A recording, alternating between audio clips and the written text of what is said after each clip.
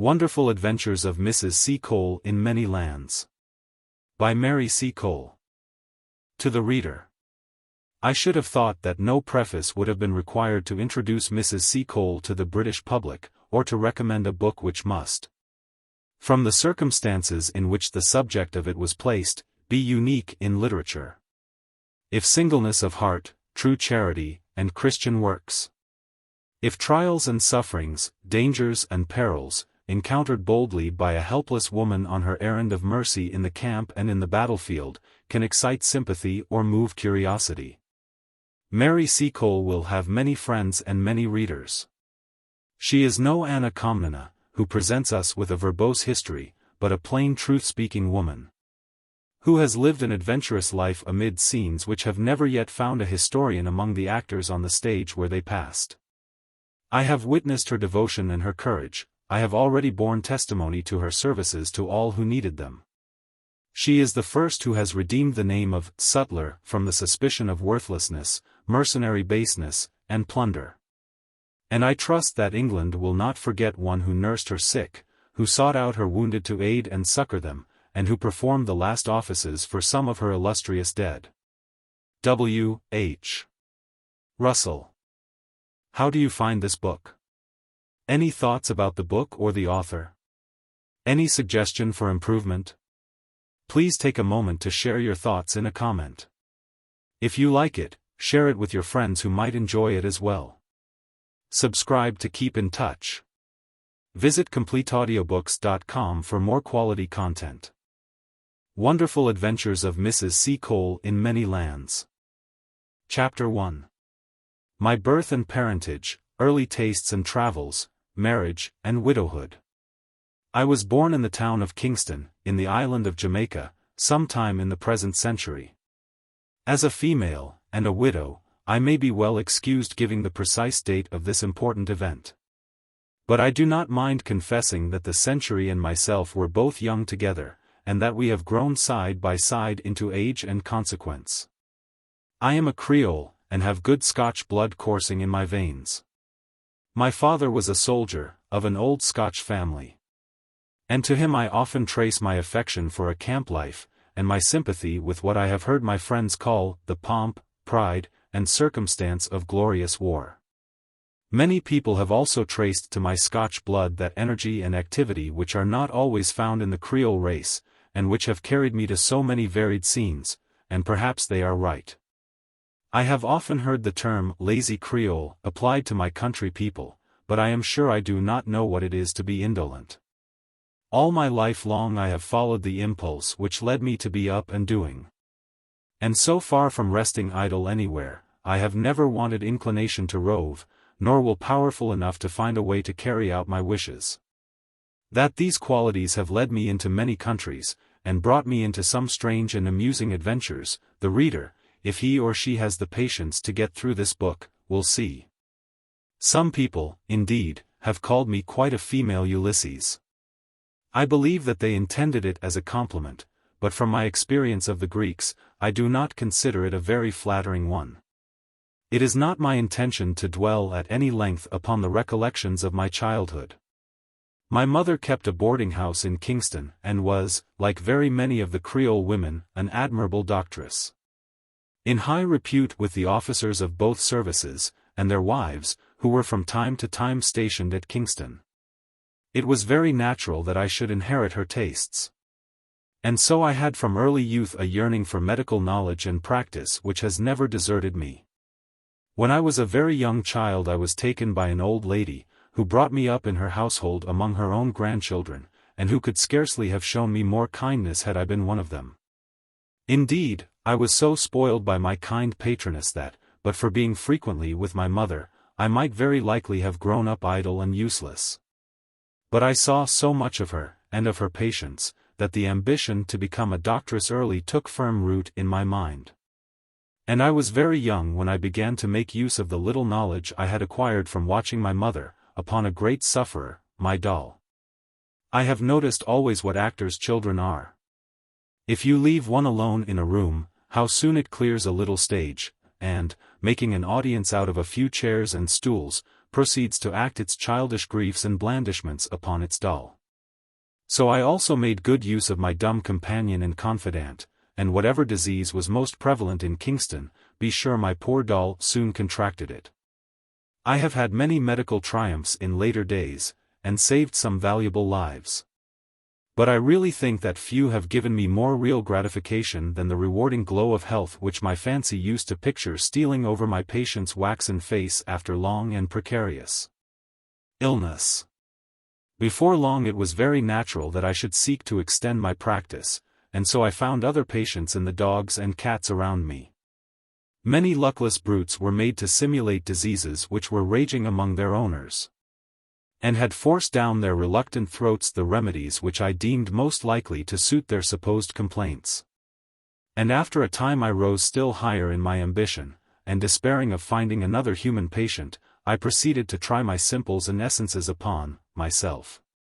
When I was about 12 years old I was more frequently at my mother's house, and used to assist her in her duties, very often sharing with her the task of attending upon invalid officers or their wives, who came to her house from the adjacent camp at Up Park, or the military station at Newcastle. As I grew into womanhood, I began to indulge that longing to travel which will never leave me while I have health and vigor. I was never weary of tracing upon an old map the route to England, and never followed with my gaze the stately ships homeward bound without longing to be in them, and see the blue hills of Jamaica fade into the distance. At that time it seemed most improbable that these girlish wishes should be gratified. But circumstances, which I need not explain, enabled me to accompany some relatives to England while I was yet a very young woman. I shall never forget my first impressions of London. Of course, I am not going to bore the reader with them, but they are as vivid now as though the year 18, I had very nearly let my age slip then, had not been long ago numbered with the past. Strangely enough, some of the most vivid of my recollections are the efforts of the London street boys to poke fun at my and my companion's complexion. I am only a little brown, a few shades duskier than the brunettes whom you all admire so much, but my companion was very dark, and a fair, if I can apply the term to her, subject for their rude wit. She was hot-tempered, poor thing.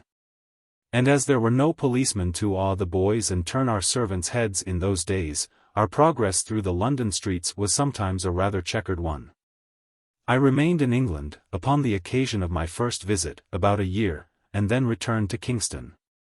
Before long I again started for London, bringing with me this time a large stock of West Indian preserves and pickles for sale. After remaining 2 years here, I again started home. And on the way my life and adventures were very nearly brought to a premature conclusion. Christmas Day had been kept very merrily on board our ship the Volusia, and on the following day a fire broke out in the hold. I dare say it would have resisted all the crew's efforts to put it out, had not another ship appeared in sight, upon which the fire quietly allowed itself to be extinguished. Although considerably alarmed, I did not lose my senses. But during the time when the contest between fire and water was doubtful, I entered into an amicable arrangement with the ship's cook, whereby, in consideration of £2, which I was not, however, to pay until the crisis arrived, he agreed to lash me on to a large hencoop. Before I had been long in Jamaica I started upon other trips, many of them undertaken with a view to gain. Thus I spent some time in New Providence, bringing home with me a large collection of handsome shells and rare shellwork, which created quite a sensation in Kingston, and had a rapid sale. I visited also Haiti and Cuba. But I hasten onward in my narrative. Returned to Kingston, I nursed my old indulgent patroness in her last long illness. After she died, in my arms, I went to my mother's house, where I stayed, making myself useful in a variety of ways, and learning a great deal of Creole medicinal art, until I couldn't find courage to say no to a certain arrangement timidly proposed by Mr. Seacole, but married him, and took him down to Black River, where we established a store. Poor man! He was very delicate, and before I undertook the charge of him, several doctors had expressed most unfavorable opinions of his health.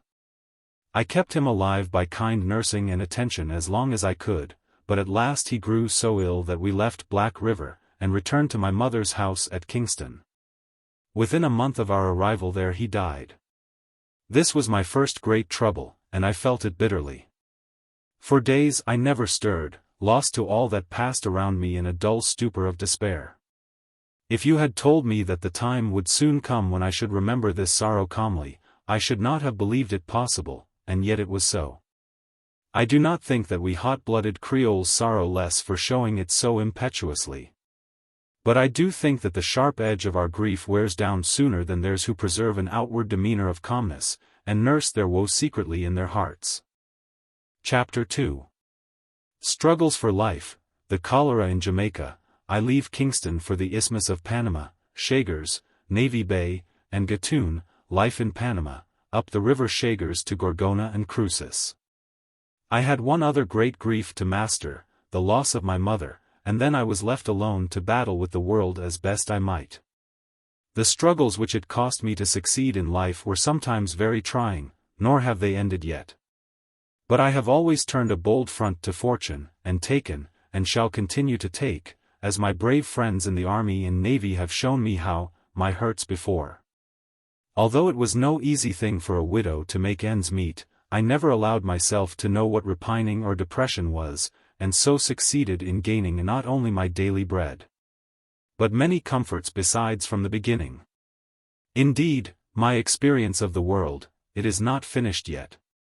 But I do not think it will give me reason to change my opinion, leads me to the conclusion that it is by no means the hard bad world which some selfish people would have us believe it.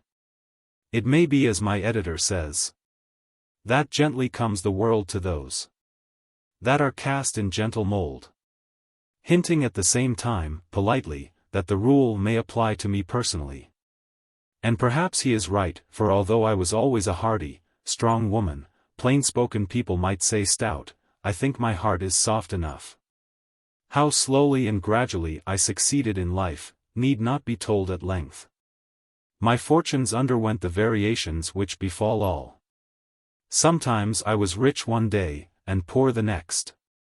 I never thought too exclusively of money, believing rather that we were born to be happy, and that the surest way to be wretched is to prize it overmuch. Had I done so, I should have mourned over many a promising speculation proving a failure, over many a pan of preserves or guava jelly burnt in the making. And perhaps lost my mind when the great fire of 1843, which devastated Kingston, burnt down my poor home. As it was, I very nearly lost my life, for I would not leave my house until every chance of saving it had gone, and it was wrapped in flames. But, of course, I set to work again in a humbler way, and rebuilt my house by degrees, and restocked it, succeeding better than before.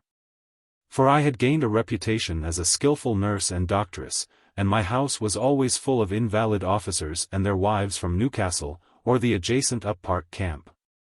Sometimes I had a naval or military surgeon under my roof, from whom I never failed to glean instruction, given, when they learned my love for their profession, with a readiness and kindness I am never likely to forget. Many of these kind friends are alive now. I met with some when my adventures had carried me to the battlefields of the Crimea. And to those whose eyes may rest upon these pages I again offer my acknowledgments for their past kindness, which helped me to be useful to my kind in many lands.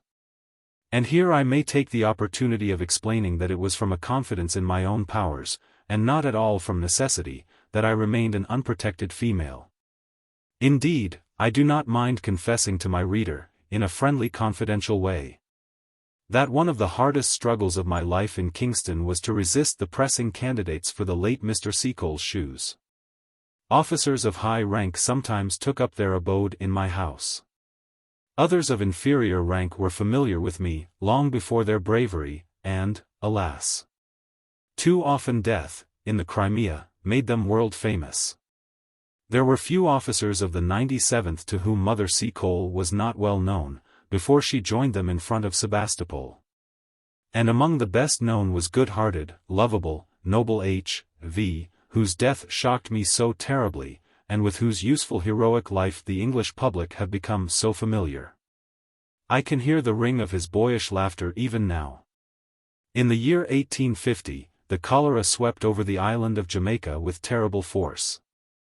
Our idea, perhaps an unfounded one, was that a steamer from New Orleans was the means of introducing it into the island.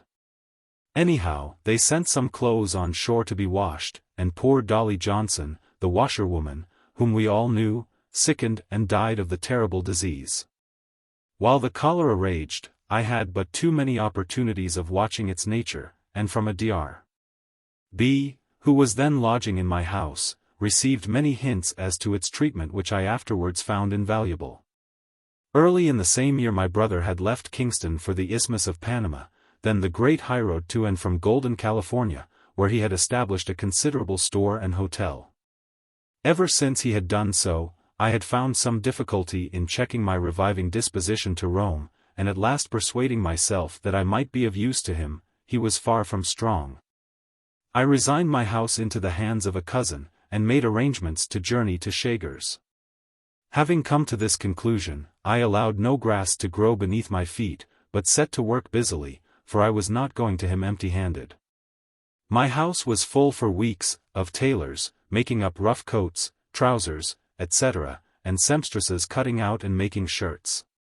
In addition to these, my kitchen was filled with busy people, manufacturing preserves, guava jelly, and other delicacies, while a considerable sum was invested in the purchase of preserved meats, vegetables, and eggs.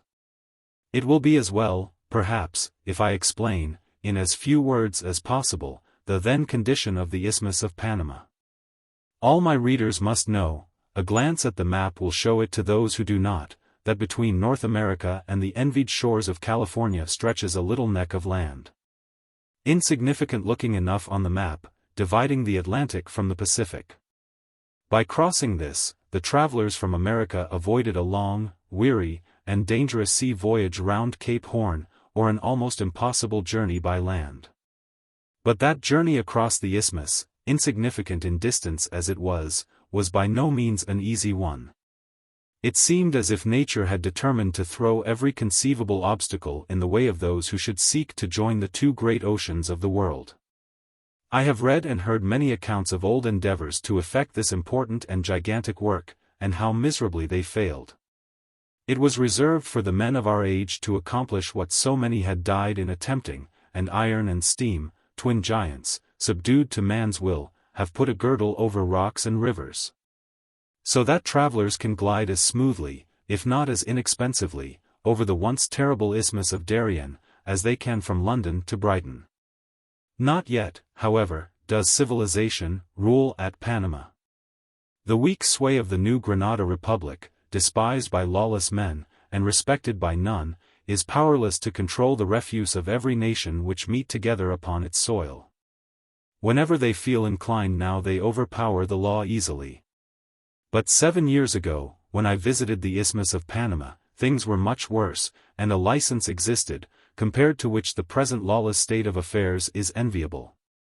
When, after passing Chagres, an old world, tumble-down town, for about 7 miles, the steamer reached Navy Bay, I thought I had never seen a more luckless, dreary spot. 3 sides of the place were a mere swamp, and the town itself stood upon a sand reef, the houses being built upon piles, which someone told me rotted regularly every 3 years. The railway, which now connects the bay with Panama, was then building, and ran, as far as we could see, on piles, connected with the town by a wooden jetty. It seemed as capital a nursery for ague and fever as death could hit upon anywhere, and those on board the steamer who knew it confirmed my opinion. As we arrived a steady downpour of rain was falling from an inky sky, the white men who met us on the wharf appeared ghostly and wraith-like, and the very negroes seemed pale and wan. The news which met us did not tempt me to lose any time in getting up the country to my brother. According to all accounts, fever and ague, with some minor diseases, especially dropsy, were having it all their own way at Navy Bay, and, although I only stayed 1 night in the place, my medicine chest was called into requisition. But the sufferers wanted remedies which I could not give them, warmth, nourishment, and fresh air. Beneath leaky tents, damp huts, and even under broken railway wagons, I saw men dying from sheer exhaustion. Indeed, I was very glad when, with the morning, the crowd, as the Yankees called the bands of pilgrims to and from California, made ready to ascend to Panama. The first stage of our journey was by railway to Gatun, about 12 miles distant. For the greater portion of that distance the lines ran on piles, over as unhealthy and wretched a country as the eye could well grow weary of. But, at last, the country improved, and you caught glimpses of distant hills and English-like scenery. Every mile of that fatal railway cost the world thousands of lives.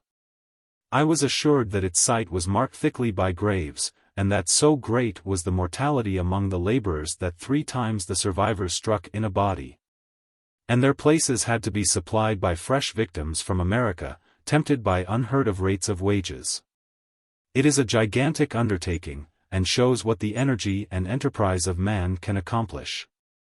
Everything requisite for its construction, even the timber, had to be prepared in, and brought from, America. The railway then ran no further than Gatun, and here we were to take water and ascend the river Chagres to Gorgona, the next stage on the way to Cruces, where my brother was. The cars landed us at the bottom of a somewhat steep cutting through a reddish clay, and deposited me in my suite, consisting of a black servant, named Mac, and a little girl.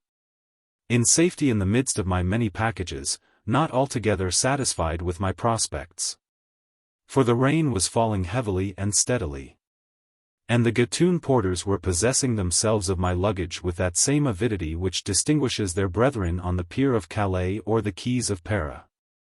There are 2 species of individuals whom I have found alike wherever my travels have carried me. The reader can guess their professions: porters and lawyers. It was as much as I could do to gather my packages together, sit in the midst with a determined look to awe the hungry crowd around me, and send Mac up the steep slippery bank to report progress. After a little while he returned to say that the riverside was not far off, where boats could be hired for the upward journey. The word given, the porters threw themselves upon my packages. A pitched battle ensued, out of which issued the strongest Spanish Indians, with their hardly earned prizes, and we commenced the ascent of the clayey bank. Now, although the surveyors of the Darien highways had considerately cut steps up the steep incline, they had become worse than useless, so I floundered about terribly, more than once losing my footing altogether. And as with that due regard to personal appearance, which I have always deemed a duty as well as a pleasure to study, I had, before leaving Navy Bay, attired myself in a delicate light blue dress, a white bonnet prettily trimmed, and an equally chaste shawl. The reader can sympathize with my distress. However, I gained the summit, and after an arduous descent, of a few minutes' duration, reached the riverside.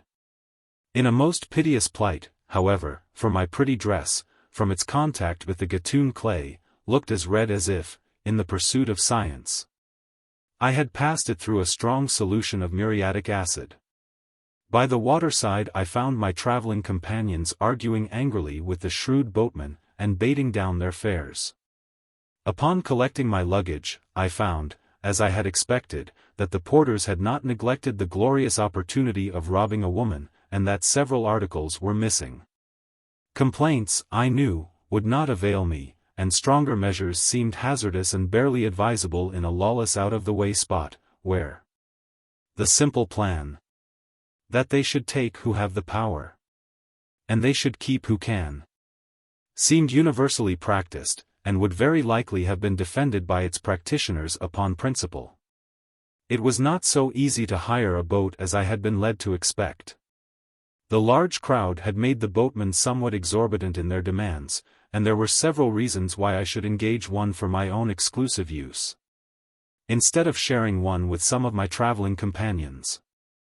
In the first place, my luggage was somewhat bulky. And, in the second place, my experience of travel had not failed to teach me that Americans, even from the northern states, are always uncomfortable in the company of colored people, and very often show this feeling in stronger ways than by sour looks and rude words. I think, if I have a little prejudice against our cousins across the Atlantic, and I do confess to a little, it is not unreasonable. I have a few shades of deeper brown upon my skin which shows me related, and I am proud of the relationship, to those poor mortals whom you once held enslaved, and whose bodies America still owns. And having this bond, and knowing what slavery is, having seen with my eyes and heard with my ears proof positive enough of its horrors, let others affect to doubt them if they will. Is it surprising that I should be somewhat impatient of the airs of superiority which many Americans have endeavored to assume over me? Mind, I am not speaking of all. I have met with some delightful exceptions. At length I succeeded in hiring a boat for the modest consideration of £10, to carry me and my fortunes to Cruces. My boat was far from uncomfortable. Large and flat-bottomed, with an awning, dirty it must be confessed, beneath which swung a hammock, of which I took immediate possession. By the way, the Central Americans should adopt the hammock as their national badge, but for sheer necessity they would never leave it. The master of the boat, the padrone, was a fine tall Negro. His crew were four common enough specimens of humanity, with a marked disregard of the prejudices of society with respect to clothing. A dirty handkerchief rolled over the head, and a wisp of something, which might have been linen, bound round the loins, formed their attire. Perhaps, however, the thick coating of dirt which covered them kept them warmer than more civilized clothing, besides being indisputably more economical. The boat was generally propelled by paddles, but when the river was shallow, poles were used to punt us along, as on English rivers. The black padrone, whose superior position was indicated by the use of decent clothing, standing at the helm, gesticulating wildly, and swearing Spanish oaths with a vehemence that would have put Corporal Trim's comrades in Flanders to the blush. Very much shocked, of course, but finding it perfectly useless to remonstrate with him, I swung myself in my hammock and leisurely watched the river scene. The river shagers lolled with considerable force, now between low marshy shores, now narrowing, between steep, thickly wooded banks. It was liable, as are all rivers in hilly districts, to sudden and heavy floods. And although the padrone, on leaving Gatun, had pledged his soul to land me at Cruces that night, I had not been long afloat before I saw that he would forfeit his worthless pledge. For the wind rose to a gale, ruffling the river here and there into a little sea. The rain came down in torrents, while the river rose rapidly, bearing down on its swollen stream trunks of trees, and similar waifs and strays, which it tossed about like a giant in sport, threatening to snag us with its playthings every moment. And when we came to a sheltered reach, and found that the little fleet of boats which had preceded us had laid to there, I came to the conclusion that, stiff, tired, and hungry, I should have to pass a night upon the river shagers. All I could get to eat was some guavas, which grew wild upon the banks, and then I watched the padrone curl his long body up among my luggage, and listened to the crew, who had rolled together at the bottom of the boat, snore as peacefully as if they slept between fair linen sheets, in the purest of calico night gear, and the most unexceptionable of nightcaps. Until somehow I fell into a troubled, dreamy sleep.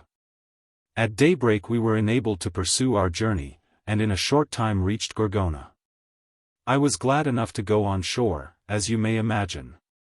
Gorgona was a mere temporary town of bamboo and wood houses, hastily erected to serve as a station for the crowd.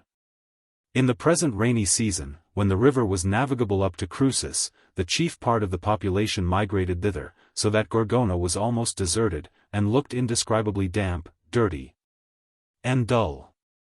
With some difficulty I found a bakery and a butcher's shop.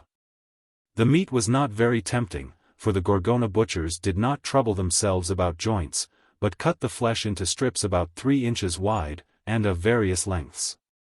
These were hung upon rails, so that you bought your meat by the yard, and were spared any difficulty in the choice of joint. I cannot say that I was favorably impressed with this novel and simple way of avoiding trouble, but I was far too hungry to be particular, and buying a strip for $1/4 of a real, carried it off to Mac to cook. Late that afternoon, the padrone and his crew landed me, tired, wretched, and out of temper, upon the miserable wharf of Cruces. Chapter 3.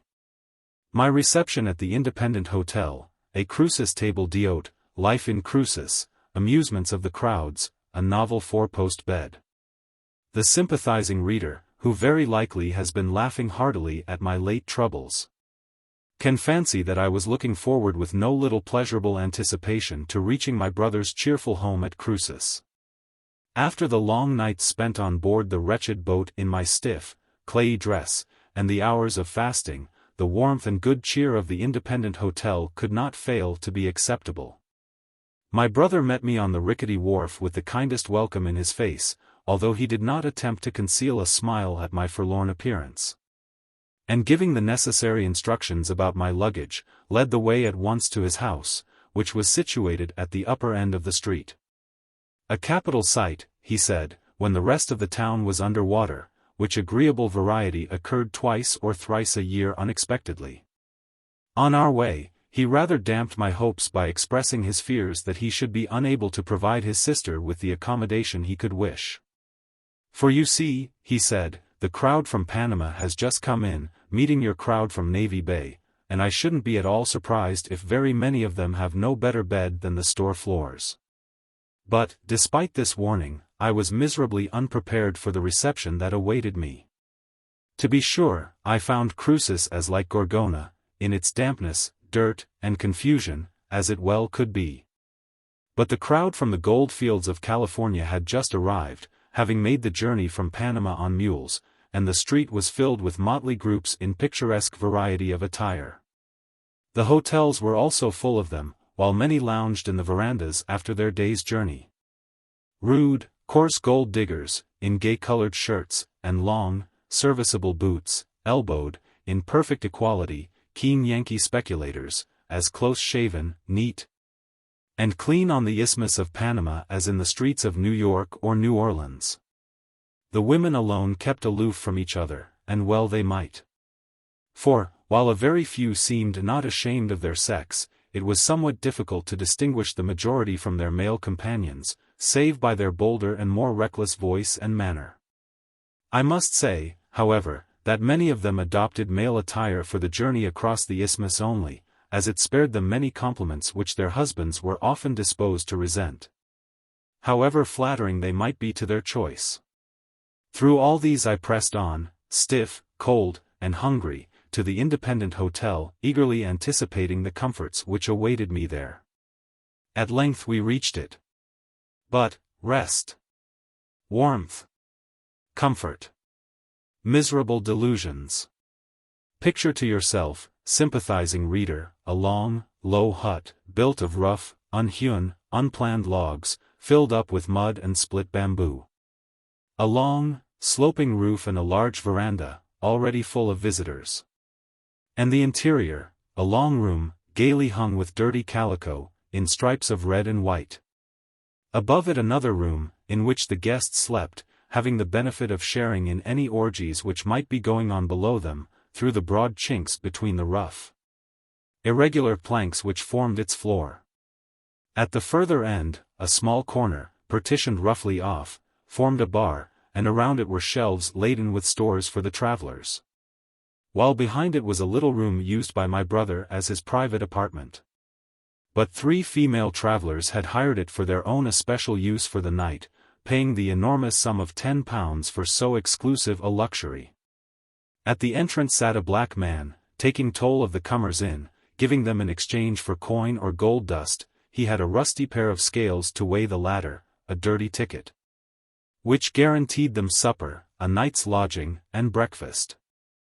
I saw all this very quickly, and turned round upon my brother in angry despair. What am I to do?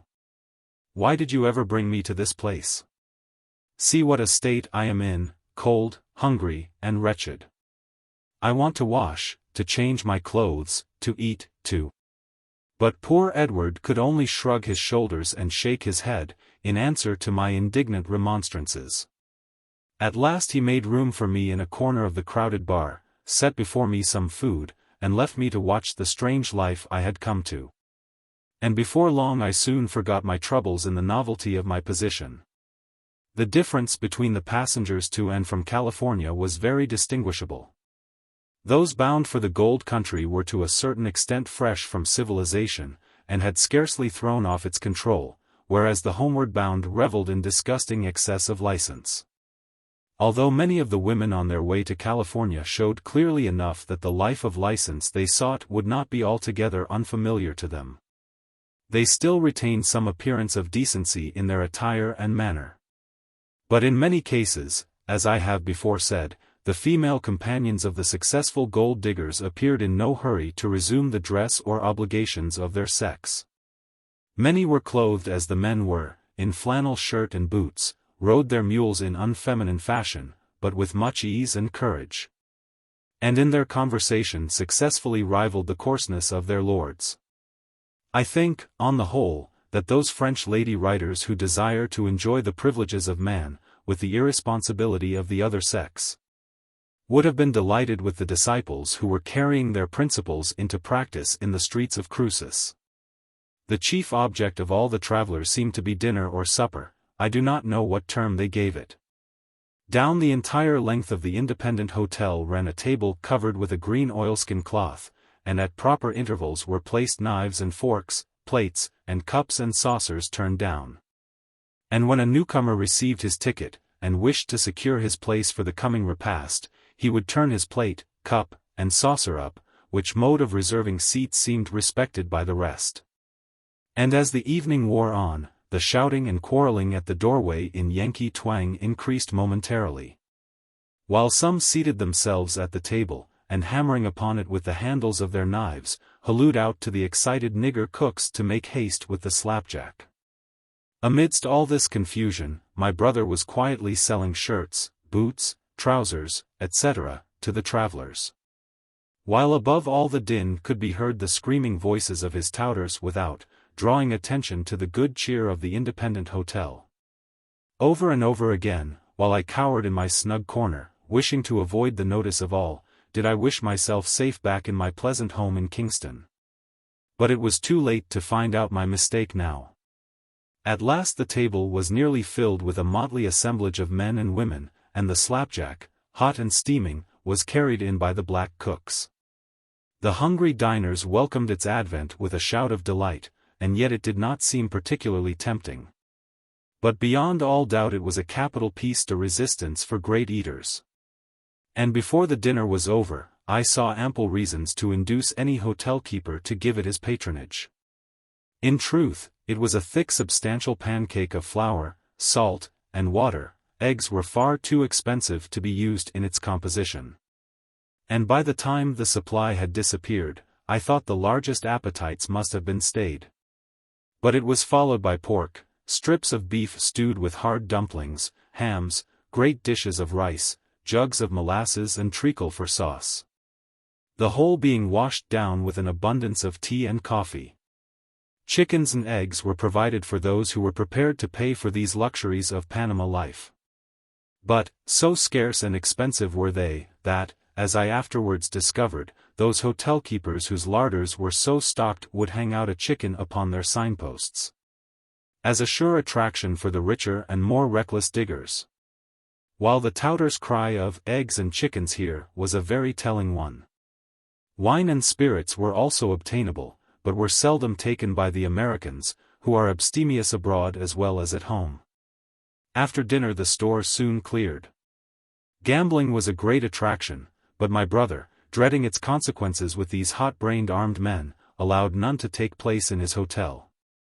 So some lounged away to the faro and monte tables, which were doing a busy trade, others loitered in the veranda, smoking, and looking at the native women, who sang and danced fandangos before them. The whole of the dirty, woebegone place, which had looked so wretched by the light of day, was brilliantly illuminated now. Night would bring no rest to Cruces, while the crowds were there to be fed, cheated, or amused.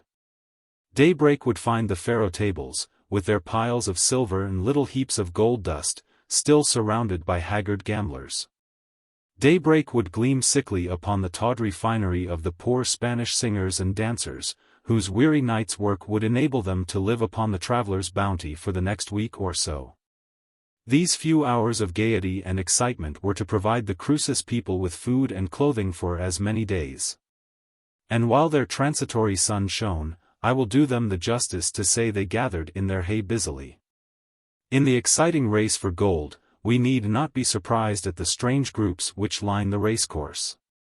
All that I wondered at was, that I had not foreseen what I found. Or that my rage for change and novelty had closed my ears against the warning voices of those who knew somewhat of the highroad to California. But I was too tired to moralize long, and begged my brother to find me a bed somewhere. He failed to do so completely, and in despair I took the matter in my own hands. And stripping the green oilskin cloth from the rough table, it would not be wanted again until tomorrow's breakfast, pinned up some curtains round the table's legs, and turned in with my little servant beneath it.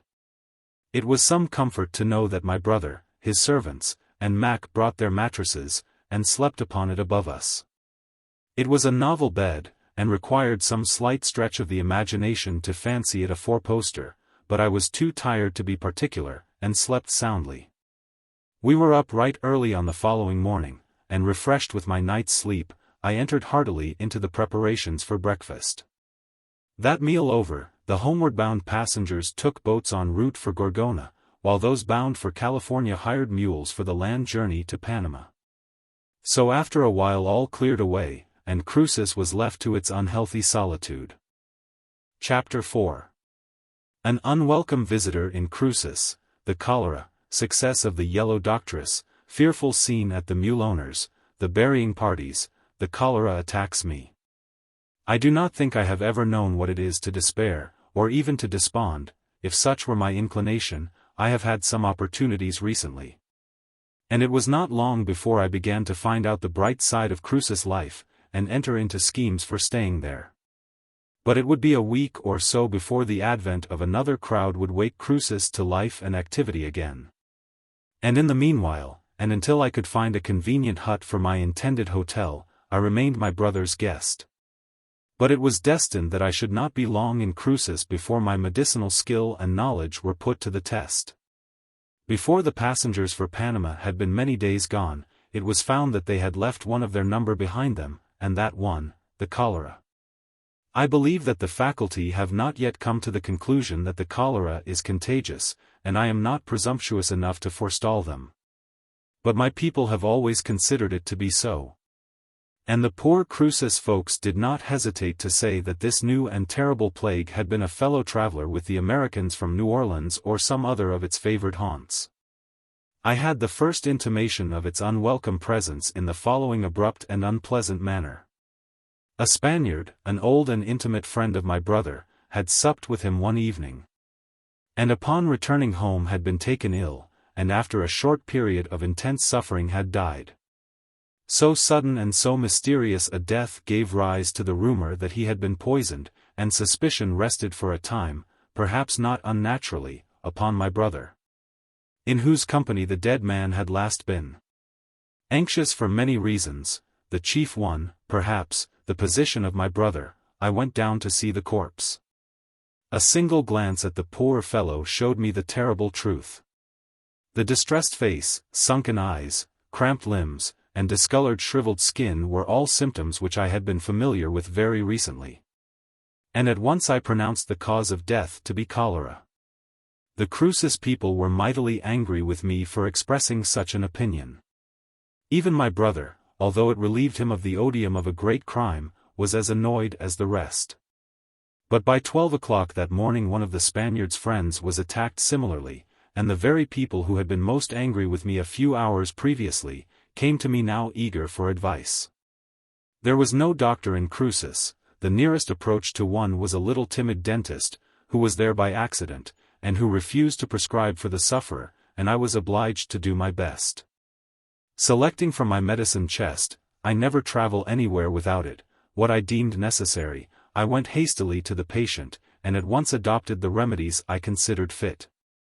It was a very obstinate case, but by dint of mustard emetics, warm fomentations, mustard plasters on the stomach and the back, and calomel, at first in large then in gradually smaller doses, I succeeded in saving my first cholera patient in Cruces.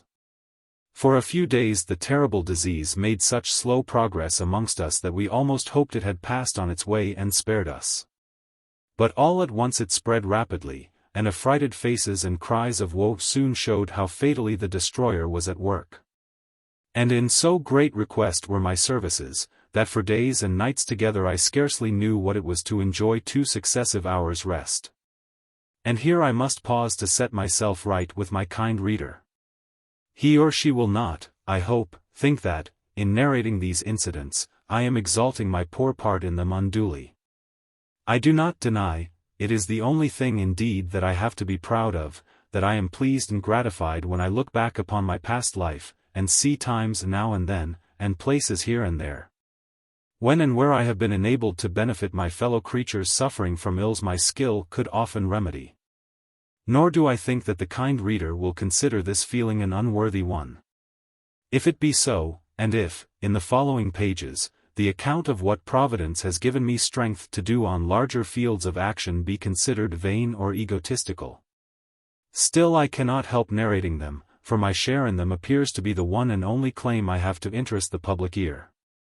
Moreover, I shall be sadly disappointed, if those years of life which may be still in store for me are not permitted by Providence to be devoted to similar usefulness. I am not ashamed to confess, for the gratification is, after all, a selfish one, that I love to be of service to those who need a woman's help. And wherever the need arises, on whatever distant shore, I ask no greater or higher privilege than to minister to it. After this explanation, I resume more freely the account of my labors in Cruces. It was scarcely surprising that the cholera should spread rapidly, for fear is its powerful auxiliary, and the Cruces people bowed down before the plague in slavish despair.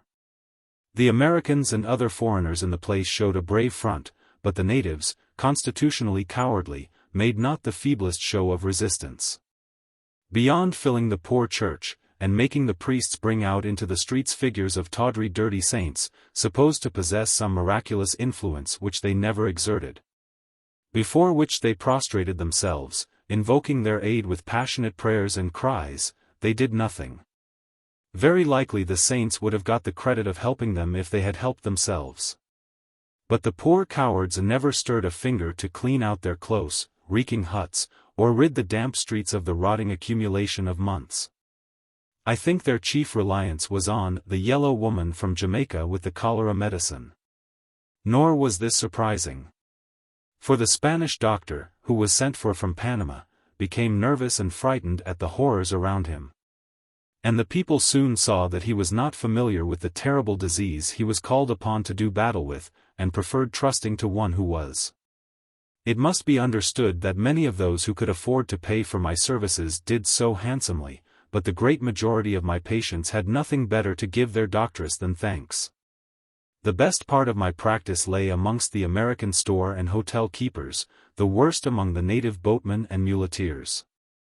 These latter died by scores, and among them I saw some scenes of horror I would fain forget, if it were possible. One terrible night, passed with some of them, has often haunted me. I will endeavor to narrate it, and should the reader be supposed to think it highly colored and doubtful, I will only tell him that, terrible as it seems, I saw almost as fearful scenes on the Crimean Peninsula among British men, a few thousand miles only from comfort and plenty. It was late in the evening when the largest mule owner in Cruces came to me and implored me to accompany him to his kraal, a short distance from the town, where he said some of his men were dying. One in particular, his head muleteer, a very valuable servant, he was most selfishly anxious for, and, on the way thither, promised me a large remuneration if I should succeed in saving him. Our journey was not a long one, but it rained hard, and the fields were flooded, so that it took us some time to reach the long, low hut which he called his home. I would rather not see such another scene as the interior of that hut presented. Its roof scarcely sheltered its wretched inmates from the searching rain. Its floor was the damp, rank turf, trodden by the mule's hoofs and the muleteer's feet into thick mud. Around, in dirty hammocks, and on the damp floor, were the inmates of this wretched place, male and female, the strong and the sick together, breathing air that nearly choked me. Accustomed as I had grown to live in impure atmosphere. For beneath the same roof the mules, more valuable to their master than his human servants, were stabled, their 4 feet locked, and beside them were heaps of saddles, packs, and harness. The groans of the sufferers and the anxiety and fear of their comrades were so painful to hear and witness, that for a few minutes I felt an almost uncontrollable impulse to run out into the stormy night, and flee from this plague spot.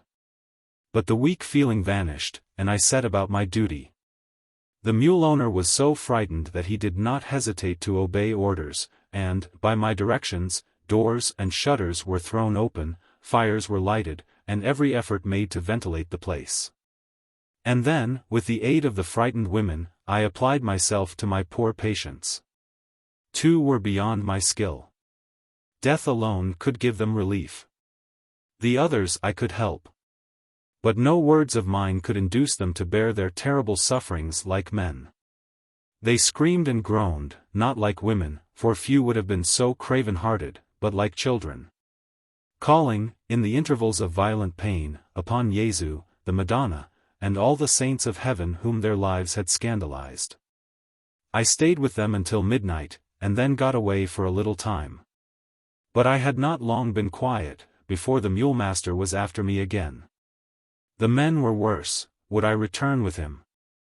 The rain was drifting heavily on the thatched roof, as it only does in tropical climates, and I was tired to death, but I could not resist his appeal. He had brought with him a pair of tall, thick boots, in which I was to wade through the flooded fields, and with some difficulty I again reached the kraal.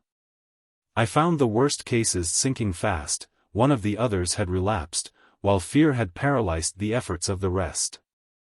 At last I restored some order, and, with the help of the bravest of the women, fixed up rude screens around the dying men. But no screens could shut out from the others their awful groans and cries for the aid that no mortal power could give them. So the long night passed away. First a death-like stillness behind one screen, and then a sudden silence behind the other, showing that the fierce battle with death was over, and who had been the victor. And, meanwhile, I sat before the flickering fire, with my last patient in my lap, a poor, little, brown-faced orphan infant, scarce a year old, was dying in my arms, and I was powerless to save it. It may seem strange, but it is a fact, that I thought more of that little child than I did of the men who were struggling for their lives, and prayed very earnestly and solemnly to God to spare it. But it did not please him to grant my prayer, and towards morning the wee spirit left this sinful world for the home above it had so lately left. And what was mortal of the little infant lay dead in my arms. Then it was that I began to think, how the idea first arose in my mind I can hardly say, that, if it were possible to take this little child and examine it, I should learn more of the terrible disease which was sparing neither young nor old, and should know better how to do battle with it. I was not afraid to use my baby patient thus. I knew its fled spirit would not reproach me, for I had done all I could for it in life, had shed tears over it, and prayed for it. It was cold grey dawn, and the rain had ceased, when I followed the man who had taken the dead child away to bury it, and bribed him to carry it by an unfrequented path down to the riverside, and accompany me to the thick retired bush on the opposite bank. Having persuaded him thus much, it was not difficult, with the help of silver arguments, to convince him that it would be for the general benefit and his own, if I could learn from this poor little thing the secret inner workings of our common foe. And ultimately he stayed by me, and aided me in my first and last post-mortem examination. It seems a strange deed to accomplish, and I am sure I could not wield the scalpel or the substitute I then used now. But at that time the excitement had strung my mind up to a high pitch of courage and determination. And perhaps the daily, almost hourly, scenes of death had made me somewhat callous. I need not linger on this scene, nor give the readers the results of my operation.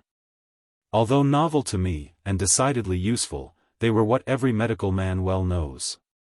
We buried the poor little body beneath a piece of luxuriant turf, and stole back into Cruces like guilty things. But the knowledge I had obtained thus strangely was very valuable to me, and was soon put into practice. But that I dreaded boring my readers, I would fain give them some idea of my treatment of this terrible disease. I have no doubt that at first I made some lamentable blunders, and, maybe, lost patients which a little later I could have saved.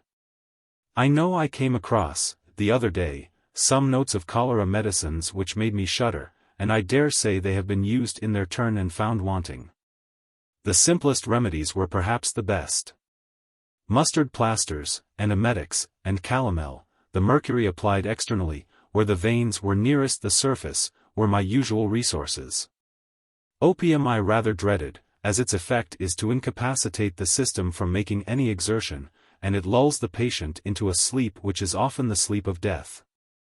When my patients felt thirsty, I would give them water in which cinnamon had been boiled. One stubborn attack succumbed to an additional dose of 10 grains of sugar of lead, mixed in a pint of water, given in doses of a tablespoonful every quarter of an hour. Another patient, a girl, I rubbed over with warm oil, camphor, and spirits of wine. Above all, I never neglected to apply mustard poultices to the stomach, spine, and neck, and particularly to keep my patient warm about the region of the heart. Nor did I relax my care when the disease had passed by, for danger did not cease when the great foe was beaten off. The patient was left prostrate. Strengthening medicines had to be given cautiously, for fever, often of the brain, would follow.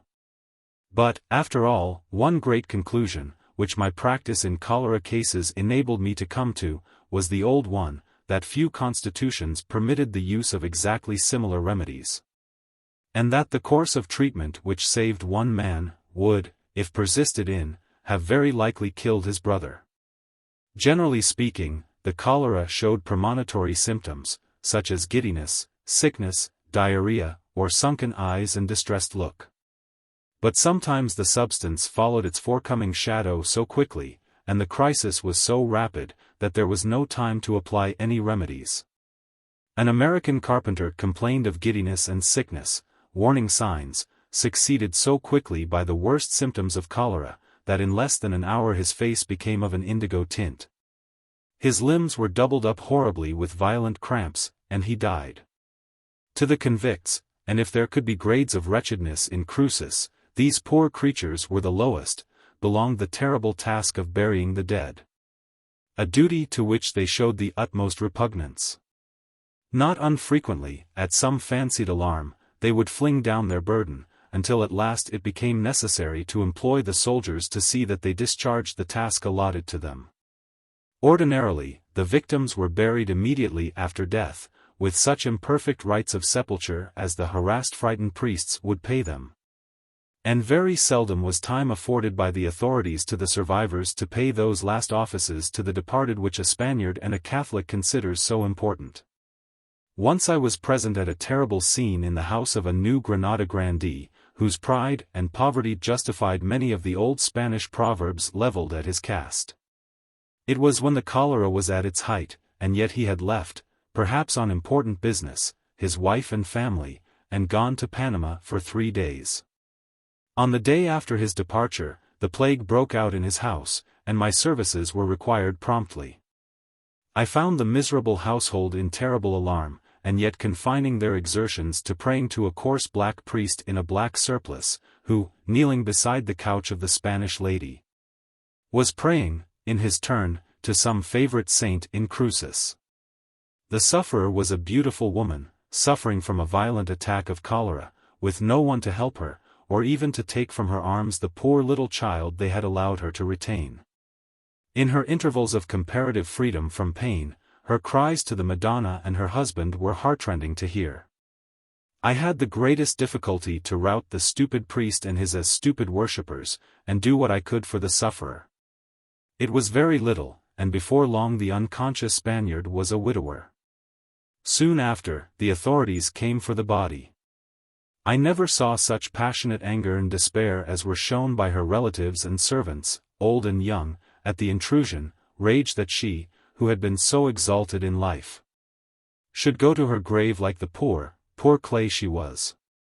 Orders were given to bar the door against the convict gang who had come to discharge their unpleasant duty, and while all were busy decking out the unconscious corpse in gayest attire, none paid any heed to me bending over the fire with the motherless child, journeying fast to join its dead parent.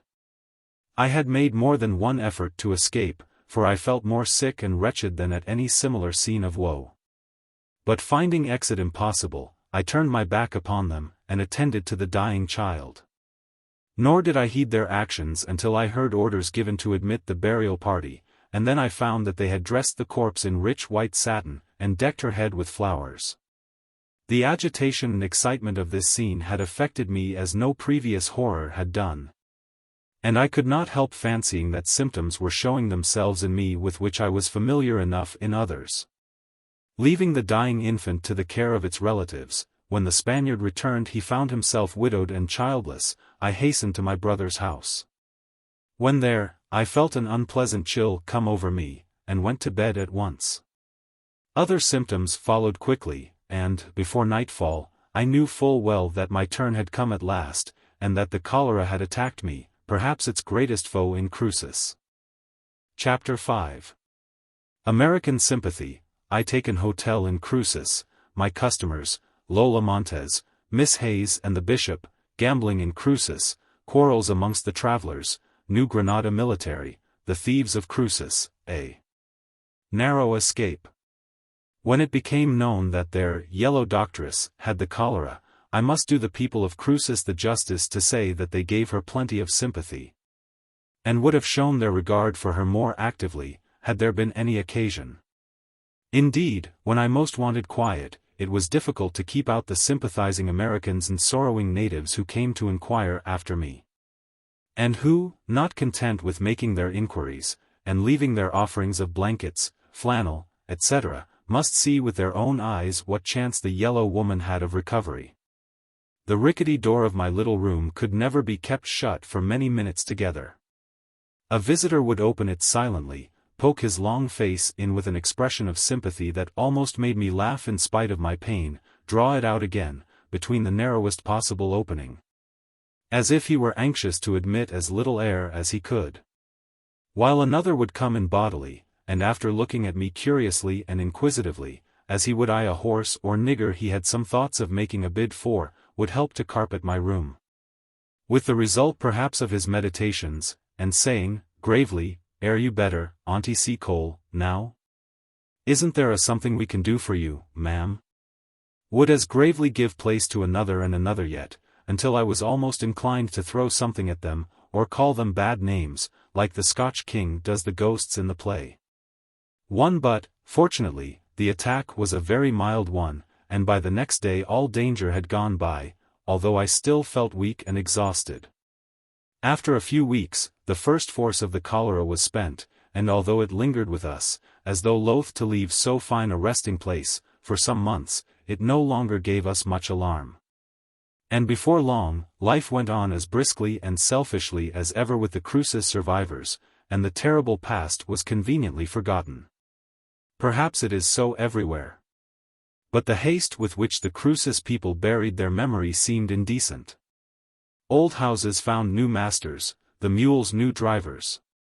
The great Spaniard chose another pretty woman, and had a grand, poor, dirty wedding, and was married by the same lazy black priest who had buried his wife, dead a few months back. And very likely they would all have hastened as quickly to forget their doctress, had circumstances permitted them, but every now and then one of them sickened and died of the old complaint. And the reputation I had established founded for me a considerable practice. The Americans in the place gladly retained me as their medical attendant, and in one way or other gave me plenty to do. But, in addition to this, I determined to follow my original scheme of keeping an hotel in Cruces. Right opposite my brother's independent hotel there was a place to let which it was considered I could adapt to my purpose. It was a mere tumble-down hut, with wattled sides, and a rotten thatched roof, containing 2 rooms, one small enough to serve as a bedroom. For this charming residence, very openly situated, and well ventilated, £20 a month was considered a fair and by no means exorbitant rent. And yet I was glad to take possession of it, and in a few days had hung its rude walls with calico of gayest color in stripes, with an exuberance of fringes, frills, and bows, the Americans love show dearly, and prepared it to accommodate 50 dinner guests. I had determined that it should be simply a table d'hôte, and that I would receive no lodgers. Once, and once only, I relaxed this rule in favor of 2 American women, who sent me to sleep by a lengthy quarrel of words, woke me in the night to witness its crisis in a fisticuff duello. And left in the morning, after having taken a fancy to some of my movables which were most easily removable. I had on my staff my black servant Mac, the little girl I have before alluded to, and a native cook. I had had many opportunities of seeing how my brother conducted his business, and adopted his tariff of charges. For an ordinary dinner my charge was 4 shillings, eggs and chickens were, as I have before said, distinct luxuries, and fetched high prices. For crowds generally passed through Cruces every month. In these were to be found passengers to and from Chile, Peru, and Lima, as well as California and America. The distance from Cruces to Panama was not great, only 20 miles, in fact, but the journey, from the want of roads and the roughness of the country, was a most fatiguing one. In some parts, as I found when I made the journey, in company with my brother, it was almost impassable, and for more than half the distance, 3 miles an hour was considered splendid progress. The great majority of the travelers were rough, rude men, of dirty, quarrelsome habits. The others were more civilized and more dangerous. And it was not long before I grew very tired of life in Cruces, although I made money rapidly, and pressed my brother to return to Kingston. Poor fellow! It would have been well for him had he done so, for he stayed only to find a grave on the Isthmus of Panama. The company at my table d'hôte was not over-select, and it was often very difficult for an unprotected female to manage them, although I always did my best to put them in good humor. Among other comforts, I used to hire a black barber, for the rather large consideration of £2, to shave my male guests. You can scarcely conceive the pleasure and comfort an American feels in a clean chin, and I believe my barber attracted considerable custom to the British Hotel at Cruces. I had a little outhouse erected for his especial convenience. And there, well provided with towels, and armed with plenty of razors, a brush of extraordinary size, and a foaming sea of lather, José shaved the newcomers. The rivalry to get within reach of his huge brush was very great. And the threats used by the neglected, when the grinning black was considered guilty of any interested partiality, were of the fiercest description. This duty over, they and their coarser female companions, many of them well known to us, for they travelled backwards and forwards across the isthmus, hanging on to the foolish gold finders, attacked the dinner, very often with great lack of decency. It was no use giving them carving knives and forks, for very often they laid their own down to insert a dirty hairy hand into a full dish. While the floor soon bore evidences of the great national American habit of expectoration. Very often quarrels would arise during the progress of dinner. And more than once I thought the knives, which they nearly swallowed at every mouthful, would have been turned against one another. It was, I always thought, extremely fortunate that the reckless men rarely stimulated their excitable passions with strong drink. Tea and coffee were the common beverages of the Americans. Englishmen, and men of other nations, being generally distinguishable by their demand for wine and spirits. But the Yankees' capacity for swilling tea and coffee was prodigious. I saw one man drink 10 cups of coffee, and finding his appetite still unsatisfied, I ran across to my brother for advice. There was a merry twinkle in his eyes as he whispered, "I always put in a good spoonful of salt after the 6th cup. It chokes them off admirably." It was no easy thing to avoid being robbed and cheated by the less scrupulous travelers, although I think it was only the pecudest Yankee who stood any fair chance of outwitting me. I remember an instance of the biter bit, which I will narrate, hoping it may make my reader laugh as heartily as its recollection makes me.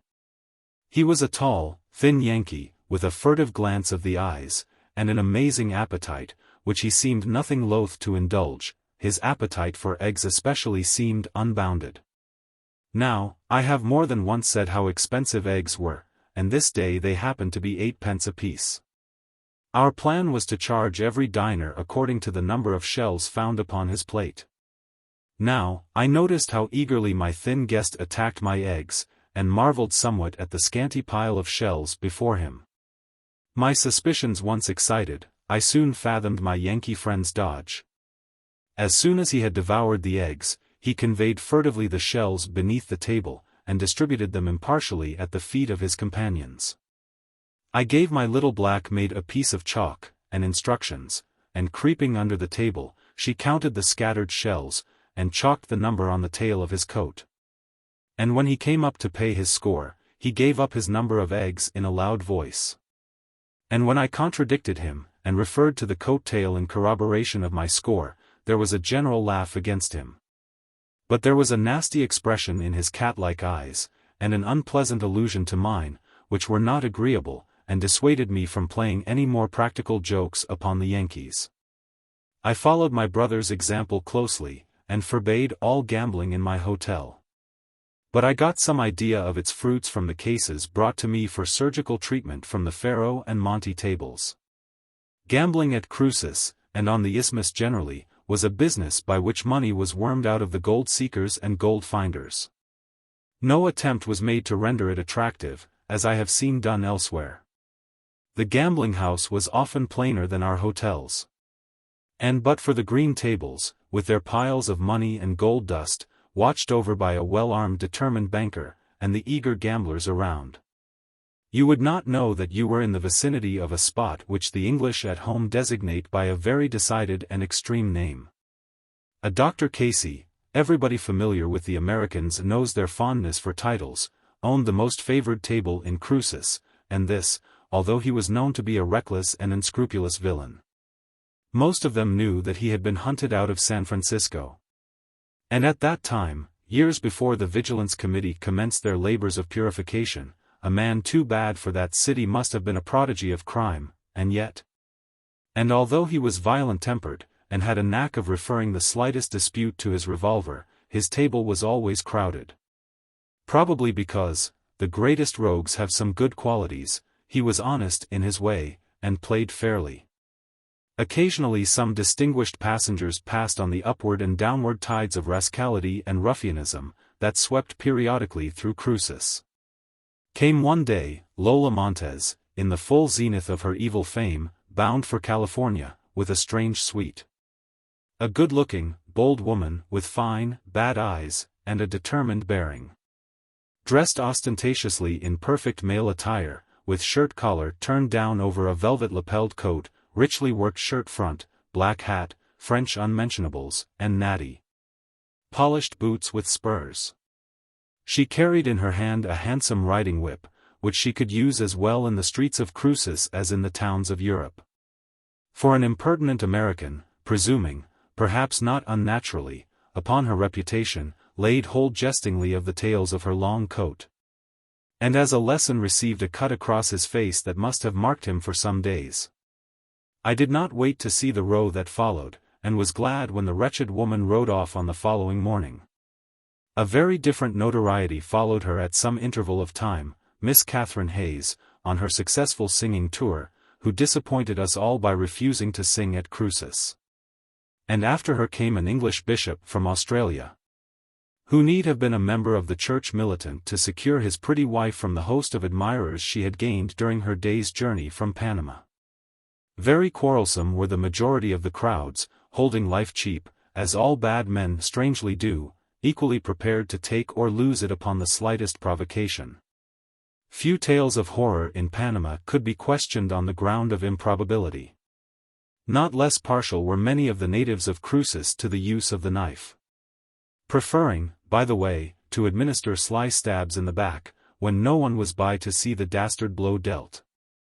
Terribly bullied by the Americans were the boatmen and muleteers, who were reviled, shot, and stabbed by these free and independent filibusters, who would fain whop all creation abroad as they do their slaves at home.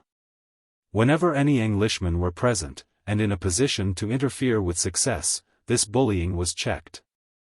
And they found, instead of the poor Spanish Indians, foemen worthy of their steel or lead.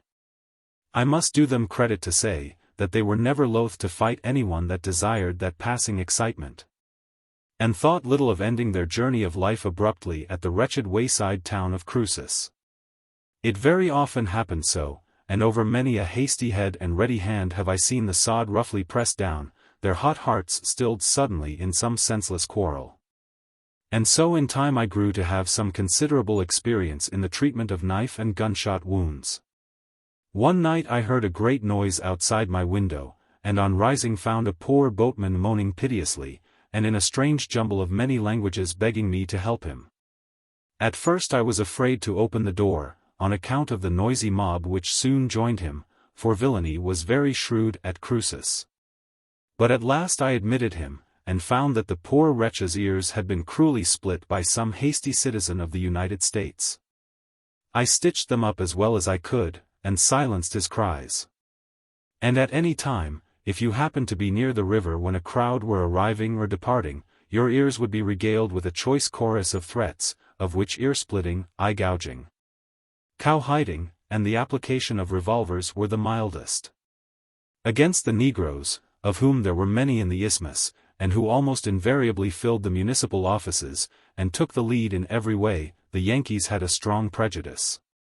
But it was wonderful to see how freedom and equality elevate men, and the same Negro who perhaps in Tennessee would have cowered like a beaten child or dog beneath an American's uplifted hand, would face him boldly here, and by equal courage and superior physical strength cow his old oppressor. When more than ordinary squabbles occurred in the street or at the gambling tables, the assistance of the soldier police of New Granada was called in. And the affair sometimes assumed the character of a regular skirmish. The soldiers, I wish I could speak better of them, were a dirty, cowardly, indolent set, more prone to use their knives than their legitimate arms, and bore old rusty muskets, and very often marched unshod. Their officers were in outward appearance a few shades superior to the men they commanded, but, as respects military proficiency, were their equals. Add to this description of their personnel the well-known fact, that you might commit the grossest injustice, and could obtain the simplest justice only by lavish bribery, and you may form some idea of our military protectors. Very practiced and skillful in thieving were the native population of Cruces. I speak of the majority, and except the Negroes, always more inclined to do a dishonest night's labor at great risk than an honest day's work for fair wages. For justice was always administered strictly to the poor natives, it was only the foreigners who could evade it or purchase exemption. Punishment was severe, and in extreme cases the convicts were sent to Carthagena, there to suffer imprisonment of a terrible character. Indeed, from what I heard of the New Granada prisons, I thought no other country could match them, and continued to think so until I read how the ingenuity and cruelty of His Majesty the King of Naples put the torturers of the New Granada Republic to the blush. I generally avoided claiming the protection of the law whilst on the Isthmus, for I found it was, as is the case in civilized England from other causes, rather an expensive luxury. Once only I took a thief caught in the act before the alcalde, and claimed the administration of justice. The courthouse was a low bamboo shed, before which some dirty Spanish Indian soldiers were lounging. And inside, the alcalde, a Negro, was reclining in a dirty hammock, smoking coolly, hearing evidence, and pronouncing judgment upon the wretched culprits, who were trembling before his dusky majesty. I had attended him while suffering from an attack of cholera, and directly he saw me he rose from his hammock, and received me in a ceremonious, grand manner, and gave orders that coffee should be brought to me. He had a very pretty white wife, who joined us, and then the alcalde politely offered me a cigarrito, having declined which, he listened to my statement with great attention. All this, however, did not prevent my leaving the necessary fee in furtherance of justice, nor his accepting it. Its consequence was, that the thief, instead of being punished as a criminal, was ordered to pay me the value of the stolen goods, which, after weeks of hesitation and delay, she eventually did, in pearls, combs, and other curiosities. Whenever an American was arrested by the New Granada authorities, justice had a hard struggle for the mastery, and rarely obtained it. Once I was present at the courthouse, when an American was brought in heavily ironed, charged with having committed a highway robbery, if I may use the term where there were no roads, on some travelers from Chile. Around the frightened soldiers swelled an angry crowd of brother Americans, abusing and threatening the authorities in no measured terms. all of them indignant that a nigger should presume to judge one of their countrymen. At last their violence so roused the sleepy alcalde, that he positively threw himself from his hammock, laid down his cigarrito, and gave such very determined orders to his soldiers that he succeeded in checking the riot. Then, with an air of decision that puzzled everybody, he addressed the crowd, declaring angrily, that since the Americans came the country had known no peace. That robberies and crimes of every sort had increased, and ending by expressing his determination to make strangers respect the laws of the Republic, and to retain the prisoner, and if found guilty, punish him as he deserved. The Americans seemed too astonished at the audacity of the black man, who dared thus to beard them, to offer any resistance. But I believe that the prisoner was allowed ultimately to escape. I once had a narrow escape from the thieves of Cruces. I had been down to Shager's for some stores, and returning, late in the evening, too tired to put away my packages, had retired to rest at once. My little maid, who was not so fatigued as I was, and slept more lightly, woke me in the night to listen to a noise in the thatch, at the further end of the store. But I was so accustomed to hear the half-starved mules of Cruces munching my thatch, that I listened lazily for a few minutes, and then went unsuspiciously into another heavy sleep. I do not know how long it was before I was again awoke by the child's loud screams and cries of "Hombro, Landro." And sure enough, by the light of the dying fire, I saw a fellow stealing away with my dress, in the pocket of which was my purse. I was about to rush forward, when the fire gleamed on a villainous-looking knife in his hand, so I stood still, and screamed loudly, hoping to arouse my brother over the way. For a moment the thief seemed inclined to silence me, and had taken a few steps forward, when I took up an old rusty horse pistol which my brother had given me that I might look determined, and snatching down the can of ground coffee, proceeded to prime it, still screaming as loudly as my strong lungs would permit, until the rascal turned tail and stole away through the roof. The thieves usually buried their spoil like dogs, as they were, but this fellow had only time to hide it behind a bush, where it was found on the following morning, and claimed by me. Chapter 6. Migration to Gorgona, farewell dinners and speeches, a building speculation, life in Gorgona, sympathy with American slaves, Dr. Casey in trouble, floods and fires, Yankee independence and freedom. I remained at Cruces until the rainy months came to an end, and the river grew too shallow to be navigable by the boats higher up than Gorgona. And then we all made preparations for a flitting to that place. But before starting, it appeared to be the custom for the store and hotel keepers to exchange parting visits, and to many of these parties I, in virtue of my recent services to the community, received invitations. The most important social meeting took place on the anniversary of the Declaration of American Independence, at my brother's hotel, where a score of zealous Americans dined most heartily, as they never fail to do, and, as it was an especial occasion, drank champagne liberally at 12 shillings a bottle. And, after the usual patriotic toasts had been duly honored, they proposed, the ladies, with an especial reference to myself, in a speech which I thought worth noting down at the time. The spokesman was a thin, sallow-looking American, with a pompous and yet rapid delivery, and a habit of turning over his words with his quid before delivering them, and clearing his mouth after each sentence, perhaps to make room for the next. I shall beg the reader to consider that the blanks express the time expended on this operation. He dashed into his work at once, rolling up and getting rid of his sentences as he went on. Well, gentlemen, I expect you'll all support me in a drinking of this toast that I do. Auntie Seacole, gentlemen, I give you, Auntie Seacole. We can't do less for her, after what she's done for us, when the cholera was among us, gentlemen, not many months ago. So, I say, God bless the best yaller woman he ever made, from Jamaica, gentlemen, from the Isle of Springs. Well, gentlemen, I expect there are only two things we're vexed for. And the first is, that she ain't one of us, a citizen of the great United States, and the other thing is, gentlemen, that Providence made her a yaller woman. I calculate, gentlemen, you're all as vexed as I am that she's not wholly white, but I do reckon on your rejoicing with me that she's so many shades removed from being entirely black. And I guess, if we could bleach her by any means we would, and thus make her as acceptable in any company as she deserves to be. Gentlemen, I give you Auntie Seacole.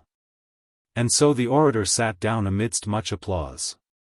It may be supposed that I did not need much persuasion to return thanks, burning, as I was, to tell them my mind on the subject of my color. Indeed, if my brother had not checked me, I should have given them my thoughts somewhat too freely. As it was, I said, "Gentlemen, I return you my best thanks for your kindness in drinking my health. As for what I have done in Cruces, Providence evidently made me to be useful, and I can't help it. But, I must say, that I don't altogether appreciate your friend's kind wishes with respect to my complexion.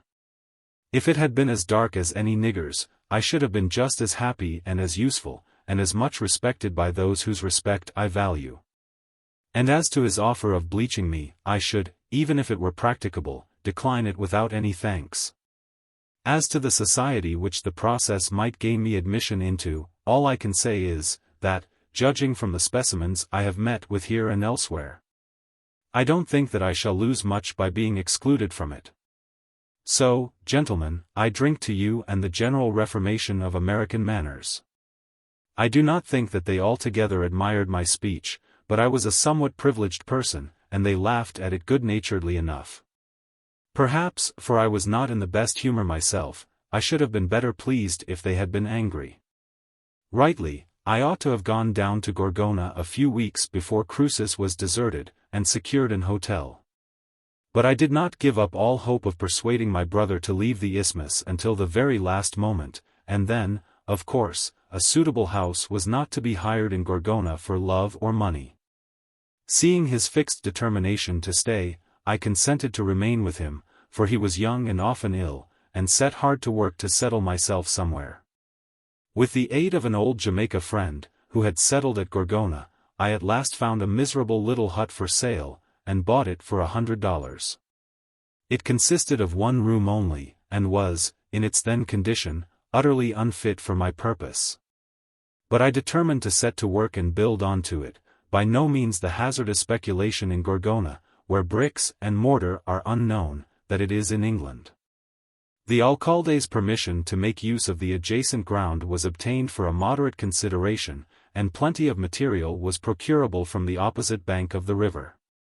An American, whom I had cured of the cholera at Cruces, lent me his boat, and I hired 2 or 3 natives to cut down and shape the posts and bamboo poles.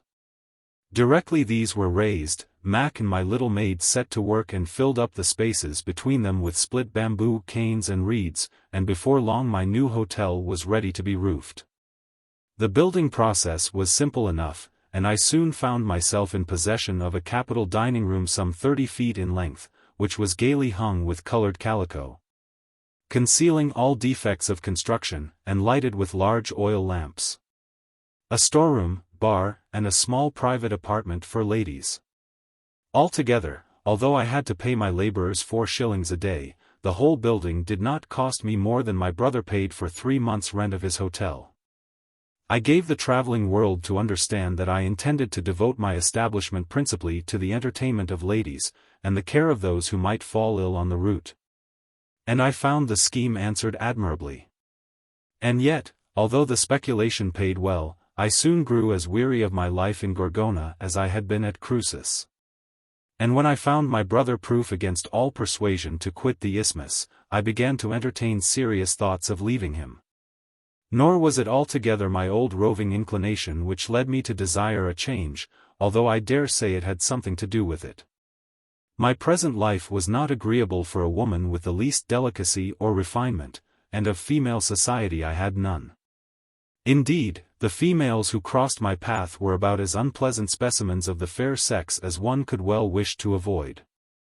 With very few exceptions, those who were not bad were very disagreeable, and as the majority came from the southern states of America, and showed an instinctive repugnance against anyone whose countenance claimed for her kindred with their slaves, my position was far from a pleasant one. Not that it ever gave me any annoyance, they were glad of my stores and comforts, I made money out of their wants, nor do I think our bond of connection was ever closer. Only this, if any of them came to me sick and suffering, I say this out of simple justice to myself, I forgot everything, except that she was my sister, and that it was my duty to help her. I may have before said that the citizens of the New Granada Republic had a strong prejudice against all Americans. It is not difficult to assign a cause for this. In the first place, many of the Negroes, fugitive from the southern states, had sought refuge in this and the other states of Central America, where every profession was open to them. And as they were generally superior men, evinced perhaps by their hatred of their old condition and their successful flight, they soon rose to positions of eminence in New Granada. In the priesthood, in the army, in all municipal offices, the self-liberated Negroes were invariably found in the foremost rank. And the people, for some reason, perhaps because they recognized in them superior talents for administration, always respected them more than, and preferred them to, their native rulers. So that, influenced naturally by these freed slaves, who bore themselves before their old masters bravely and like men, the New Granada people were strongly prejudiced against the Americans. And in the second and third places, they feared their quarrelsome, bullying habits, be it remembered that the crowds to California were of the lowest sorts. Many of whom have since fertilized Cuban and Nicaraguan soil, and dreaded their schemes for annexation. To such an extent was this amusingly carried, that when the American Railway Company took possession of Navy Bay, and christened it Aspinwall, after the name of their chairman, the native authorities refused to recognize their right to name any portion of the Republic, and pertinaciously returned all letters directed to Aspinwall, with no such place known marked upon them in the very spot for which they were intended. And, in addition to this, the legal authorities refused to compel any defendant to appear who was described as of Aspinwall, and put every plaintiff out of court who described himself as residing in that unrecognized place. Under these circumstances, my readers can easily understand that when any Americans crossed the isthmus, accompanied by their slaves, the Cruces and Gorgona people were restlessly anxious to whisper into their ears offers of freedom and hints how easy escape would be. Nor were the authorities at all inclined to aid in the recapture of a runaway slave. So that, as it was necessary for the losers to go on with the crowd, the fugitive invariably escaped. It is one of the maxims of the New Granada Constitution, as it is, I believe, of the English, that on a slave touching its soil his chains fall from him. Rather than irritate so dangerous a neighbor as America, this rule was rarely supported, but I remember the following instance of its successful application. A young American woman, whose character can be best described by the word vicious, fell ill at Gorgona, and was left behind by her companions under the charge of a young Negro, her slave, whom she treated most inhumanly, as was evinced by the poor girl's frequent screams when under the lash. One night her cries were so distressing, that Gorgona could stand it no longer, but broke into the house and found the chattel bound hand and foot, naked, and being severely lashed. Despite the threats and astonishment of the mistress, they were both carried off on the following morning, before the alcalde, himself a man of color, and of a very humane disposition.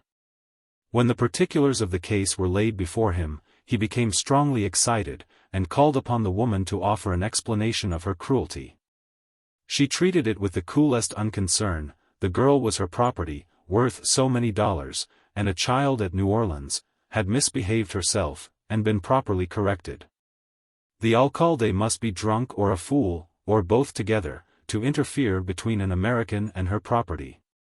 Her coolness vanished, however, when the alcalde turned round to the girl and told her that she was free to leave her mistress when she liked. And when she heard the irrepressible cheering of the crowded court hut at the alcalde's humanity and boldness, and saw the slave's face flush with delight at the judge's words, she became terribly enraged, made use of the most fearful threats, and would have wreaked summary vengeance on her late chattel had not the clumsy soldiery interfered. Then, with demoniac refinement of cruelty, she bethought herself of the girl's baby at New Orleans still in her power, and threatened most horrible torture to the child if its mother dared to accept the alcalde's offer. The poor girl trembled and covered her face with her hands, as though to shut out some fearful sight, and, I think, had we not persuaded her to the contrary, that she would have sacrificed her newly won freedom for the child's sake. But we knew very well that when the heat of passion had subsided, the threatener would be too cute to injure her own property, and at once set afloat a subscription for the purchase of the child. The issue of the tale I do not know, as the woman was very properly removed into the interior of the country. Life at Gorgona resembled life at Cruces so nearly that it does not need a separate description. Down with the store and hotel keepers came the muleteers and mules, porters and hangers-on, idlers and thieves, gamblers and dancing women. And soon the monte tables were fitted up, and plying their deadly trade. And the dancers charmed the susceptible travelers as successfully in the dirty streets of Gorgona as they had previously done in the unwholesome precincts of Cruces. And Dr. Casey was very nearly getting himself into serious trouble, from too great a readiness to use his revolver. Still, he had a better excuse for bloodshed this time than might have been found for his previous breaches of the sixth commandment. Among the desperadoes who frequented his gambling hut, during their short stay in Gorgona, was conceived the desperate plan of putting out the lights and upsetting Casey's table, trusting in the confusion to carry off the piles of money upon it. The first part of their program was successfully carried out, but the second was frustrated by the doctor promptly firing his revolver into the dark, and hitting an unoffending boy in the hip. And at this crisis the Gorgona police entered, carried off all the parties they could lay hands upon, including the doctor, to prison, and brought the wounded boy to me. On the following morning came a most urgent request that I would visit the imprisoned doctor. I found him desperately angry, but somewhat nervous too, for the alcalde was known to be no friend to the Americans, owed Casey more than one grudge, and had shown recently a disposition to enforce the laws. "I say, Mrs. Seacole, how's that, boy?" "Oh, Dr. Casey, how could you shoot the poor lad, and now call him bad names, as though he'd injured you? He is very ill indeed, may die. So I advise you to think seriously of your position. But, Madam Seacole," this in a very altered tone, "you'll surely help me? You'll surely tell the alcalde that the wound's a slight one? He's a friend of yours, and will let me out of this hole. Come, Madam Seacole, you'll never leave me to be murdered by these bloodthirsty savages?" "What can I do or say, Dr. Casey? I must speak the truth, and the ball is still in the poor lad's hip," I answered, for I enjoyed the fellow's fear too much to help him. However, he sent some of his friends to the boy's father, and bribed him to take the lad from my care, and send him to Navy Bay, to a surgeon there. Of course, he never returned to prosecute Dr. Casey, and he was left with the alcalde only to deal with, who, although he hated the man, could not resist his money, and so set him free. Gorgona lying lower than Cruces, its inhabitants more frequently enjoyed the excitement of a flood. After heavy rains, the river would rise so rapidly that in a few hours the chief part of the place would be under water. On such occasions the scene was unusually exciting. As the water crept up the street, the frightened householders kept removing their goods and furniture to higher ground.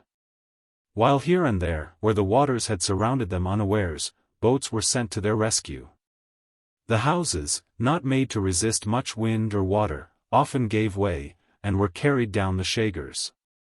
Meanwhile, the thieves were the busiest, the honest folks, forgetting the true old adage, "God helps those who help themselves," confining their exertions to bringing down their favorite saints to the water's edge, and invoking their interposition. Fortunately my hotel was at the upper end of the town, where the floods had been rarely known to extend. And although there was a sufficient chance of the water reaching me to compel me to have all my stores, etc., ready packed for removal, I escaped. Some distressing losses occurred. A Frenchman, a near neighbor, whose house was surrounded by the waters before he could remove his goods, grew so frantic at the loss, that he obstinately refused to quit his falling house. And some force had to be used before they could save his life. Scarcely had the ravages of the last flood been repaired when fire marked Gorgona for its prey. The conflagration began at a store by the riverside, but it spread rapidly, and before long all Gorgona was in danger. The town happened to be very full that night, two crowds having met there, and there was great confusion. But at last the lazy soldier police, aided by the Americans, succeeded in pulling down some old crazy huts, and checking the fire's progress. The travelers were in sore plight, many of them being reduced to sleep upon their luggage, piled in the drenched streets. My hotel had some interesting inmates, for a poor young creature, born in from one of the burning houses, became a mother during the night.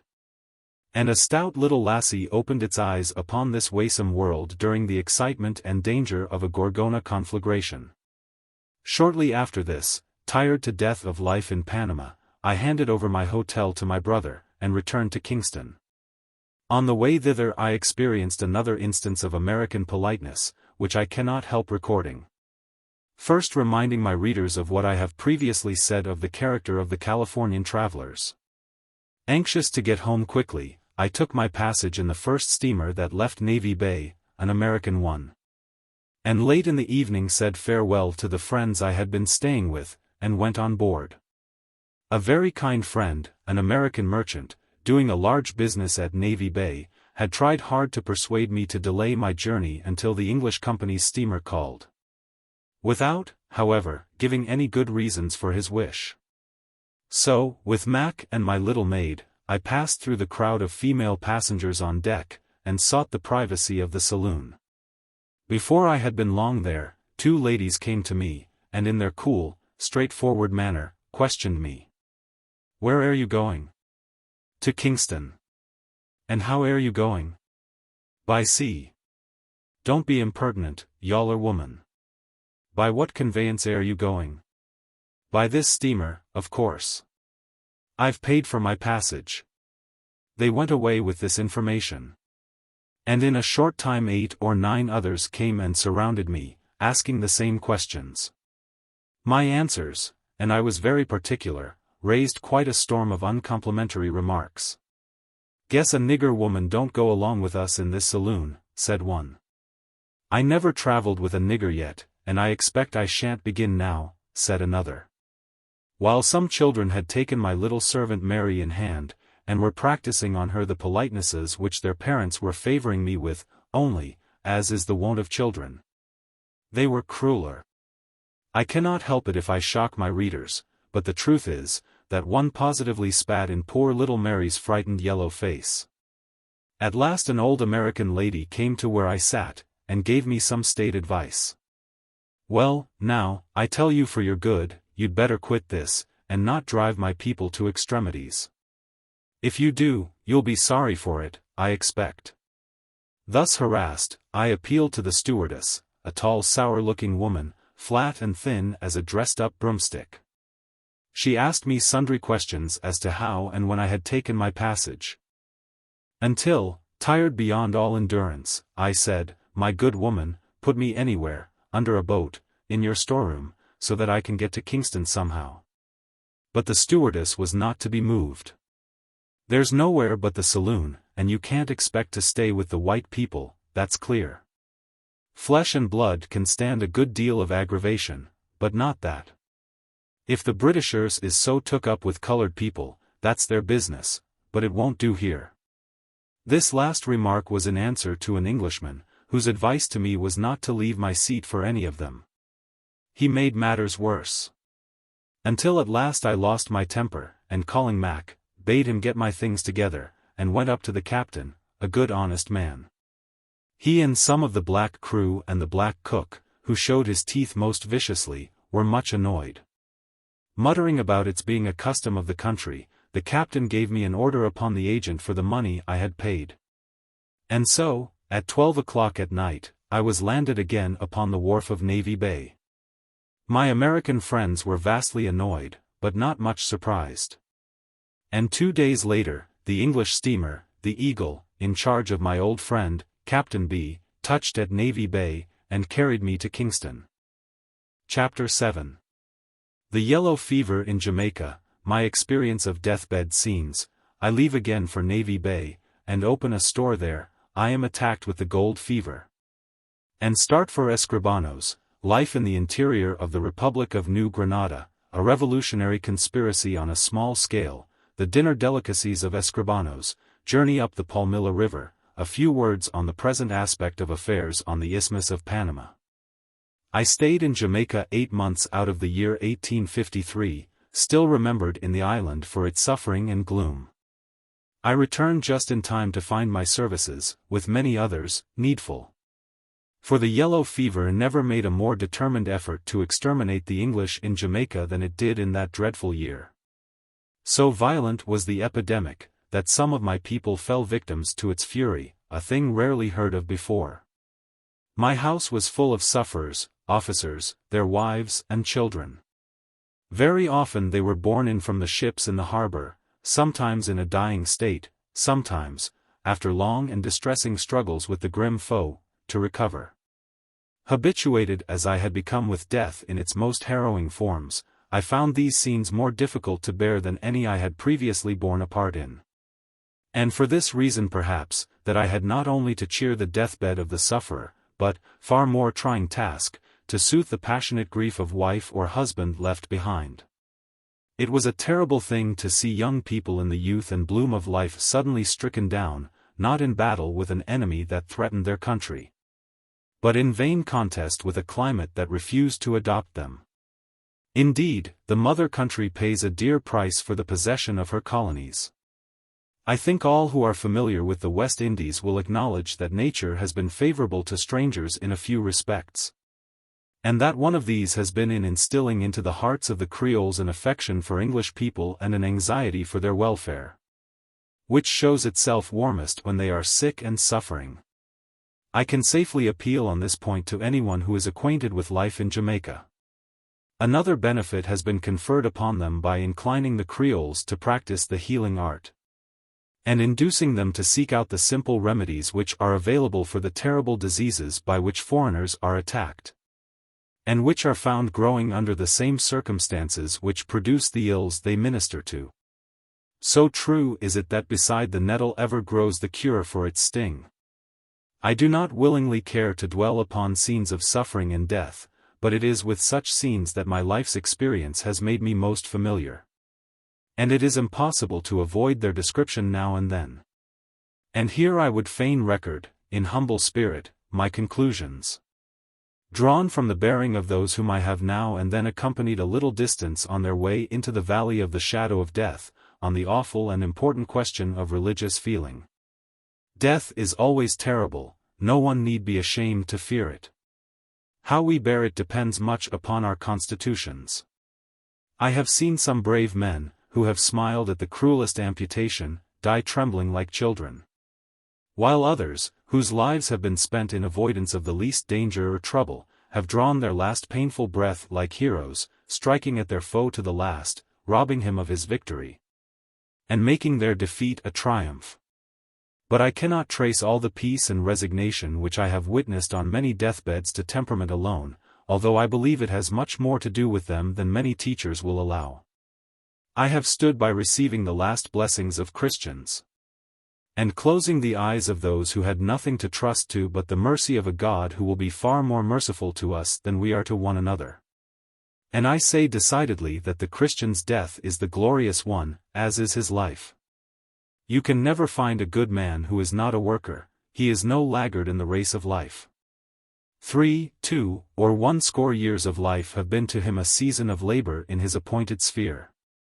And as the work of the hands earns for us sweet rest by night, so does the heart's labor of a lifetime make the repose of heaven acceptable. This is my experience.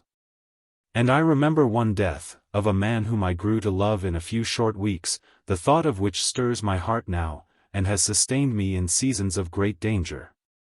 For before that time, if I had never feared death, I had not learnt to meet him with a brave, smiling face, and this he taught me. I must not tell you his name, for his friends live yet, and have been kind to me in many ways. One of them we shall meet on Crimean soil. He was a young surgeon, and as busy, light-hearted, and joyous as a good man should be.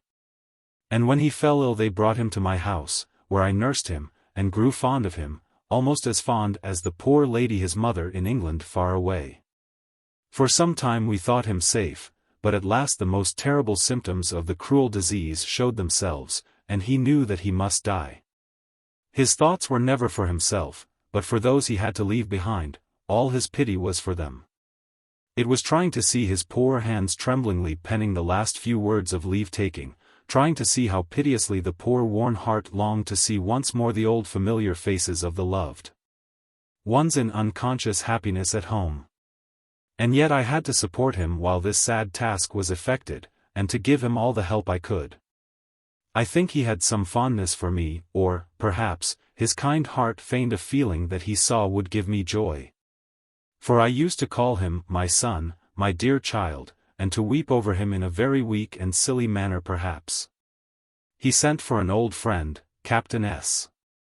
And when he came, I had to listen to the dictation of his simple will, his dog to one friend, his ring to another, his books to a third, his love and kind wishes to all. And that over, my poor son prepared himself to die, a child in all save a man's calm courage. He beckoned me to raise him in the bed, and, as I passed my arms around him, he saw the tears I could not repress, rolling down my brown cheeks, and thanked me with a few words.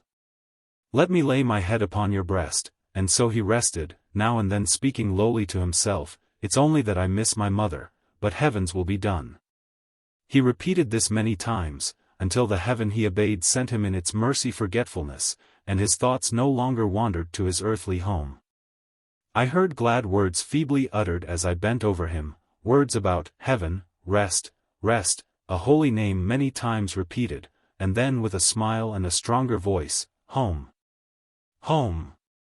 And so in a little while my arms no longer held him.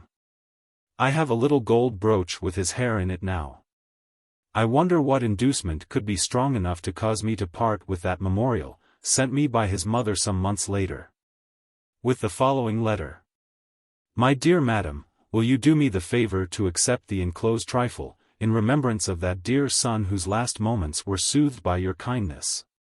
And as a mark of the gratitude of, my dear madam, your ever sincere and obliged M.S.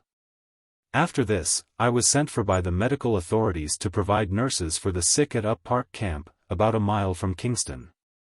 And leaving some nurses and my sister at home, I went there and did my best, but it was little we could do to mitigate the severity of the epidemic.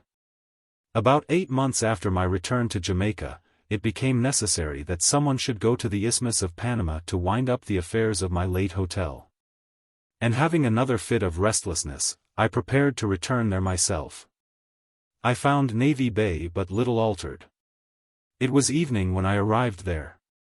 And my friend Mr. H., who came to meet me on the wharf, carefully piloted me through the wretched streets, giving me a special warning not to stumble over what looked like 3 long boxes, loosely covered with the debris of a fallen house. They had such a peculiar look about them that I stopped to ask what they were, receiving an answer which revived all my former memories of Darien life. "Oh, they're only 3 Irishmen killed in a row a week ago, whom it's nobody's business to bury." I went to Gorgona, wound up the affairs of the hotel, and, before returning to Navy Bay, took the occasion of accompanying my brother to the town of Panama. We did not go with the crowd, but rode alone on mules, taking with us 3 native guides on foot. And although the distance was not much over 20 miles, and we started at daybreak, we did not reach Panama until nightfall. But far from being surprised at this, my chief wonder was that we ever succeeded in getting over the journey. Through sand and mud, over hill and plain, through thick forests, deep gullies, and over rapid streams, ran the track. The road sometimes being made of logs of wood laid transversely, with faggots stuffed between.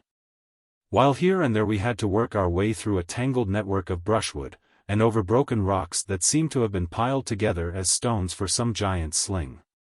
We found Panama an old-fashioned, irregular town, with queer stone houses, almost all of which had been turned by the traders into stores. On my return to Navy Bay, or Cologne, as the New Granadans would have it called, I again opened a store, and stayed there for 3 months or so. I did not find that society had improved much in my absence. Indeed, it appeared to have grown more lawless. Endless quarrels, often resulting in bloodshed, took place between the strangers and the natives, and disturbed the peace of the town. Once the Spanish were incensed to such an extent, that they planned a general rising against the foreigners. And but for the opportune arrival of an English war steamer, the consequences might have been terrible. The Americans were well armed and ready, but the native population far outnumbered them. Altogether, I was not sorry when an opportunity offered itself to do something at one of the stations of the New Granada Gold Mining Company, Escribanos, about 70 miles from Navy Bay. I made the journey there in a little vessel, all communication by land from Navy Bay being impossible, on account of the thick, dense forests. That would have resisted the attempts of an army to cut its way through them.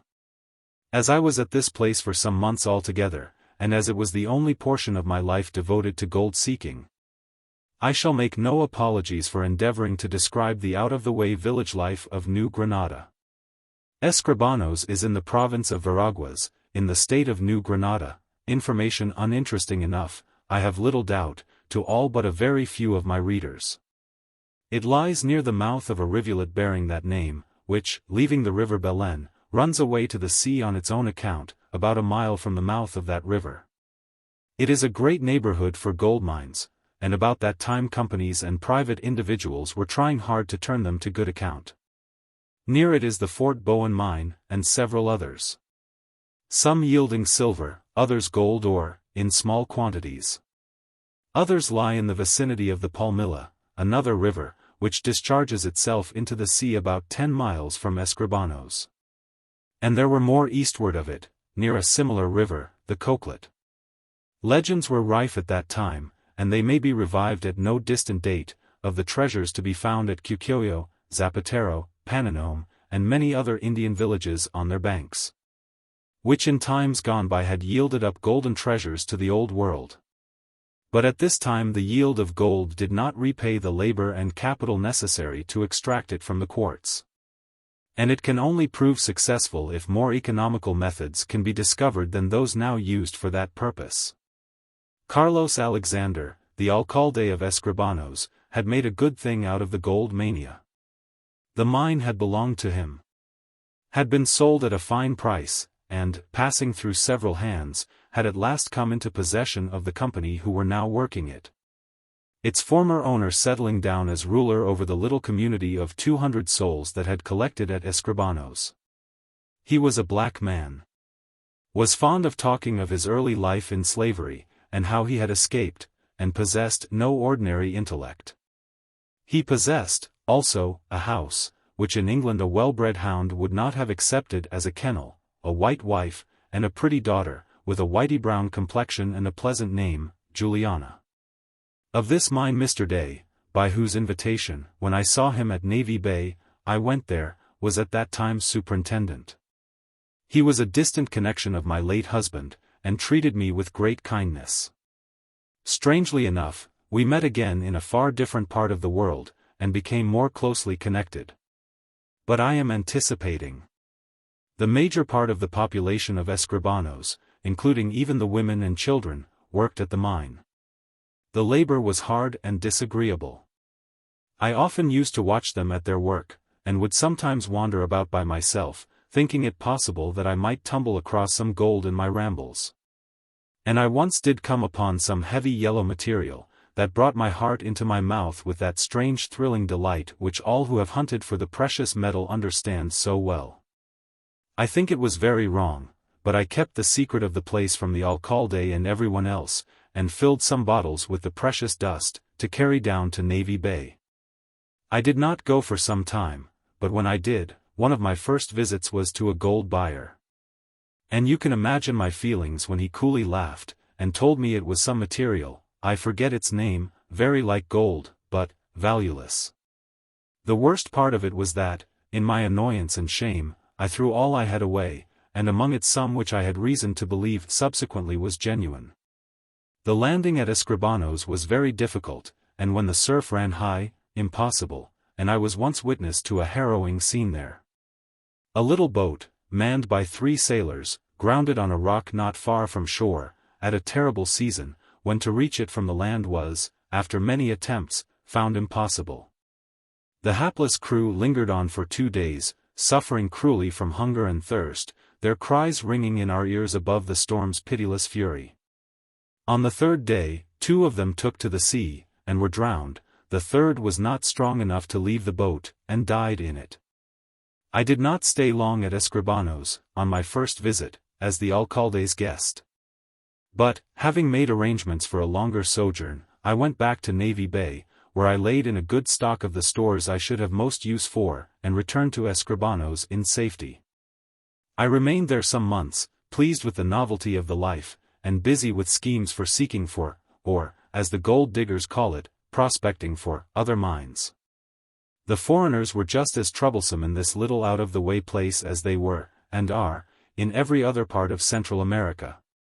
And quarrels were as frequent in our little community as at Cruces or Navy Bay.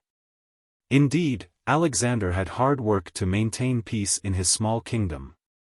And although ably seconded by Mr. Day, more than once American disregard of his sway was almost too strong for him. Very often the few foreigners would quarrel among themselves. And once when they came to blows, and an Irishman was stabbed by an American named Campfield, the alcalde roused himself to punish the culprit.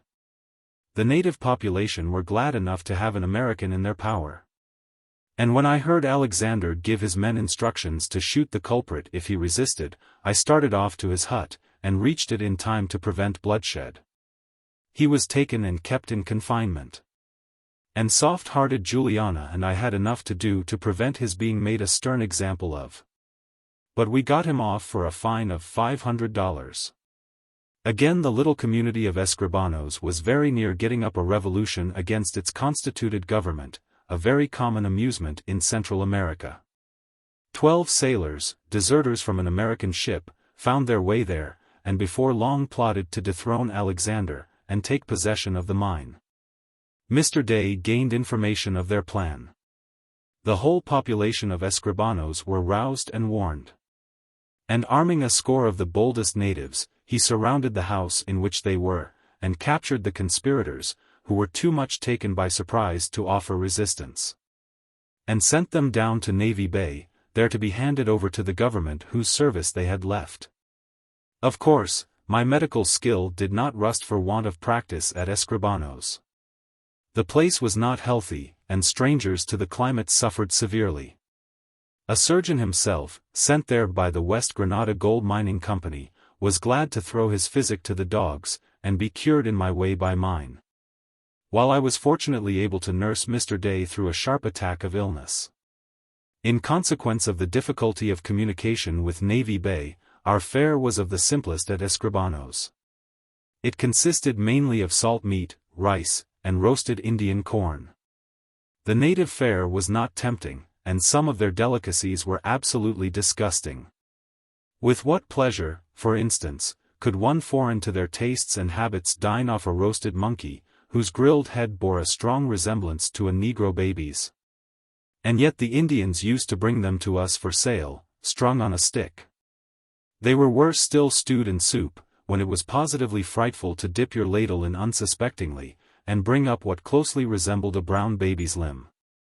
I got on better with the parrots, and could agree with the señorita, buono, with which the natives recommended them, and yet their flesh, what little there was of it, was very coarse and hard.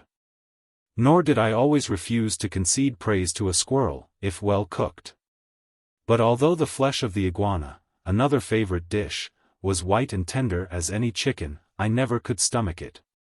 These iguanas are immense green lizards, or rather moderate-sized crocodiles, sometimes 3 feet in length, but weighing generally about 7 or 8 pounds. The Indians used to bring them down in boats, alive, on their backs, with their legs tied behind them, so that they had the most comical look of distress it is possible to imagine. The Spanish Indians have a proverb referring to an iguana so bound, the purport of which has slipped from my memory, but which shows the habit to be an old one. Their eggs are highly prized, and their captors have a cruel habit of extracting these delicacies from them while alive, and roughly sewing up the wound.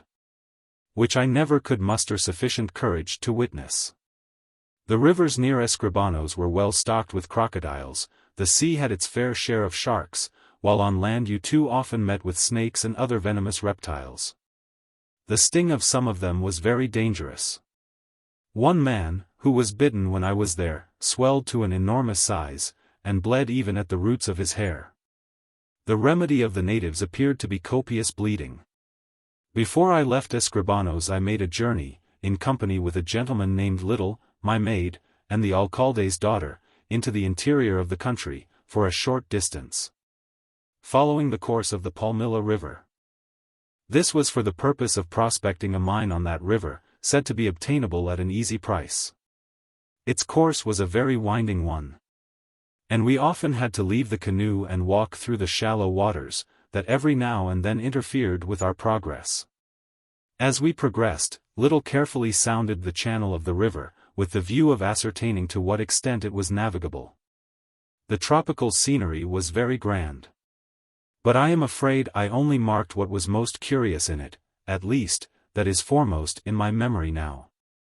I know I wondered much what motive nature could have had in twisting the roots and branches of the trees into such strange fantastic contortions.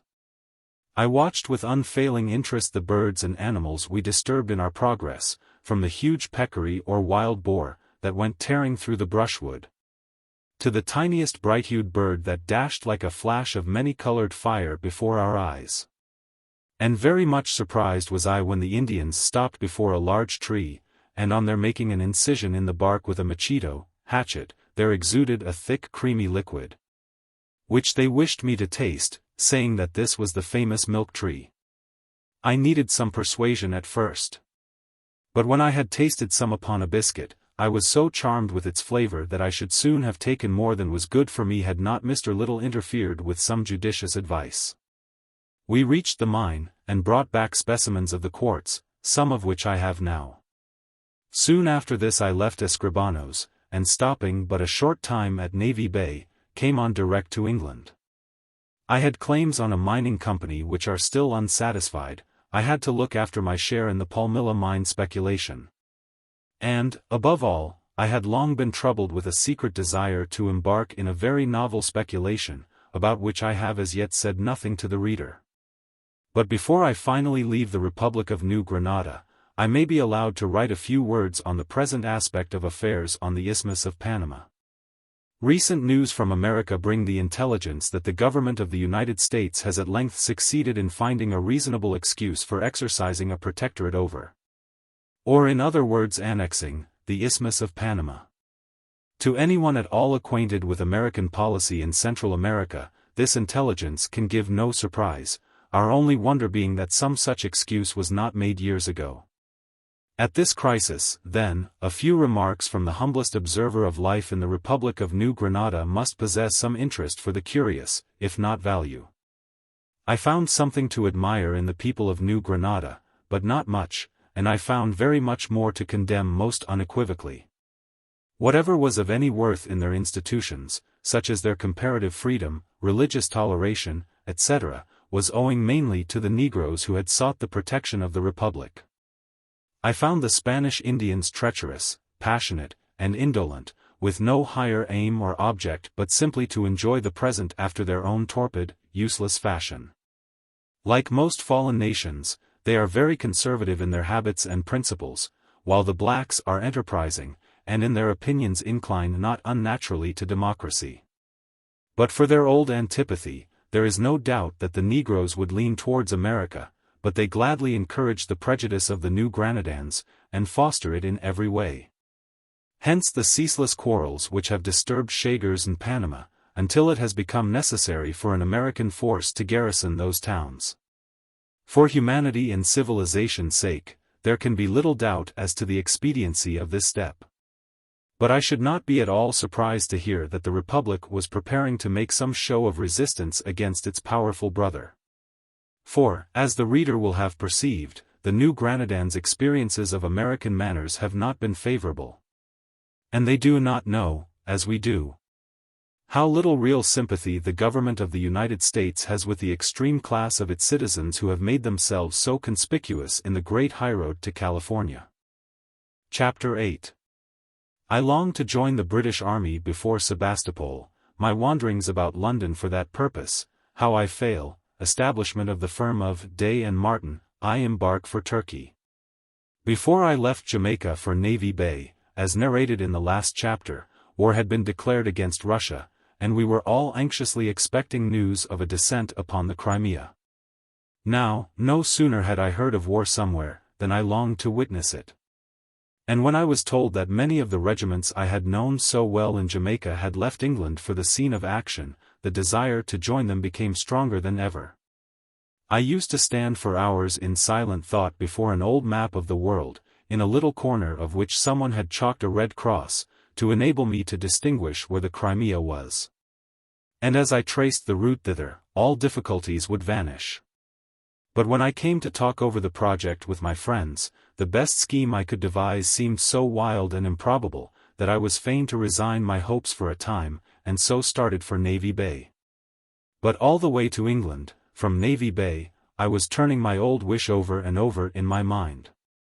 And when I found myself in London, in the autumn of 1854, just after the Battle of Alma had been fought, and my old friends were fairly before the walls of Sebastopol, how to join them there took up far more of my thoughts than that visionary gold-mining speculation on the river Palmilla, which seemed so feasible to us in New Granada, but was considered so wild and unprofitable a speculation in London. And, as time wore on, the inclination to join my old friends of the 97th, 48th, and other regiments, battling with worse foes than yellow fever or cholera, took such exclusive possession of my mind, that I threw over the gold speculation altogether, and devoted all my energies to my new scheme. Heaven knows it was visionary enough. I had no friends who could help me in such a project, nay, who would understand why I desired to go, and what I desired to do when I got there. My funds, although they might, carefully husband, carry me over the 3,000 miles, and land me at Balaclava, would not support me there long. While to persuade the public that an unknown Creole woman would be useful to their army before Sebastopol was too improbable an achievement to be thought of for an instant.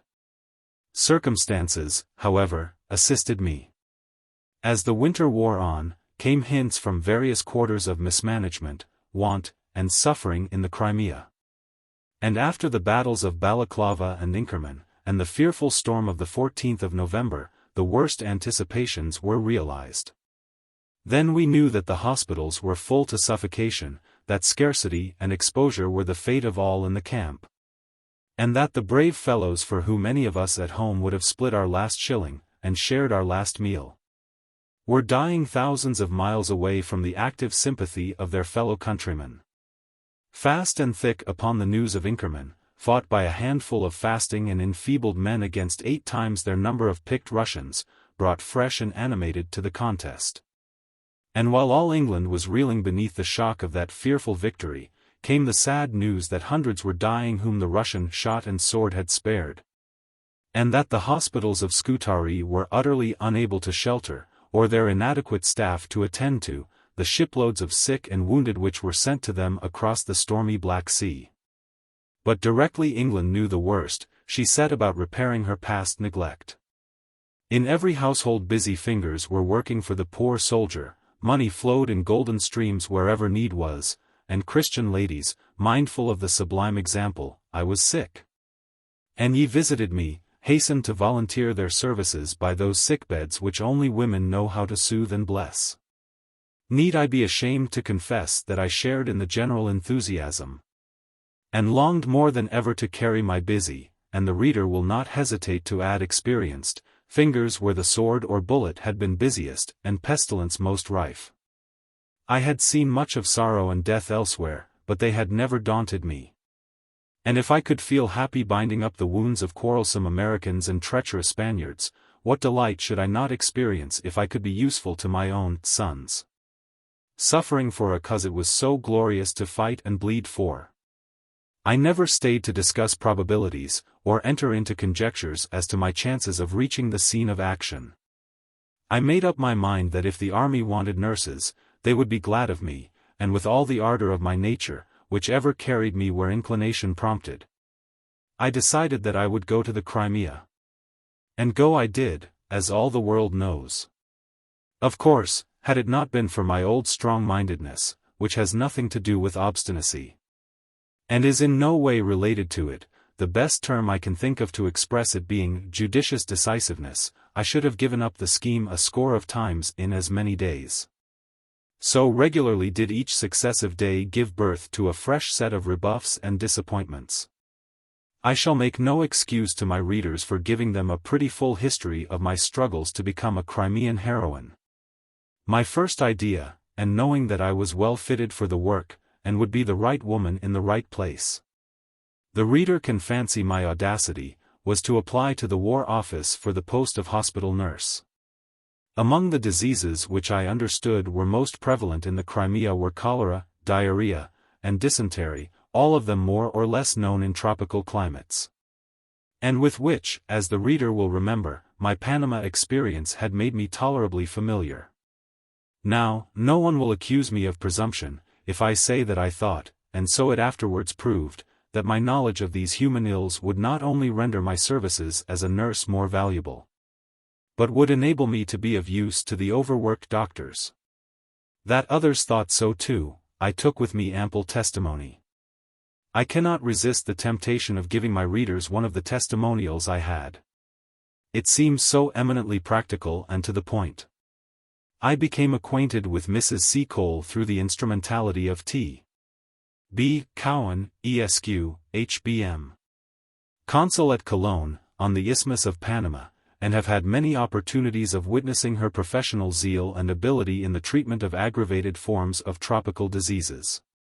I am myself personally much indebted for her indefatigable kindness and skill at a time when I am apt to believe the advice of a practitioner qualified in the North would have little availed. Her peculiar fitness, in a constitutional point of view, for the duties of a medical attendant, needs no comment. Signed, A. G. M. Late Medical Officer, West Grenada Gold Mining Company. So I made long and unwearied application at the War Office, in blissful ignorance of the labor and time I was throwing away. I have reason to believe that I considerably interfered with the repose of sundry messengers, and disturbed, to an alarming degree, the official gravity of some nice gentlemanly young fellows, who were working out their salaries in an easy, off-hand way. But my ridiculous endeavors to gain an interview with the Secretary at War of course failed, and glad at last to oblige a distracted messenger, I transferred my attentions to the Quartermaster General's department. Here I saw another gentleman, who listened to me with a great deal of polite enjoyment, and, his amusement ended, hinted, had I not better apply to the medical department. And accordingly I attached myself to their quarters with the same unwearying ardor. But, of course, I grew tired at last, and then I changed my plans. Now, I am not for a single instant going to blame the authorities who would not listen to the offer of a motherly yellow woman to go to the Crimea and nurse her sons there, suffering from cholera, diarrhea, and a host of lesser ills. In my country, where people know our use, it would have been different. But here it was natural enough, although I had references, and other voices spoke for me, that they should laugh, good-naturedly enough, at my offer. War, I know, is a serious game, but sometimes very humble actors are of great use in it, and if the reader, when he comes in time to peruse the evidence of those who had to do with the Sebastopol drama, of my share in it, will turn back to this chapter, he will confess perhaps that, after all, the impulse which led me to the War Department was not unnatural. My new scheme was, I candidly confess, worse devised than the one which had failed. Miss Nightingale had left England for the Crimea, but other nurses were still to follow, and my new plan was simply to offer myself to Mrs. H. as a recruit. Feeling that I was one of the very women they most wanted, experienced and fond of the work, I jumped at once to the conclusion that they would gladly enroll me in their number. To go to Cox's, the army agents, who were most obliging to me, and obtain the Secretary at War's private address, did not take long. And that done, I laid the same pertinacious siege to his great house in Square, as I had previously done to his place of business. Many a long hour did I wait in his great hall, while scores passed in and out, many of them looking curiously at me. The flunkies, noble creatures, marveled exceedingly at the yellow woman whom no excuses could get rid of, nor impertinence dismay, and showed me very clearly that they resented my persisting in remaining there in mute appeal from their sovereign will. At last I gave that up, after a message from Mrs. H. that the full complement of nurses had been secured, and that my offer could not be entertained. Once again I tried, and had an interview this time with one of Miss Nightingale's companions. She gave me the same reply, and I read in her face the fact, that had there been a vacancy, I should not have been chosen to fill it. As a last resort, I applied to the managers of the Crimean Fund to know whether they would give me a passage to the camp. Once there I would trust to something turning up. But this failed also, and one cold evening I stood in the twilight, which was fast deepening into wintry night, and looked back upon the ruins of my last castle in the air. The disappointment seemed a cruel one. I was so conscious of the unselfishness of the motives which induced me to leave England, so certain of the service I could render among the sick soldiery. And yet I found it so difficult to convince others of these facts. Doubts and suspicions arose in my heart for the first and last time, thank heaven. Was it possible that American prejudices against color had some root here? Did these ladies shrink from accepting my aid because my blood flowed beneath a somewhat duskier skin than theirs? Tears streamed down my foolish cheeks, as I stood in the fast-thinning streets. Tears of grief that any should doubt my motives, that heaven should deny me the opportunity that I sought. Then I stood still, and looking upward through and through the dark clouds that shadowed London, prayed aloud for help. I dare say that I was a strange sight to the few passers-by, who hastened homeward through the gloom and mist of that wintry night. I dare say those who read these pages will wonder at me as much as they who saw me did. But you must all remember that I am one of an impulsive people, and find it hard to put that restraint upon my feelings which to you is so easy and natural. The morrow, however, brought fresh hope. A good night's rest had served to strengthen my determination. Let what might happen, to the Crimea I would go. If in no other way, then would I upon my own responsibility and at my own cost. There were those there who had known me in Jamaica, who had been under my care. Doctors who would vouch for my skill and willingness to aid them, and a general who had more than once helped me, and would do so still. Why not trust to their welcome and kindness, and start at once? If the authorities had allowed me, I would willingly have given them my services as a nurse. But as they declined them, should I not open an hotel for invalids in the Crimea in my own way? I had no more idea of what the Crimea was than the home authorities themselves perhaps, but having once made up my mind. It was not long before cards were printed and speeding across the Mediterranean to my friends before Sebastopol. Here is one of them. British Hotel. Mrs. Mary Seacole, late of Kingston, Jamaica, respectfully announces to her former kind friends, and to the officers of the Army and Navy generally, that she has taken her passage in the screw steamer Hollander, to start from London on the 25th of January. Intending on her arrival at Balaclava to establish a mess table and comfortable quarters for sick and convalescent officers. This bold program would reach the Crimea in the end of January, at a time when any officer would have considered a stall in an English stable luxurious quarters compared to those he possessed, and had nearly forgotten the comforts of a mess table. It must have read to them rather like a mockery, and yet, as the reader will see, I succeeded in redeeming my pledge. While this new scheme was maturing, I again met Mr. Day in England. He was bound to Balaclava upon some shipping business. And we came to the understanding that, if it were found desirable, we should together open a store as well as an hotel in the neighborhood of the camp. So was originated the well-known firm of Seacole and Day, I am sorry to say, the camp wits dubbed it Day and Martin, which, for so many months, did business upon the now deserted highroad from the then busy harbor of Balaclava to the front of the British Army before Sebastopol. These new arrangements were not allowed to interfere in any way with the main object of my journey. A great portion of my limited capital was, with the kind aid of a medical friend, invested in medicines which I had reason to believe would be useful. With the remainder I purchased those home comforts which I thought would be most difficult to obtain away from England. I had scarcely set my foot on board the Hollander, before I met a friend.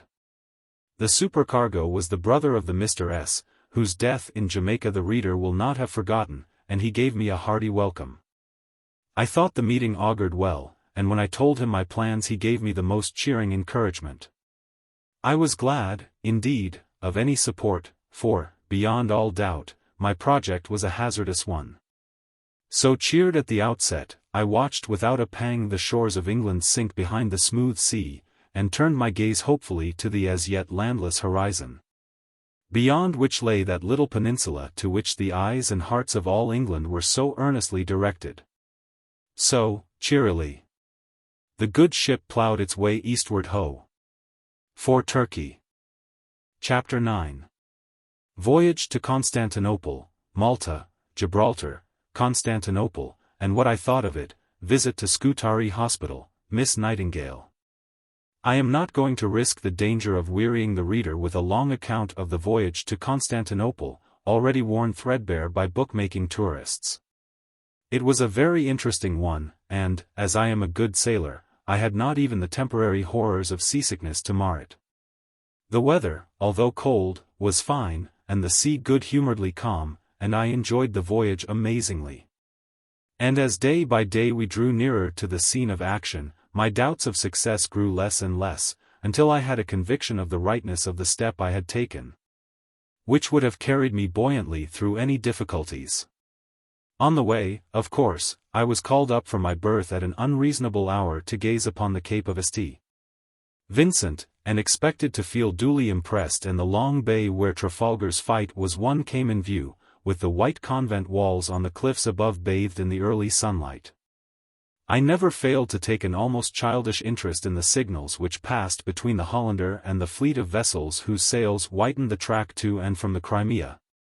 Trying to puzzle out the language these children of the ocean spoke in their hurried course, and wondering whether any, or what sufficiently important thing could happen which would warrant their stopping on their busy way. We spent a short time at Gibraltar, and you may imagine that I was soon on shore making the best use of the few hours reprieve granted to the Hollander's weary engines. I had an idea that I should do better alone, so I declined all offers of companionship, and selecting a brisk young fellow from the mob of cicerones who offered their services, saw more of the art of fortification in an hour or so than I could understand in as many years. The pleasure was rather fatiguing, and I was not sorry to return to the marketplace, where I stood curiously watching its strange and motley population. While so engaged, I heard for the first time an exclamation which became familiar enough to me afterwards. "Why, bless my soul, old fellow, if this is not our good old Mother Seacole!" I turned round, and saw two officers, whose features, set in a broad frame of Crimean beard, I had some difficulty in recognizing. But I soon remembered that they were two of the 48th, who had been often in my house at Kingston. Glad were the kind-hearted fellows, and not a little surprised withal, to meet their old hostess in the marketplace of Gibraltar, bound for the scene of action which they had left invalid. And it was not long before we were talking old times over some wine, Spanish, I suppose, but it was very nasty. "And you are going to the front, old lady, you, of all people in the world?" "Why not, my sons, won't they be glad to have me there?" "By Jove!" "Yes, mother," answered one, an Irishman. "It isn't many women, God bless them, we've had to spoil us out there. But it's not the place even for you, who know what hardship is. You'll never get a roof to cover you at Balaclava, nor on the road either." So they rattled on, telling me of the difficulties that were in store for me. But they could not shake my resolution. "Do you think I shall be of any use to you when I get there?" "Surely." "Then I'll go, were the place 100 times worse than you describe it. Can't I rig up a hut with the packing cases, and sleep, if need be, on straw, like Marjorie Daw?" So they laughed, and drank success to me, and to our next meeting. For, although they were going home invalid, the brave fellows' hearts were with their companions, for all the hardships they had passed through. We stopped at Malta also, where, of course, I landed, and stared about me, and submitted to be robbed by the lazy Maltese with all a traveler's resignation. Here, also, I met friends, some medical officers who had known me in Kingston, and one of them, Dr. F., lately arrived from Scutari, gave me, when he heard my plans, a letter of introduction to Miss Nightingale, then hard at work, evoking order out of confusion, and bravely resisting the despotism of death, at the hospital of Scutari. So on, past beautiful islands and shores, until we are steaming against a swift current, and an adverse wind, between two tower-crested promontories of rock, which they tell me stand in Europe and in Asia, and are connected with some pretty tale of love in days long gone by. Ah! Travel where a woman may, in the New World, or the Old, she meets this old tale everywhere. It is the one bond of sympathy which I have found existing in 3/4 of the world alike. So on, until the cable rattles over the windlass, as the good ship's anchor plunges down fathoms deep into the blue waters of the Bosphorus, her voyage ended. I do not think that Constantinople impressed me so much as I had expected, and I thought its streets would match those of Navy Bay not unfairly. The caiques, also, of which I had ample experience, for I spent 6 days here, wandering about Pera and Stamboul in the daytime, and returning to the Hollander at nightfall, might be made more safe and commodious for stout ladies, even if the process interfered a little with their ornament. Time and trouble combined have left me with a well-filled-out, portly form, the envy of many an angular Yankee female, and, more than once, it was in no slight danger of becoming too intimately acquainted with the temperature of the Bosphorus. But I will do the Turkish boatmen the justice to say that they were as politely careful of my safety as their astonishment and regard for the well-being of their caiques, which they appear to love as an Arab does his horse, or an Eskimo his dogs, and for the same reason perhaps, would admit. Somewhat surprised, also, seemed the cunning-eyed Greeks, who thronged the streets of Pera, at the unprotected Creole woman, who took Constantinople so coolly. It would require something more to surprise her. While the grave English raised their eyebrows wonderingly, and the more vivacious French shrugged their pliant shoulders into the strangest contortions. I accepted it all as a compliment to a stout female tourist, neatly dressed in a red or yellow dress, a plain shawl of some other color, and a simple straw wide-awake, with bright red streamers. I flatter myself that I woke up sundry sleepy-eyed Turks, who seemed to think that the great object of life was to avoid showing surprise at anything, while the Turkish women gathered around me, and jabbered about me, in the most flattering manner. How I ever succeeded in getting Mr. Day's letters from the post office, Constantinople, puzzles me now, but I did, and I shall ever regard my success as one of the great triumphs of my life. Their contents were not very cheering. He gave a very dreary account of Balaclava and of camp life, and almost dissuaded me from continuing my journey. But his last letter ended by giving me instructions as to the purchases I had best make, if I still determined upon making the adventure. So I forgot all the rest, and busied myself in laying in the stores he recommended. But I found time, before I left the Hollander, to charter a crazy caique, to carry me to Scutari, intending to present Dr. F.'s letter to Miss Nightingale. It was afternoon when the boatman set me down in safety at the landing place of Scutari, and I walked up the slight ascent, to the great dull-looking hospital. Thinking of the many noble fellows who had been born, or had painfully crept along this path, only to die within that dreary building, I felt rather dull. And directly I entered the hospital, and came upon the long wards of sufferers, lying there so quiet and still, a rush of tears came to my eyes, and blotted out the sight for a few minutes. But I soon felt at home, and looked about me with great interest. The men were, many of them, very quiet. Some of the convalescent formed themselves into little groups around one who read a newspaper. Others had books in their hands, or by their side, where they had fallen when slumber overtook the readers, while hospital orderlies moved to and fro, and now and then the female nurses, in their quiet uniform, passed noiselessly on some mission of kindness. I was fortunate enough to find an old acquaintance, who accompanied me through the wards, and rendered it unnecessary for me to trouble the busy nurses. This was an old 97th man, a Sergeant T., whom I had known in Kingston, and who was slowly recovering from an attack of dysentery, and making himself of use here until the doctors should let him go back and have another shy at the Russians. He is very glad to meet me, and tells me his history very socially, and takes me to the bedsides of some comrades, who had also known me at Up Park Camp. My poor fellows! How their eyes glisten when they light upon an old friend's face in these Turkish barracks, put to so sad a use, 3,000 miles from home. Here is one of them, hurt in the trenches, says the sergeant, with shaven bandaged head, and bright, restless, Irish eyes, who halloos out, "Mother Seacole! Mother Seacole!" in such an excited tone of voice, and when he has shaken hands a score of times, falls back upon his pillow very wearily. But I sit by his side, and try to cheer him with talk about the future, when he shall grow well, and see home, and hear them all thank him for what he has been helping to do, so that he grows all right in a few minutes. But, hearing that I am on the way to the front, gets excited again. For, you see, illness and weakness make these strong men as children, not least in the patient unmurmuring resignation with which they suffer. I think my Irish friend had an indistinct idea of a muddle somewhere, which had kept him for weeks on salt meat and biscuit, until it gave him the scurvy. For he is very anxious that I should take over plenty of vegetables, of every sort. And, oh, mother! And it is strange to hear his almost plaintive tone as he urges this, take them plenty of eggs, mother, we never saw eggs over there.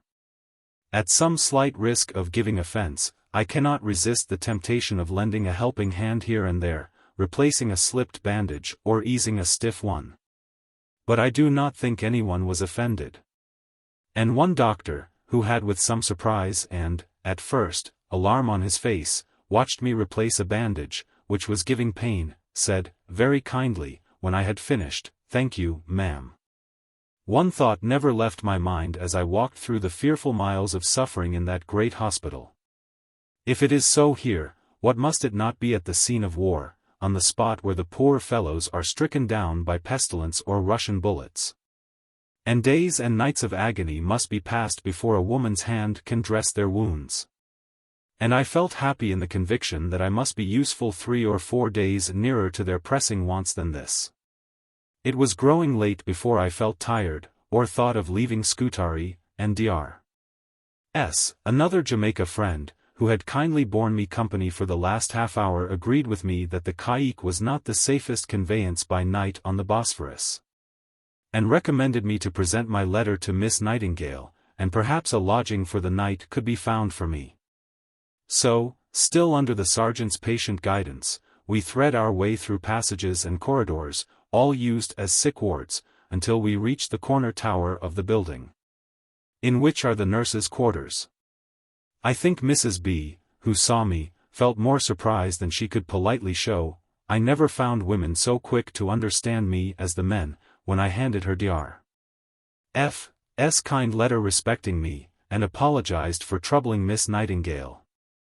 There is that in the doctor's letter, he had been much at Scutari, which prevents my request being refused, and I am asked to wait until Miss Nightingale, whose every moment is valuable, can see me. Meanwhile Mrs. B. questions me very kindly, but with the same look of curiosity and surprise. What object has Mrs. Seacole in coming out? This is the purport of her questions. And I say, frankly, to be of use somewhere, for other considerations I had not, until necessity forced them upon me. Willingly, had they accepted me, I would have worked for the wounded, in return for bread and water. I fancy Mrs. B. thought that I sought for employment at Scutari, for she said, very kindly, "Miss Nightingale has the entire management of our hospital staff. But I do not think that any vacancy—" "Excuse me, ma'am," I interrupt her with, "but I am bound for the front in a few days." And my questioner leaves me, more surprised than ever. The room I waited in was used as a kitchen. Upon the stoves were cans of soup, broth, and arrowroot, while nurses passed in and out with noiseless tread and subdued manner. I thought many of them had that strange expression of the eyes which those who have gazed long on scenes of woe or horror seldom lose. In half an hour's time I am admitted to Miss Nightingale's presence. A slight figure, in the nurse's dress. With a pale, gentle, and withal firm face, resting lightly in the palm of one white hand, while the other supports the elbow, position which gives to her countenance a keen inquiring expression, which is rather marked. Standing thus in repose, and yet keenly observant, the greatest sign of impatience at any time to a slight, perhaps unwitting motion of the firmly planted right foot, was Florence Nightingale, that Englishwoman whose name shall never die, but sound like music on the lips of British men until the hour of doom. She has read Dr. F.'s letter, which lies on the table by her side, and asks, in her gentle but eminently practical and businesslike way, "What do you want, Mrs. Seacole? Anything that we can do for you? If it lies in my power, I shall be very happy." So I tell her of my dread of the night journey by caïque, and the improbability of my finding the Hollander in the dark. And, with some diffidence, threw myself upon the hospitality of Scutari, offering to nurse the sick for the night. Now unfortunately, for many reasons, room even for one in Scutari Hospital was at that time no easy matter to find. But at last a bed was discovered to be unoccupied at the hospital washerwomen's quarters. My experience of washerwomen, all the world over, is the same, that they are kind soft-hearted folks. Possibly the soapsuds they almost live in find their way into their hearts and tempers, and soften them. This Scutari washerwoman is no exception to the rule, and welcomes me most heartily.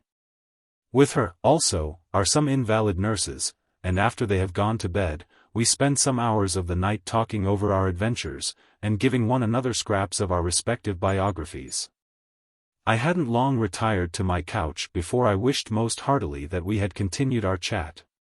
For unbidden and most unwelcome companions took the washerwoman's place, and persisted not only in dividing my bed, but my plump person also. Upon my word, I believe the fleas are the only industrious creatures in all Turkey. Some of their relatives would seem to have migrated into Russia. For I found them in the Crimea equally prosperous and ubiquitous. In the morning, a breakfast is sent to my mangled remains, and a kind message from Mrs. B., having reference to how I spent the night. And, after an interview with some other medical men, whose acquaintance I had made in Jamaica, I shake hands with the soft-hearted washerwoman, up to her shoulders in soapsuds already, and start for the Hollander. Chapter 10. Jew Johnny, I start for Balaclava, kindness of my old friends, on board the Medora, my life on shore, the sick wharf. During my stay in Constantinople, I was accustomed to employ, as a guide, a young Greek Jew, whose name it is no use my attempting to spell, but whom I called by the one common name there, Johnny. Wishing, however, to distinguish my Johnny from the legion of other Johnnies, I prefixed the term Jew to his other name, and addressed him as Jew Johnny. How he had picked up his knowledge I cannot tell, but he could talk a little broken English, besides French, which, had I been qualified to criticize it, I should have found, perhaps, as broken as his English. He attached himself very closely to me, and seemed very anxious to share my fortunes, and after he had pleaded hard, many times, to be taken to the Crimea, I gave in, and formally hired him. He was the best and faithfulest servant I had in the Crimea, and, so far from regretting having picked up Jew Johnny from the streets of Pera, I should have been very badly off without him. More letters come from Mr. Day, giving even worse accounts of the state of things at Balaclava, but it is too late for hesitation now. My plans are perfected, my purchases made, and passage secured in the Albatross, a transport laden with cattle and commissariat officers for Balaclava. I thought I should never have transported my things from the Hollander to the Albatross. It was a terrible day, and against the strong current and hurricane of wind Turkish and Greek arms seemed of little avail. But at last, after an hour or more of terrible anxiety and fear, the Albatross's side was reached, and I clambered on deck, drenched and wretched. My companions are cheerful, pleasant fellows, and the short, although somewhat hazardous, voyage across the Black Sea is safely made. And one morning we become excited at seeing a dark rock-bound coast, on which they tell us is Balaclava. As we steam on we see, away to the right, clouds of light smoke, which the knowing travelers tell us are not altogether natural, but show that Sebastopol is not yet taken. Until the Albatross lays to within sight of where the Prince, with her ill-fated companions, went down in that fearful November storm, 4 short months ago. While application is made to the harbour master for leave to enter the port of Balaclava. It does not appear the simplest favour in the world that we are applying for, license to escape from the hazards of the Black Sea. But at last it comes, and we slowly wind through a narrow channel, and emerge into a small landlocked basin, so filled with shipping that their masts bend in the breeze like a wintry forest. Whatever might have been the case at one time, there is order in Balaclava harbour now, and the Albatross, with the aid of her boats, moves along to her appointed moorings.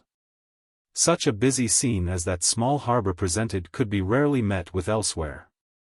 Crowded with shipping, of every size and variety, from the noble English steamer to the smallest longshore craft, while between them and the shore passed and repassed innumerable boats. Men-of-war's boats, trim and stern, merchant ships' boats, laden to the gunwales, Greek and Maltese boats, carrying their owners everywhere on their missions of sharp dealing and roguery. Coming from the quiet gloomy sea into this little nook of life and bustle, the transition is very sudden and startling, and gives one enough to think about without desiring to go on shore this afternoon. On the following morning, Mr. Day, apprised of my arrival, came on board the Albatross, and our plans were laid. I must leave the Albatross, of course, and, until we decide upon our future, I had better take up my quarters on board the Medora, which is hired by the government, at a great cost, as an ammunition ship. The proposal was not a very agreeable one, but I have no choice left me. Our stores, too, had to be landed at once. Warehouses were unheard of in Balaclava, and we had to stack them upon the shore and protect them as well as we were able. My first task, directly I had become settled on board the Medora, was to send word to my friends of my arrival in the Crimea, and solicit their aid. I gave a Greek idler £1 to carry a letter to the camp of the 97th, while I sent another to Captain Peel, who was hard at work battering the defences of Sebastopol about the ears of the Russians, from the batteries of the Royal Naval Brigade. I addressed others to many of the medical men who had known me in other lands. Nor did I neglect to send word to my kind patron, Sir John Campbell, then commanding a division, and my old friends answered my letters most kindly. As the various officers came down on duty or business to Balaclava, they did not fail to find me out, and welcome me to the Crimea, while Captain Peel and Sir J. Campbell sent the kindest messages. And when they saw me, promised me every assistance, the General adding that he is glad to see me where there is so much to do. Among others, poor H. Vickers, whose kind face had so often lighted up my old house in Kingston, came to take me by the hand in this out-of-the-way corner of the world. I never felt so sure of the success of any step as I did of this, before I had been a week in Balaclava. But I had plenty of difficulties to contend with on every side. Among the first, one of the ships, in which were many of our stores, the Nonpareil, was ordered out of the harbour before we could land them all. And there was more than a probability that she would carry back to Constantinople many of the things we had most pressing occasion for. It became necessary, therefore, that someone should see Admiral Boxer, and try to interest that mild-spoken and affable officer in our favour. When I mentioned it to Mr. Day, he did not seem inclined to undertake the mission, and nothing was left but for me to face the terrible Port Admiral. Fortunately, Captain H., of the Diamond, was inclined to be my friend, and, not a little amused with his mission, carried me right off to the Admiral. I confess that I was as nearly frightened out of my wits as I ever have been, for the Admiral's kind heart beat under a decidedly rough husk. And when Captain H. told him that I wanted his permission for the Nonpareil to remain in the harbour for a few days, as there were stores on board, he let fly enough hard words to frighten any woman. But when I spoke up, and told him that I had known his son in the West Indies, he relented, and granted my petition. But it was not without more hard words, and much grumbling that a parcel of women should be coming out to a place where they were not wanted. Now, the Admiral did not repeat this remark a few days afterwards, when he saw me attending the sick and wounded upon the sick wharf. I remained 6 weeks in Balaclava, spending my days on shore, and my nights on board ship. Over our stores, stacked on the shore, a few sheets of rough tarpaulin were suspended. And beneath these, my sole protection against the Crimean rain and wind, I spent some portion of each day, receiving visitors and selling stores. But my chief occupation, and one with which I never allowed any business to interfere, was helping the doctors to transfer the sick and wounded from the mules and ambulances into the transports that had to carry them to the hospitals of Scutari and Bayekdir. I did not forget the main object of my journey, to which I would have devoted myself exclusively had I been allowed, and very familiar did I become before long with the sick wharf of Balaclava. My acquaintance with it began very shortly after I had reached Balaclava. The very first day that I approached the wharf, a party of sick and wounded had just arrived. Here was work for me, I felt sure. With so many patients, the doctors must be glad of all the hands they could get.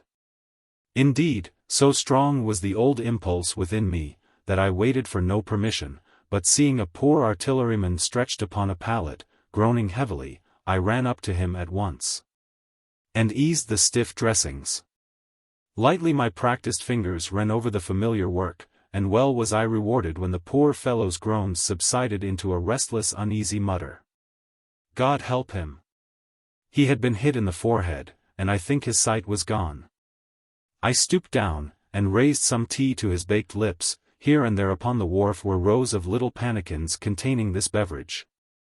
Then his hand touched mine, and rested there, and I heard him mutter indistinctly, as though the discovery had arrested his wandering senses. "Ha!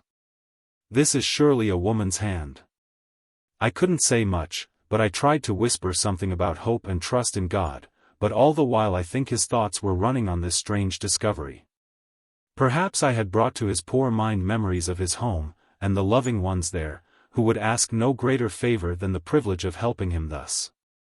For he continued to hold my hand in his feeble grasp, and whisper, "God bless you, woman, whoever you are, God bless you," over and over again.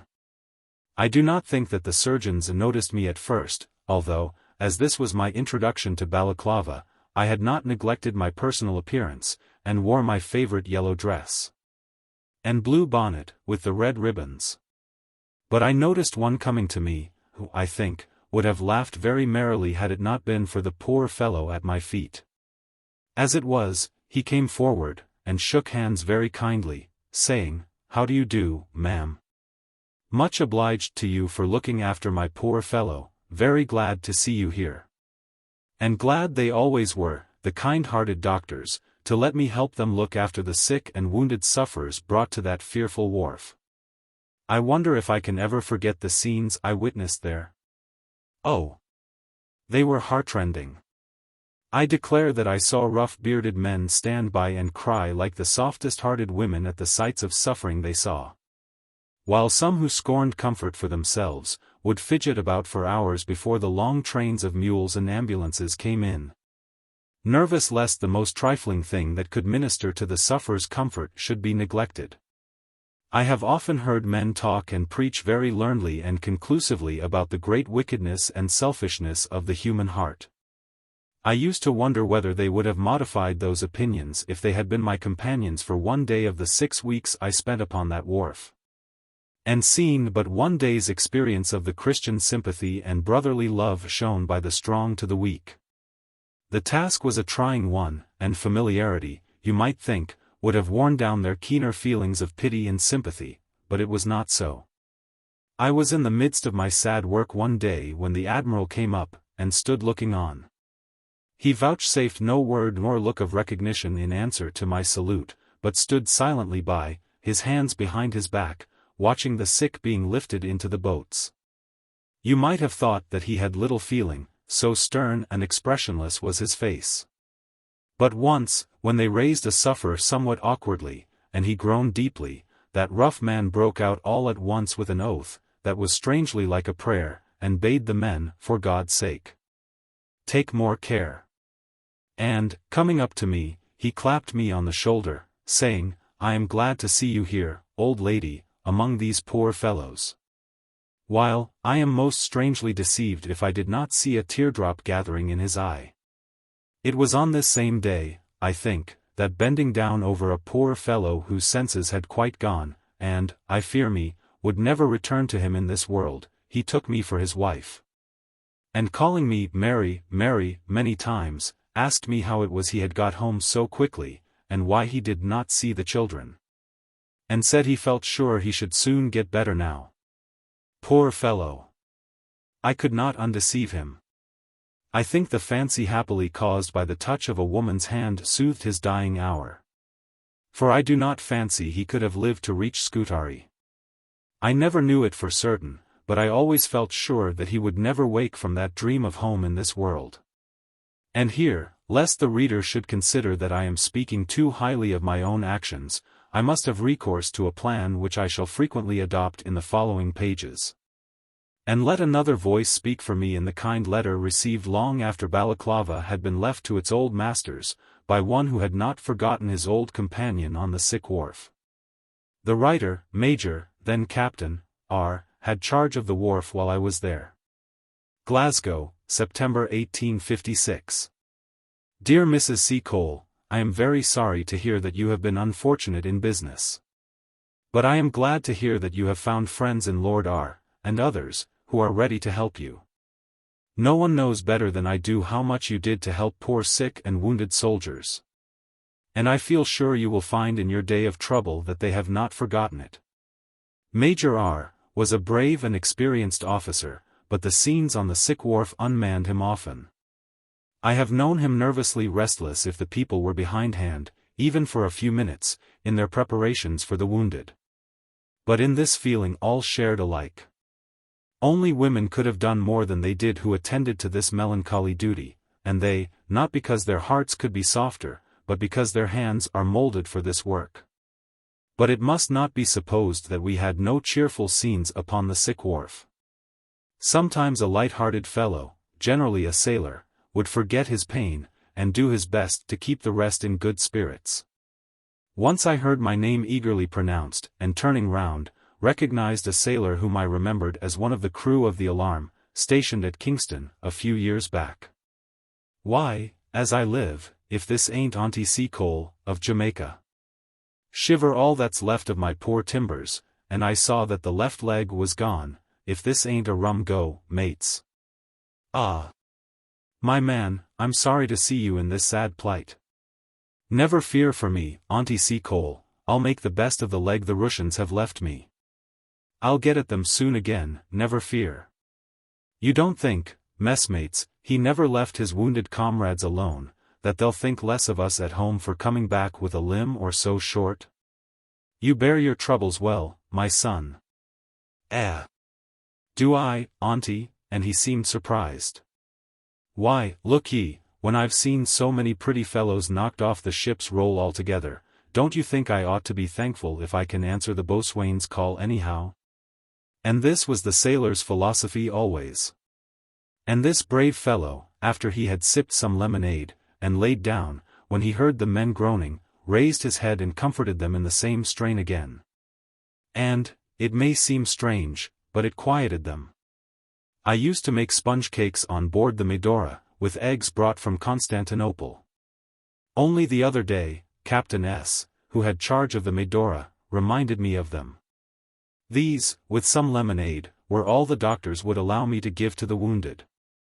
They all liked the cake, poor fellows, better than anything else, perhaps because it tasted of home. Chapter 11. Alarms in the harbor, getting the stores on shore, robbery by night and day, the predatory tribes of Balaclava, activity of the authorities, we obtain leave to erect our store. And fix upon Spring Hill as its site, the Turkish Pasha, the flood, our carpenters, I become an English schoolmistress abroad. My life in Balaclava could not but be a rough one. The exposure by day was enough to try any woman's strength, and at night one was not always certain of repose. Nor was it the easiest thing to clamber up the steep sides of the Medora, and more than once I narrowly escaped a sousing in the harbor. Why it should be so difficult to climb a ship's side, when a few more staves in the ladder, and those a little broader, would make it so easy, I have never been able to guess. And once on board the Medora, my berth would not altogether have suited a delicate female with weak nerves. It was an ammunition ship, and we slept over barrels of gunpowder and tons of cartridges, with the by no means impossible contingency of their prematurely igniting, and giving us no time to say our prayers before launching us into eternity. Great care was enjoined, and at 8 o'clock every evening Captain S. would come down, and order all lights out for the night. But I used to put my lantern into a deep basin, behind some boxes, and so evaded the regulation. I felt rather ashamed of this breach of discipline one night, when another ammunition ship caught fire in the crowded harbor, and threatened us all with speedy destruction. We all knew, if they failed in extinguishing the fire pretty quickly, what our chances of life were worth, and I think the bravest drew his breath heavily at the thought of our danger. Fortunately, they succeeded in extinguishing the firebrand before any mischief was done, but I do not think the crew of the Medora slept very comfortably that night. It was said that the Russians had employed an incendiary, but it would have been strange if in that densely crowded harbor some accidents had not happened without their agency. Harassing work, indeed, was the getting our stores on shore, with the aid of the Greek and Maltese boatmen, whose profession is thievery. Not only did they demand exorbitant sums for the carriage, but they contrived to rob us by the way in the most ingenious manner. Thus many things of value were lost in the little journey from the Albatross and Nonpareil to the shore, which had made the long voyage from England safely. Keep as sharp a lookout as I might, some package or box would be tipped overboard by the sudden swaying of the boat, or passing by of one of the boatmen, of course, accidentally, and no words could induce the rascals, in their feigned ignorance of my language, to stop. And, looking back at the helpless waif, it was not altogether consolatory to see another boat dart from between some shipping, where it had been waiting, as accidentally, ready to pounce upon any such wind or waterfalls. Still more harassing work was it to keep the things together on the shore, often in the open light of day, while I sat there, after my duties on the sick wharf were over, selling stores, or administering medicine to the men of the Land Transport and Army Works Corps, and others, who soon found out my skill. Valuable things would be abstracted, while there was no limit to the depredations by night. Of course we hired men to watch, but our choice of servants was very limited, and very often those we employed not only shut their eyes to the plunder of their companions, but helped themselves freely. The adage, "Set a thief to catch a thief," answered very badly in Balaclava. Sometimes Jew Johnny would volunteer to watch for the night, and glad I was when I knew that the honest lynx-eyed fellow was there. One night he caught a great-limbed Turk making off with a firkin of butter and some other things. The fellow broke away from Johnny's grasp with the butter, but the lad marked him down to his wretched den, behind the engineer's quarters, and, on the following morning, quietly introduced me to the lazy culprit, who was making up for the partial loss of his night's rest among as evil-looking a set of comrades as I have ever seen. There was a great row, and much indignation shown at the purpose of my visit. But I considered myself justified in calling in the aid of one of the provost marshal's officers, and, in the presence of this most invaluable official, a confession was soon made. Beneath the fellow's dirty bed, the butter was found buried, and, in its company, a 24 case of sherry, which the rogue had, in flagrant defiance of the prophet's injunction, stolen for his own private drinking, a few nights previously. The thievery in this little out-of-the-way port was something marvelous, and the skill and ingenuity of the operators would have reflected credit upon the elite of their profession practicing in the most civilized city of Europe. Nor was the thievery confined altogether to the professionals, who had crowded to this scene of action from the cities and islands of the Mediterranean. They robbed us, the Turks, and one another. But a stronger hand was sometimes laid on them. The Turk, however, was sure to be the victim, let who might be the oppressor. In this predatory warfare, as in more honorable service, the Zouaves particularly distinguished themselves. These undoubtedly gallant little fellows, always restless for action, of some sort, would, when the luxury of a brash with the Russians was occasionally denied them, come down to Balaclava, in search of opportunities of waging war against society at large. Their complete and utter absence of conscientious scruples as to the rights of property was most amusing. To see a Zo gravely cheat a Turk, or trip up a Greek street merchant, or Maltese fruit seller, and scud away with the spoil, cleverly stowed in his roomy red pantaloons, was an operation, for its coolness, expedition, and perfectness, well worth seeing. And, to a great extent, they escaped scatheless, for the English Provost Marshal's department was rather chary of interfering with the eccentricities of our gallant allies. While if the French had taken close cognizance of the Zouaves' amusements out of school, one half of the regiments would have been always engaged punishing the other half. The poor Turk! It is lamentable to think how he was robbed, abused, and bullied by his friends. Why didn't he show a little pluck? There wasn't a rough sailor, or shrewd boy, the English boy, in all his impudence and prejudice, flourished in Balaclava, who would not gladly have patted him upon the back if he would but have held up his head, and shown ever so little spirit. But the Englishman cannot understand a coward, will scarcely take the trouble to pity him. And even the craven Greek could lord it over the degenerate descendants of the fierce Arabs, who, so they told me on the spot, had wrested Constantinople from the Christians. In those old times of which I know so little. Very often an injured Turk would run up to where I sat, and stand there, wildly telegraphing his complaints against some villainous-looking Greek, or Italian, whom a stout English lad would have shaken out of his dirty skin in 5 minutes. Once, however, I saw the tables turned. As the anecdote will help to illustrate the relative positions of the predatory tribes of Balaclava, I will narrate it. Hearing one morning a louder hubbub than was usual upon the completion of a bargain, and the inevitable quarreling that always followed, I went up to where I saw an excited crowd collected around a Turk, in whose hands a Greek was struggling vainly.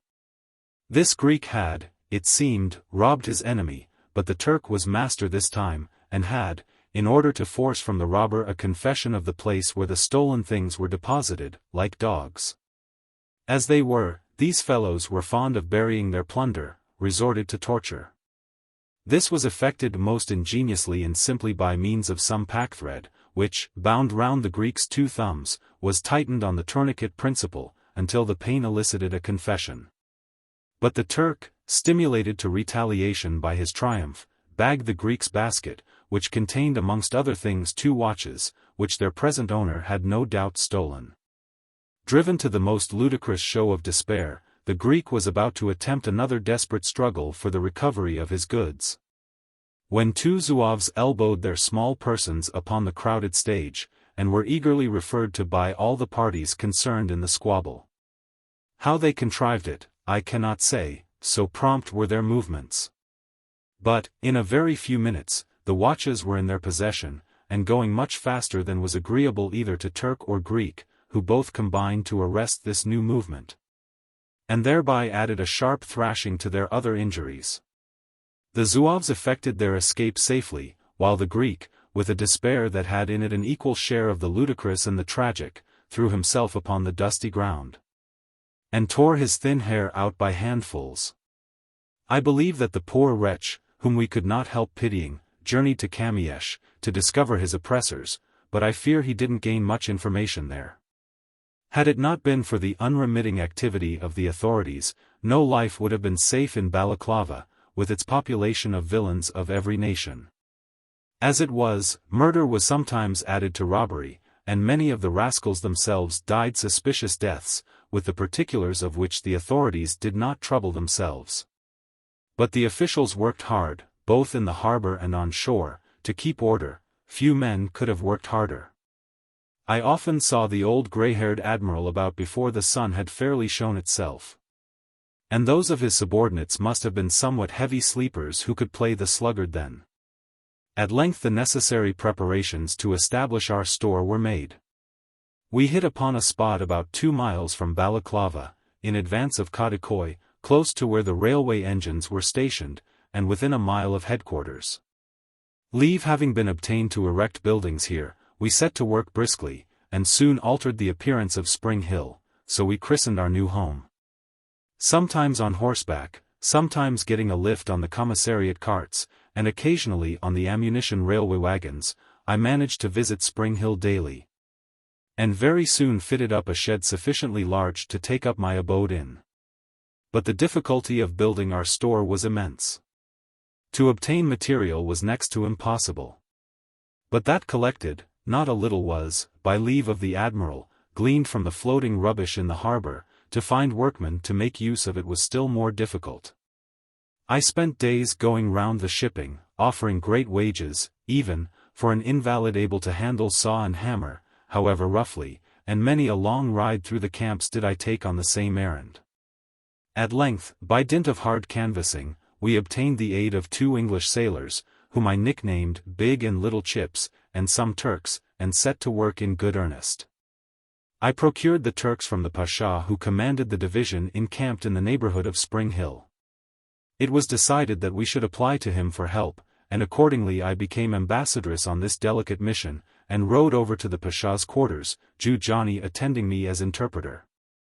I was received by the Pasha with considerable kindness and no trifling amount of formality, and after taking coffee I proceeded, through Jew Johnny, to explain the object of my visit. While His Excellency, a tall man, with a dark pleasing face, smoked gravely, and took my request into his gracious consideration. On the following day came the answer to my request, in the persons of 2 curious Turkish carpenters, who were placed at our orders. After a little while, too, a Turkish officer, whom I christened Captain Ali Baba, took so great an interest in our labors that he would work like any carpenter. And with a delight and zeal that were astonishing. To see him fall back, and look smilingly at every piece of his workmanship, was a sight to restore the most severely tried temper. I really think that the good-hearted fellow thought it splendid fun, and never wearied of it. But for him I do not know how we should have managed with our other Turkish chips of the true old Turkish block. They were deliberate, slow, and indolent, breaking off into endless interruptions for the sacred duties of eating and praying, and getting into out-of-the-way corners at all times of the day to smoke themselves to sleep. In the midst of our work a calamity occurred, which was very nearly becoming a catastrophe. By the giving way of a dam, after some heavy rains, the little stream which threaded its silvery way past Spring Hill swelled without any warning into a torrent, which, sweeping through my temporary hut, very nearly carried us all away, and destroyed stores of between £100 and £200 in value. This calamity might have had a tragical issue for me, for seeing a little box which contained some things, valuable as relics of the past, being carried away, I plunged in after it. And losing my balance, was rolled over and over by the stream, and with some difficulty reached the shore. Some of Lord Raglan's staff passing our wreck on the following day, made inquiries respecting the loss we had sustained, and a messenger was sent from headquarters, who made many purchases. In token of their sympathy, my visit to the Turkish Pasha laid the foundation of a lasting friendship. He soon found his way to Spring Hill, and before long became one of my best customers and most frequent visitors.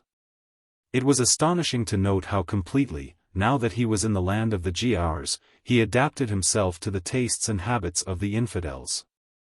Like a Scotch Presbyterian, on the continent for a holiday, he threw aside all the prejudices of his education and drank bottled beer, sherry, and champagne with an appreciation of their qualities that no thirsty-souled Christian could have expressed more gratefully.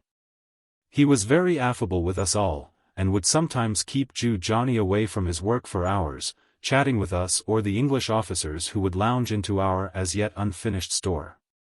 Sometimes he would come down to breakfast, and spend the greater part of the day at Spring Hill. Indeed, the wits of Spring Hill used to laugh, and say that the crafty Pasha was throwing his pocket handkerchief at Madame Seacole, widow.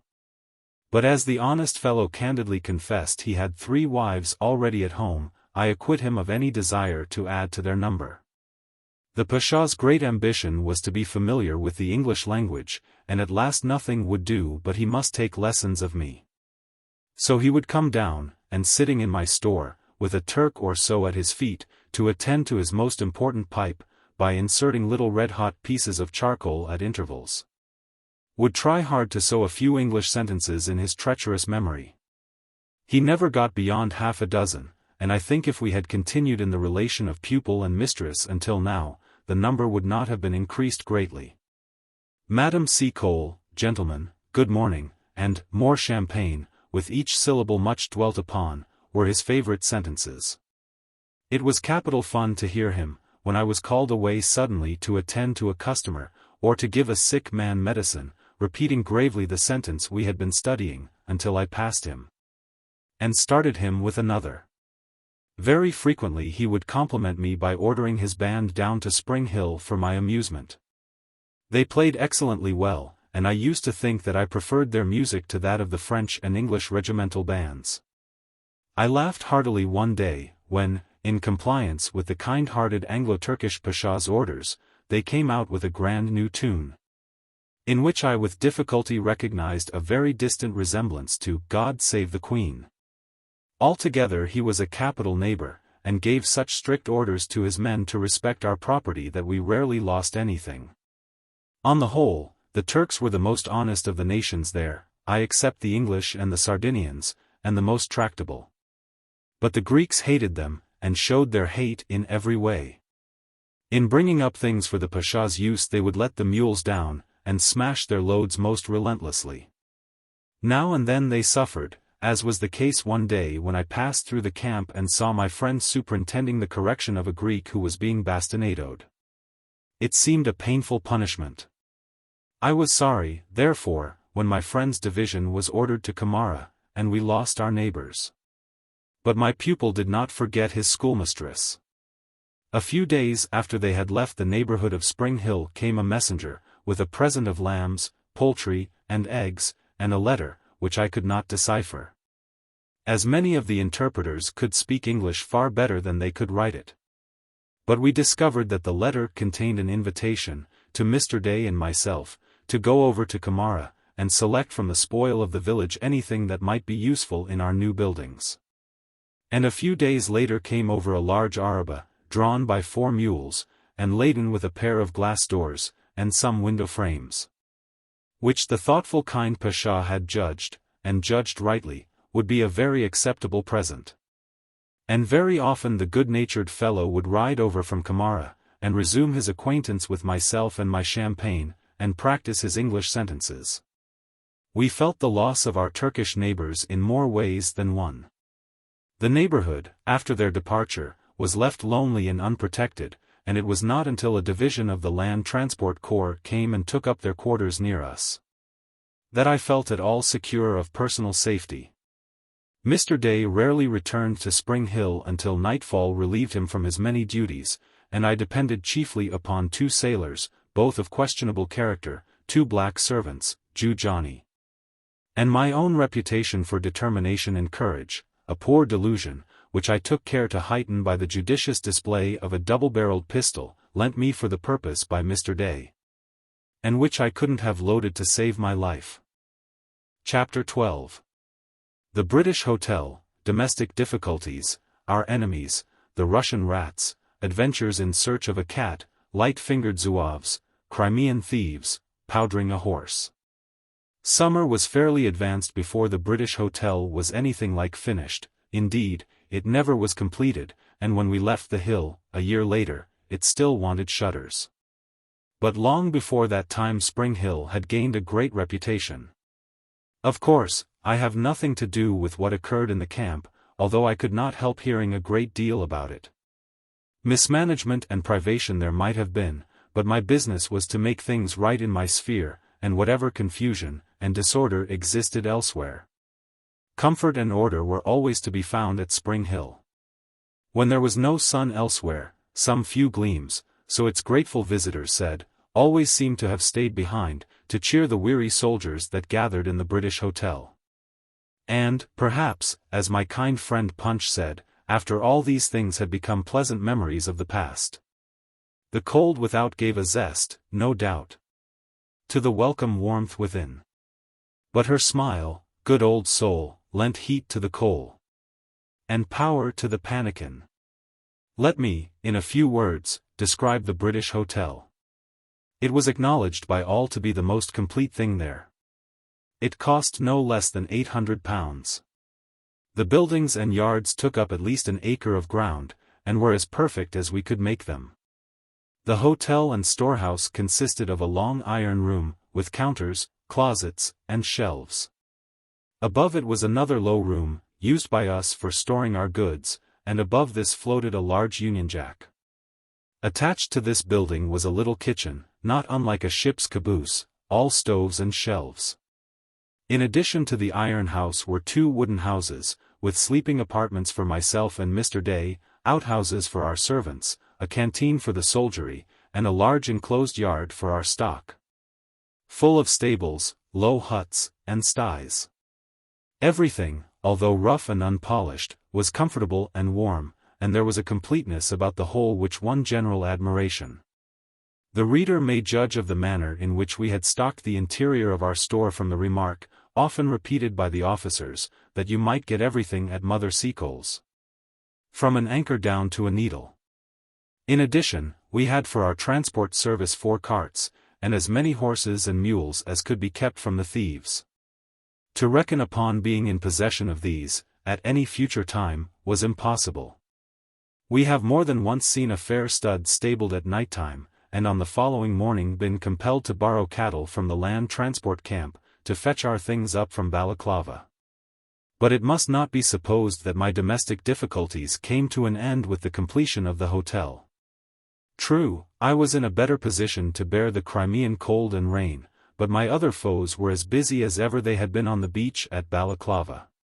Thieves, biped and quadruped, human and animal, troubled me more than ever, and perhaps the most difficult to deal with were the least dangerous.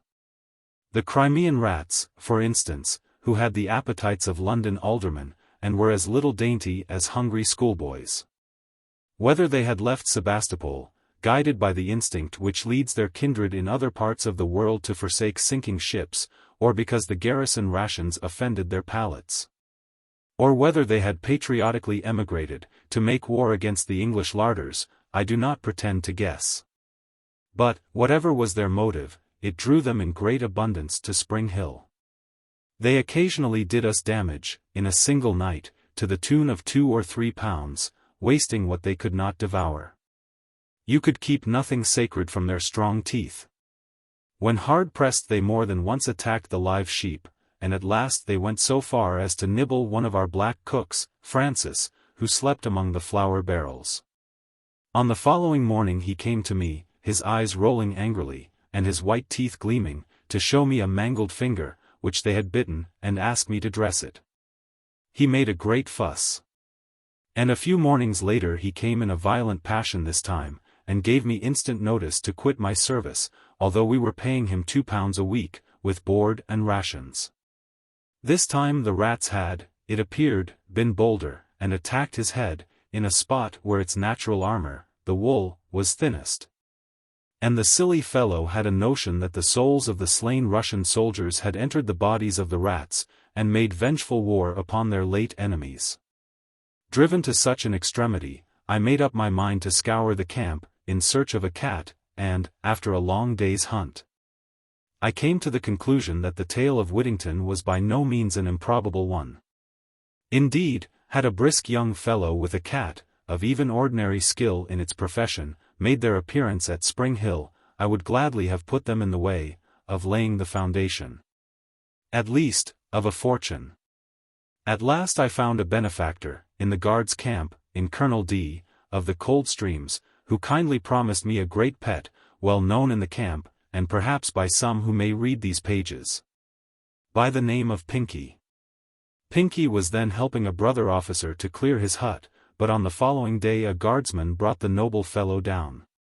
He lived in Clover for a few days, but he had an English cat-like attachment for his old house, and despite the abundance of game, Pinky soon stole away to his old master's quarters, 3 miles off. More than once the men brought him back to me, but the attractions of Spring Hill were never strong enough to detain him long with me. From the human thieves that surrounded Spring Hill I had to stand as sharp a siege as the Russians had in that poor city against which we heard the guns thundering daily. While the most cunning and desperate sorties were often made upon the most exposed parts of my defenses, and sometimes with success. Scores of the keenest eyes and hundreds of the sharpest fingers in the world were always ready to take advantage of the least oversight. I had to keep 2 boys, whose chief occupation was to watch the officers' horses, tied up to the doorposts of the British Hotel.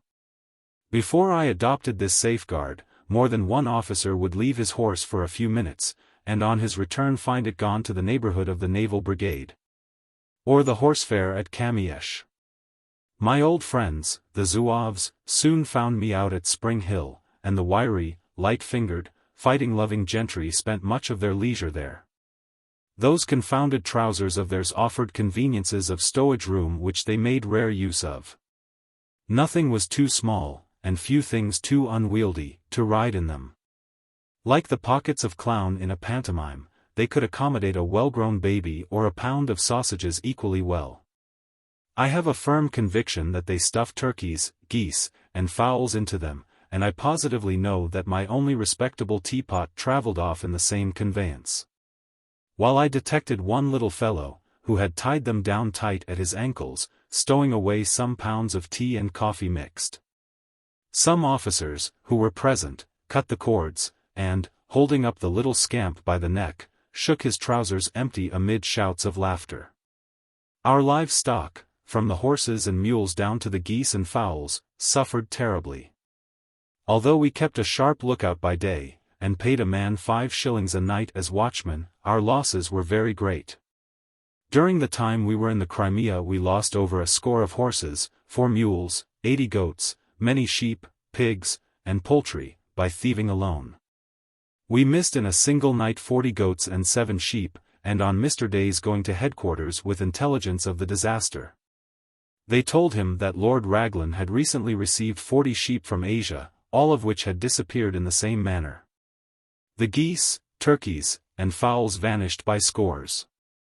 We found out afterwards that the watchman paid to guard the sheep, used to kill a few occasionally.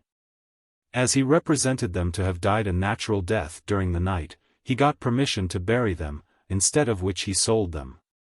King Frost claimed his share of our stock too, and on one December night, of the winter of 1855, killed no less than 40 sheep. It is all very well to smile at these things now, but at the time they were heartrending enough, and helped, if they did not cause, the ruin which eventually overtook the firm of Seacole and Day. The determination and zeal which besiegers and besieged showed with respect to a poor pig, which was quietly and unconsciously fattening in its sty, are worthy of record. Fresh pork, in the spring of 1855, was certainly one of those luxuries not easily obtainable in that part of the Crimea to which the British army was confined. And when it became known that Mother Seacole had purchased a promising young porker from one of the ships in Balaclava, and that, brave woman, she had formed the courageous resolution of fattening it for her favorites, the excitement among the frequenters of Spring Hill was very great. I could laugh heartily now, when I think of the amount of persuasion and courting I stood out for before I bound myself how its 4 legs were to be disposed of. I learnt more at that time of the trials and privileges of authority than I am ever likely to experience again. Upon my word, I think if the poor thing had possessed as many legs as my editor tells me somebody called the Hydra, with whom my readers are perhaps more familiar than I am, had heads, I should have found candidates for them. As it was, the contest for those I had to bestow was very keen, and the lucky individuals who were favored by me looked after their interests most carefully. One of them, to render mistake or misunderstanding impossible, entered my promise in my daybook. The reader will perhaps smile at the following important memorandum in the gallant officer's writing. Memorandum that Mrs. Seacole did this day. In the presence of Major A. and Lieutenant W., promise Captain H. R. A leg of the pig. Now it was well known that many greedy eyes and fingers were directed towards the plump fellow, and considerable interest was manifested in the result of the struggle. Mrs. Seacole versus thievery. I think they had some confidence in me, and that I was the favorite, but there was a large field against me, which found its backers also. And many a bet was laughingly laid on the ultimate fate of the unconscious porker. I baffled many a knavish trick to gain possession of the fine fellow. But, after all, I lost him in the middle of the day, when I thought the boldest rogues would not have run the risk. The shouts and laughter of some officers who were riding down from the front first informed me of my loss. Up they rode, calling out, "Mother Seacole! Old lady! Quick, the pig's gone!" I rushed out, injured woman that I was, and saw it all at a glance. But that my straw wide-awake was in the way, I could have torn my hair in my vexation. I rushed to the sty, found the nest warm, and with prompt decision prepared for speedy pursuit. Back I came to the horsemen, calling out, "Off with you, my sons! They can't have got very far away yet. Do your best to save my bacon." Delighted with the fun, the horsemen dispersed, laughing and shouting, stole away. Hark away! While I ran indoors, turned out all my available bodyguard, and started in pursuit also. Not half a mile off we soon saw a horseman wave his cap. And starting off into a run, came to a little hollow, where the poor panting animal and 2 Greek thieves had been run down. The provost marshal took the latter in hand willingly, and Piggy was brought home in triumph. But those who had pork expectancies, hearing of the adventure, grew so seriously alarmed at the narrow escape, that they petitioned me to run so desperate a hazard no longer. And the poor thing was killed on the following day, and distributed according to promise.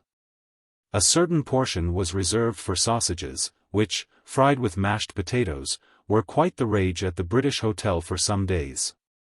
Some pork was also sent to headquarters, with an account of the dangers we ran from thieves. It drew the following kind acknowledgment from General B. Headquarters. "My dear Mrs. Seacole, I am very much obliged to you indeed for your pork. I have spoken to Colonel P. as to the police of your neighborhood, and he will see what arrangement can be made for the general protection of that line of road. When the highroad is finished, you will be better off. Let me know at the time of any depredations that are committed, and we will try and protect you. I am, faithfully yours, M.L.B." For the truth was, although I can laugh at my fears now, I was often most horribly frightened at Spring Hill, and there was cause for it too. My washerwoman, who, with her family, lived not half a mile from us, was with me one day, and carried off some things for the wash. On the following morning I was horrified to learn that she, her father, husband, and children, in all 7, had been most foully murdered during the night. Only one of the whole family recovered from her wounds, and lived to tell the tale. It created a great sensation at the time, and caused me to pass many a sleepless night, for the murderers were never discovered. Whilst I am upon the subject of Crimean thievery, I may as well exhaust it without paying any regard to the chronological order of my reminiscences. I have before mentioned what I suffered from the French. One day I caught one of our allies in my kitchen, robbing me in the most ungrateful manner. He had met with an accident near Spring Hill. I believe he belonged to a French regiment lent to assist the English in road-making, and had been doctored by me. And now I found him filling his pockets, before taking French leave of us. My black man, Francis, pulled from his pockets a yet warm fowl, and other provisions. We kicked him off the premises, and he found refuge with some men of the Army Works Corps, who pitied him and gave him shelter. He woke them in the middle of the night, laying hands rather clumsily on everything that was removable, and in the morning they brought him to me, to ask what they should do with him. Unluckily for him, a French officer of rank happened to be in the store, who, on hearing our tale, packed him off to his regiment.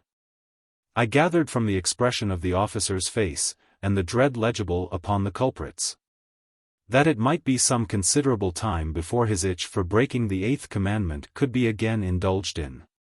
The trouble I underwent respecting a useful black mare, for which Mr. Day had given 30 guineas, and which carried me beautifully, was immense.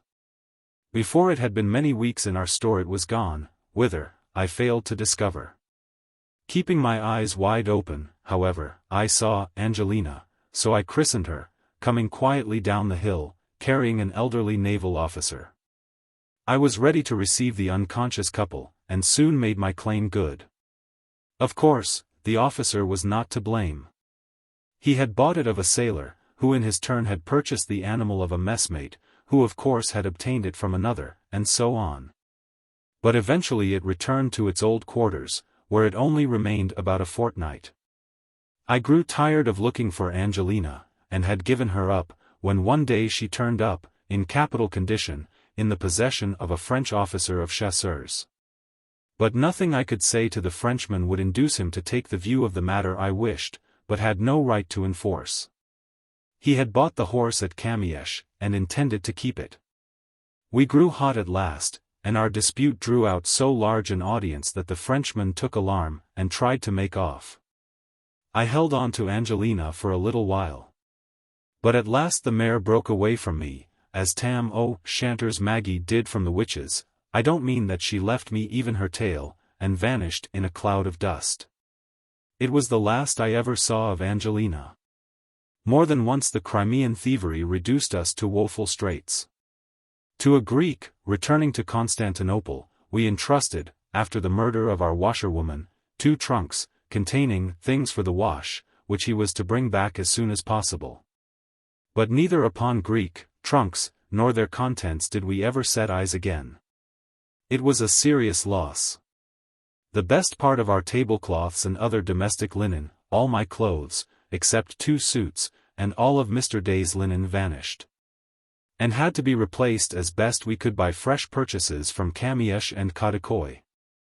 Perhaps the most ridiculous shift I was ever put to by the Crimean thieves happened when we rose one morning and found the greater part of our stud missing. I had, in the course of the day, urgent occasion to ride over to the French camp on the Chernaya. The only animal available for my transport was an old grey mare, who had contracted some equine disease of which I do not know the name, but which gave her considerable resemblance to a dog suffering from the mange. Now, go to the French camp I must, to borrow a horse was impossible, and something must be done with the grey. Suddenly one of those happy thoughts, which sometimes help us over our greatest difficulties, entered into my scheming brains. Could I not conceal the poor mare's worst blemishes? Her color was grey, would not a thick coating of flour from my dredger make all right? There was no time to be lost, the remedy was administered successfully, and off I started, but, alas! The wind was high and swept the skirts of my riding habit so determinately against the side of the poor beast, that before long its false coat was transferred to the dark cloth, and my innocent ruse exposed. The French are proverbially and really a polite and considerate nation. But I never heard more hearty peals of laughter from any sides than those which conveyed to me the horrible assurance that my scheme had unhappily failed. Chapter 13. My work in the Crimea. I hope the reader will give me credit for the assertion that I am about to make, viz., that I enter upon the particulars of this chapter with great reluctance. But I cannot omit them, for the simple reason that they strengthen my one and only claim to interest the public, viz., my services to the brave British Army in the Crimea. But, fortunately, I can follow a course which will not only render it unnecessary for me to sound my own trumpet, but will be more satisfactory to the reader. I can put on record the written opinions of those who had ample means of judging and ascertaining how I fulfilled the great object which I had in view in leaving England for the Crimea. And before I do so, I must solicit my reader's attention to the position I held in the camp as doctress, nurse, and mother. I have never been long in any place before I have found my practical experience in the science of medicine useful. Even in London I have found it of service to others. And in the Crimea, where the doctors were so overworked, and sickness was so prevalent, I could not be long idle. For I never forgot that my intention in seeking the army was to help the kind-hearted doctors, to be useful to whom I have ever looked upon and still regard as so high a privilege. But before very long I found myself surrounded with patients of my own, and this for 2 simple reasons. In the first place, the men, I am speaking of the ranks now, had a very serious objection to going into hospital for any but urgent reasons. And the regimental doctors were rather fond of sending them there. And, in the second place, they could and did get at my store sick comforts and nourishing food, which the heads of the medical staff would sometimes find it difficult to procure. These reasons, with the additional one that I was very familiar with the diseases which they suffered most from, and successful in their treatment, I say this in no spirit of vanity, were quite sufficient to account for the numbers who came daily to the British Hotel for medical treatment. That the officers were glad of me as a doctress and nurse may be easily understood. When a poor fellow lay sickening in his cheerless hut and sent down to me, he knew very well that I should not ride up in answer to his message empty-handed. And although I did not hesitate to charge him with the value of the necessaries I took him, still he was thankful enough to be able to purchase them. When we lie ill at home surrounded with comfort, we never think of feeling any special gratitude for the sickroom delicacies which we accept as a consequence of our illness. But the poor officer lying ill and weary in his crazy hut, dependent for the merest necessaries of existence upon a clumsy, ignorant soldier cook, who would almost prefer eating his meat raw to having the trouble of cooking it, our English soldiers are bad campaigners, often finds his greatest troubles in the want of those little delicacies with which a weak stomach must be humored into retaining nourishment. How often have I felt sad at the sight of poor lads, who in England thought attending early parade a hardship, and felt harassed if their neckcloths set awry, or the natty little boots would not retain their polish, bearing so nobly and bravely, trials and hardships to which the veteran campaigner frequently succumbed. Don't you think, reader, if you were lying, with parched lips and fading appetite, thousands of miles from mother, wife, or sister, loathing the rough food by your side, and thinking regretfully of that English home where nothing that could minister to your great need would be left untried, don't you think that you would welcome the familiar figure of the stout lady whose bony horse has just pulled up at the door of your hut, and whose panniers contain some cooling drink, a little broth, some homely cake, or a dish of jelly or blancmange? Don't you think, under such circumstances, that you would heartily agree with my friend Punch's remark? That berry-brown face, with a kind heart's trace impressed on each wrinkle sly, was a sight to behold. Through the snow clouds rolled, across that iron sky. I tell you, reader, I have seen many a bold fellow's eyes moisten at such a season, when a woman's voice and a woman's care have brought to their minds recollections of those happy English homes which some of them never saw again. But many did, who will remember their woman comrade upon the bleak and barren heights before Sebastopol. Then their calling me mother was not, I think, altogether unmeaning. I used to fancy that there was something homely in the word, and, reader, you cannot think how dear to them was the smallest thing that reminded them of home. Some of my Crimean patients, who were glad of me as nurse and doctress, bore names familiar to all England, and perhaps, did I ask them, they would allow me to publish those names. I am proud to think that a gallant sailor, on whose brave breast the Order of Victoria rests, a more gallant man can never wear it, sent for the doctress whom he had known in Kingston, when his arm, wounded on the fatal 18th of June, refused to heal, and I think that the application I recommended did it good.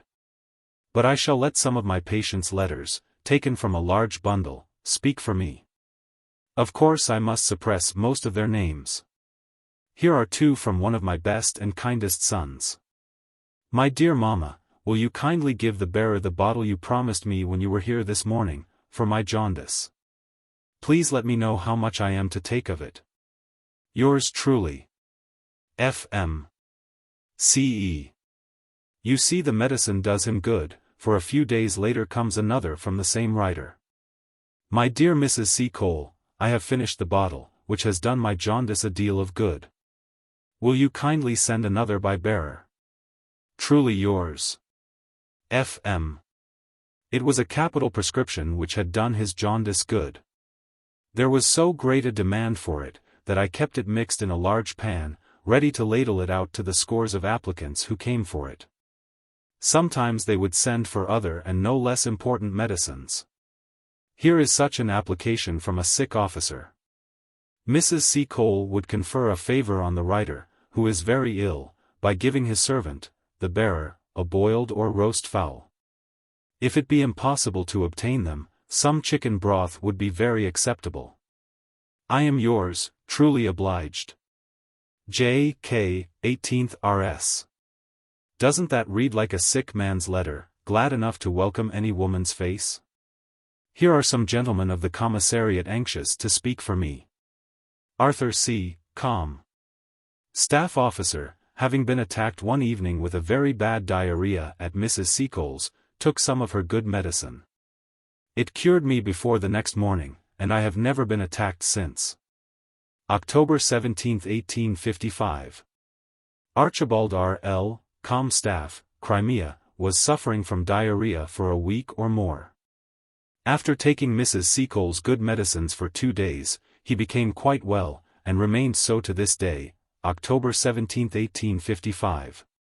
Here is Mr. M., Paymaster of the Land Transport Corps, ready with a good account of my services. I certify that Madame Seacole twice cured me effectually of dysentery while in the Crimea. And also my clerk and the men of my corps, to my certain knowledge. And some of the men shall speak for themselves. Stationary Engine, December 1, 1855. I certify that I was severely attacked by diarrhea after landing in the Crimea. I took a great deal of medicine, but nothing served me until I called on Mrs. Seacole. She gave me her medicine but once, and I was cured effectually. William Knowles, Surgt, L.T.C. This is to certify that William Rowe, L.T.C. had a severe attack of illness, and was in a short time restored to health by the prompt attention and medical skill of Mrs. Seacole, British Hotel, Spring Hill, Crimea. Many of my patients belonged to the Land Transport and Army Works Corps. The former indeed were in my close neighborhood, and their hospital was nearly opposite to the British Hotel. I did all I could for them, and have many letters expressive of their gratitude. From them I select the following. Headquarters, Camp, Crimea, June 30, 1856. I have much pleasure in bearing testimony to Mrs. Seacole's kindness and attention to the sick of the Railway Labourers Army Works Corps and Land Transport Corps during the winters of 1854 and 1855. She not only, from the knowledge she had acquired in the West Indies, was enabled to administer appropriate remedies for their ailments, but, what was of as much or more importance, she charitably furnished them with proper nourishment, which they had no means of obtaining except in the hospital, and most of that class had an objection to go into hospital. Particularly the railway laborers and the men of the Army Works Corps. John Hull, Inspector General of Hospitals. I hope that Mr. P., of the Army Works Corps, will pardon my laying the following letter before the public. Dear Mrs. Seacole, it is with feelings of great pleasure that I hear you are safely arrived in England. Upon which I beg to congratulate you, and return you many thanks for your kindness whilst in the Crimea. The bitter sherry you kindly made up for me was in truth a great blessing to both myself and my son, and as I expect to go to Bombay shortly, I would feel grateful to you if you would favour me with the receipt for making it, as it appears to be so very grateful a beverage for weakness and bowel complaints in a warm climate. With many kind regards, believe me, dear madam, your obliged servant, Samuel P., late Superintendent Army Works Corps. Here is a certificate from one of the Army Works men, to whose case I devoted no little time and trouble. I certify that I was laboring under a severe attack of diarrhea last August, and that I was restored to health through the instrumentality and kindness of Mrs. Seacole. I also certify that my fingers were severely jammed whilst at work at Frenchman's Hill, and Mrs. Seacole cured me after 3 doctors had fruitlessly attempted to cure them. And I cannot leave the Crimea without testifying to the kindness and skill of Mrs. Seacole, and may God reward her for it. James Wallen, 5th Division Army Works Corps. Here are 3 more letters, and the last I shall print, from a sailor, a soldier, and a civilian. This is to certify that William Adams, caulker, of HMS Wasp, and belonging to the Royal Naval Brigade, had a severe attack of cholera, and was cured in a few hours by Mrs. Seacole. I certify that I was troubled by a severe inflammation of the chest, caused by exposure in the trenches, for about 4 months, and that Mrs. Seacole's medicine completely cured me in 1 month. And may God reward her. Charles Flynn, Circt. 3rd County. R.S.M. Upper Clapton, Middlesex, March 2, 1856. Dear Madam, having been informed by my son, Mr. Edward Gill, of St. George's Store, Crimea, of his recent illness, jaundice, and of your kind attention and advice to him during that illness, and up to the time he was, by the blessing of God and your assistance, restored to health, permit me, on behalf of myself, my wife, and my family, to return you our most grateful thanks, trusting you may be spared for many years to come, in health of body and vigor of mind, to carry out your benevolent intention. Believe me, my dear Madam, yours most gratefully, Edward Gill. And now that I have made this a chapter of testimonials, I may as well finish them right off, and have done with them altogether. I shall trouble the patient reader with 4 more only, which I have not the heart to omit. Sebastopol, July 1, 1856. Mrs. Seacole was with the British Army in the Crimea from February, 1855, to this time. This excellent woman has frequently exerted herself in the most praiseworthy manner in attending wounded men, even in positions of great danger, and in assisting sick soldiers by all means in her power. In addition, she kept a very good store, and supplied us with many comforts at a time we much required them. William P. Adjutant General of the British Army in the Crimea. July 1, 1856. I have much pleasure in stating that I am acquainted with Mrs. Seacole, and from all that I have seen or heard of her, I believe her to be a useful and good person, kind and charitable. C. A. W. Light, Gen. Com. of Sebastopol. The third is from the pen of one who at that time was more looked to, and better known, than any other man in the Crimea. In the 2nd volume of Russell's Letters from the Seat of War, p. 187, is the following entry. In the hour of their illness these men, Army Works Corps, in common with many others, have found a kind and successful physician. Close to the railway, halfway between the Col de Balaclava and Kadikoy, Mrs. Seacole, formerly of Kingston and of several other parts of the world, such as Panama and Chagres, has pitched her abode, an iron storehouse with wooden sheds and outlying tributaries, and here she doctors and cures all manner of men with extraordinary success. She is always in attendance near the battlefield to aid the wounded, and has earned many a poor fellow's blessings. Yes. I cannot, referring to that time, conscientiously charge myself with doing less for the men who had only thanks to give me, than for the officers whose gratitude gave me the necessaries of life. I think I was ever ready to turn from the latter to help the former, humble as they might be, and they were grateful in their way, and as far as they could be. They would buy me apples and other fruit at Balaclava, and leave them at my store.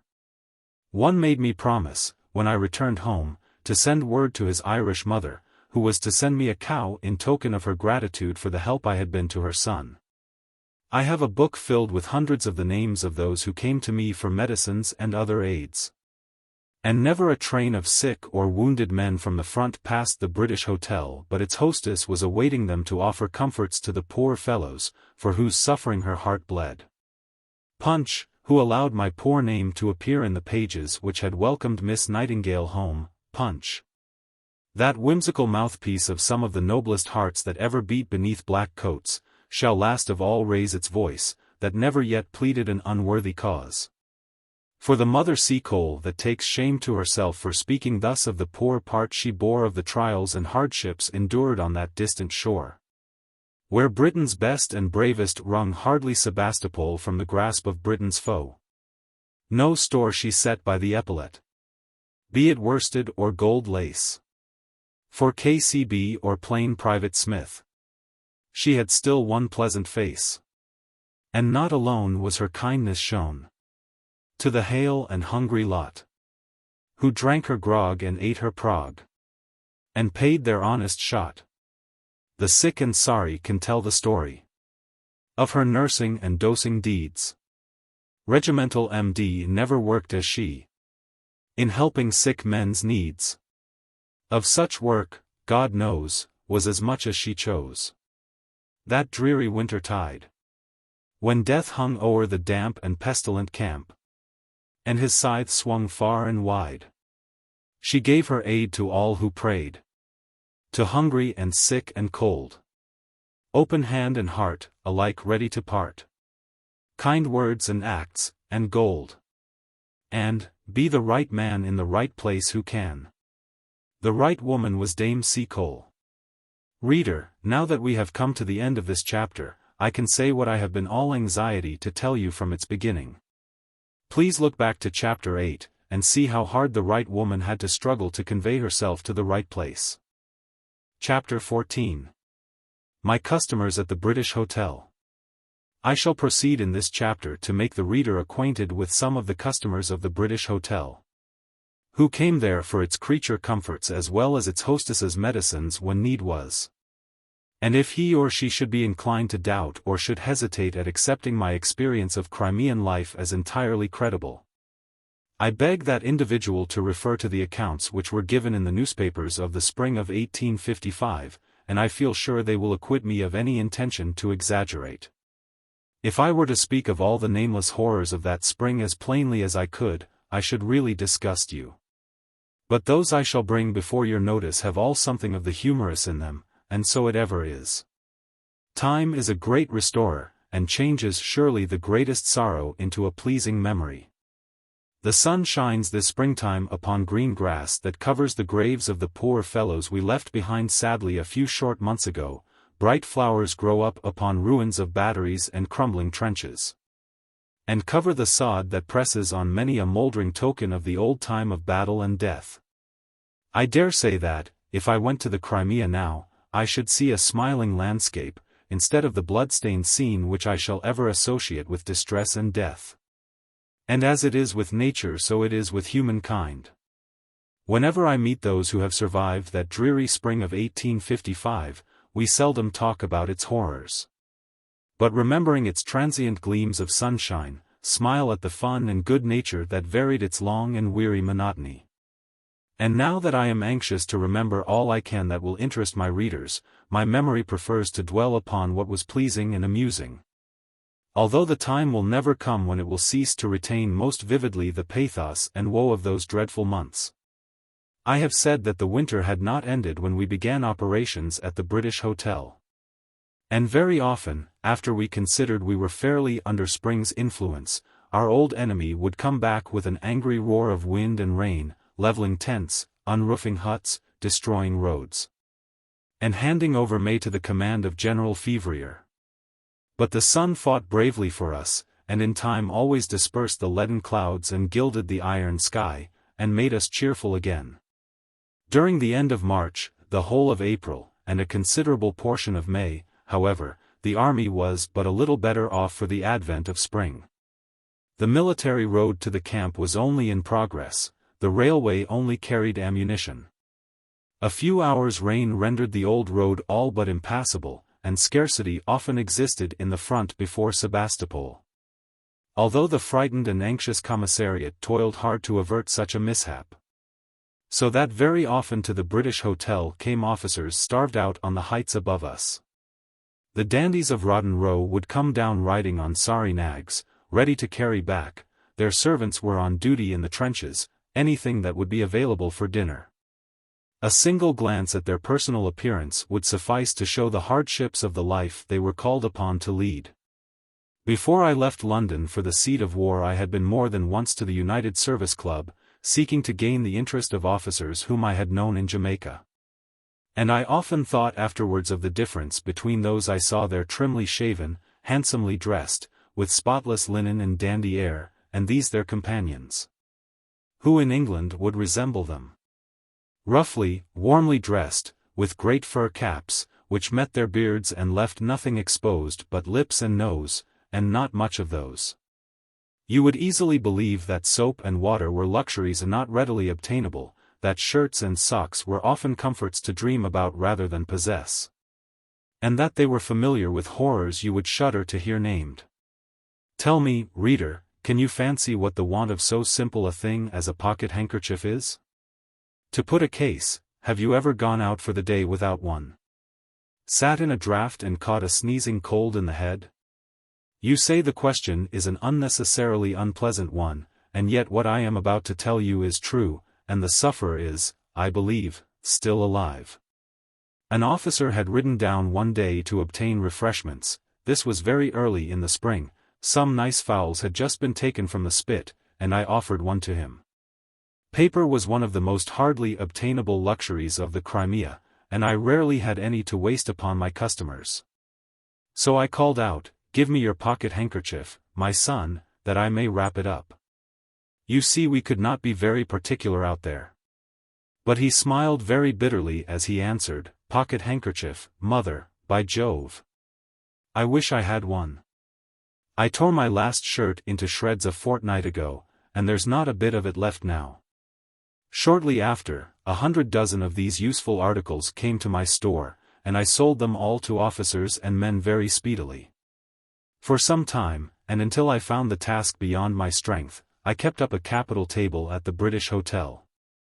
But at last I gave up doing so professedly, and my hungry customers had to make shift with whatever was on the premises.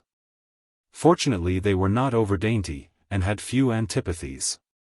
My duties increased so rapidly, that sometimes it was with difficulty that I found time to eat and sleep. Could I have obtained good servants, my daily labors would have been lightened greatly.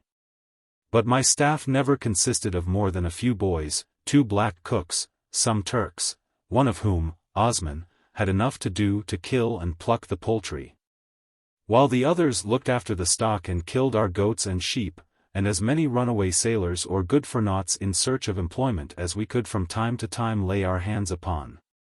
But they never found my larder entirely empty. I often used to roast a score or so of fowls daily, besides boiling hams and tongues. Either these or a slice from a joint of beef or mutton you would be pretty sure of finding at your service in the larder of the British Hotel. Would you like, gentle reader, to know what other things suggestive of home and its comforts your relatives and friends in the Crimea could obtain from the hostess of Spring Hill? I do not tell you that the following articles were all obtainable at the commencement, but many were. The time was indeed when, had you asked me for mock turtle and venison, you should have had them, preserved in tins, but that was when the Crimea was flooded with plenty, too late, alas, to save many whom want had killed. But had you been doing your best to batter Sebastopol about the ears of the Russians in the spring and summer of the year before last, the firm of Seacole and Day would have been happy to have served you with, I omit ordinary things, linen and hosiery, saddlery, caps, boots and shoes, for the outer man. And for the inner man, meat and soups of every variety in tins. You can scarcely conceive how disgusted we all became at last with preserved provisions. Salmon, lobsters, and oysters, also in tins, which last beaten up into fritters, with onions, butter, eggs, pepper, and salt, were very good. Game, wild fowl, vegetables, also preserved, eggs, sardines, curry powder, cigars, tobacco, snuff, cigarette papers, tea, coffee, tooth powder, and currant jelly.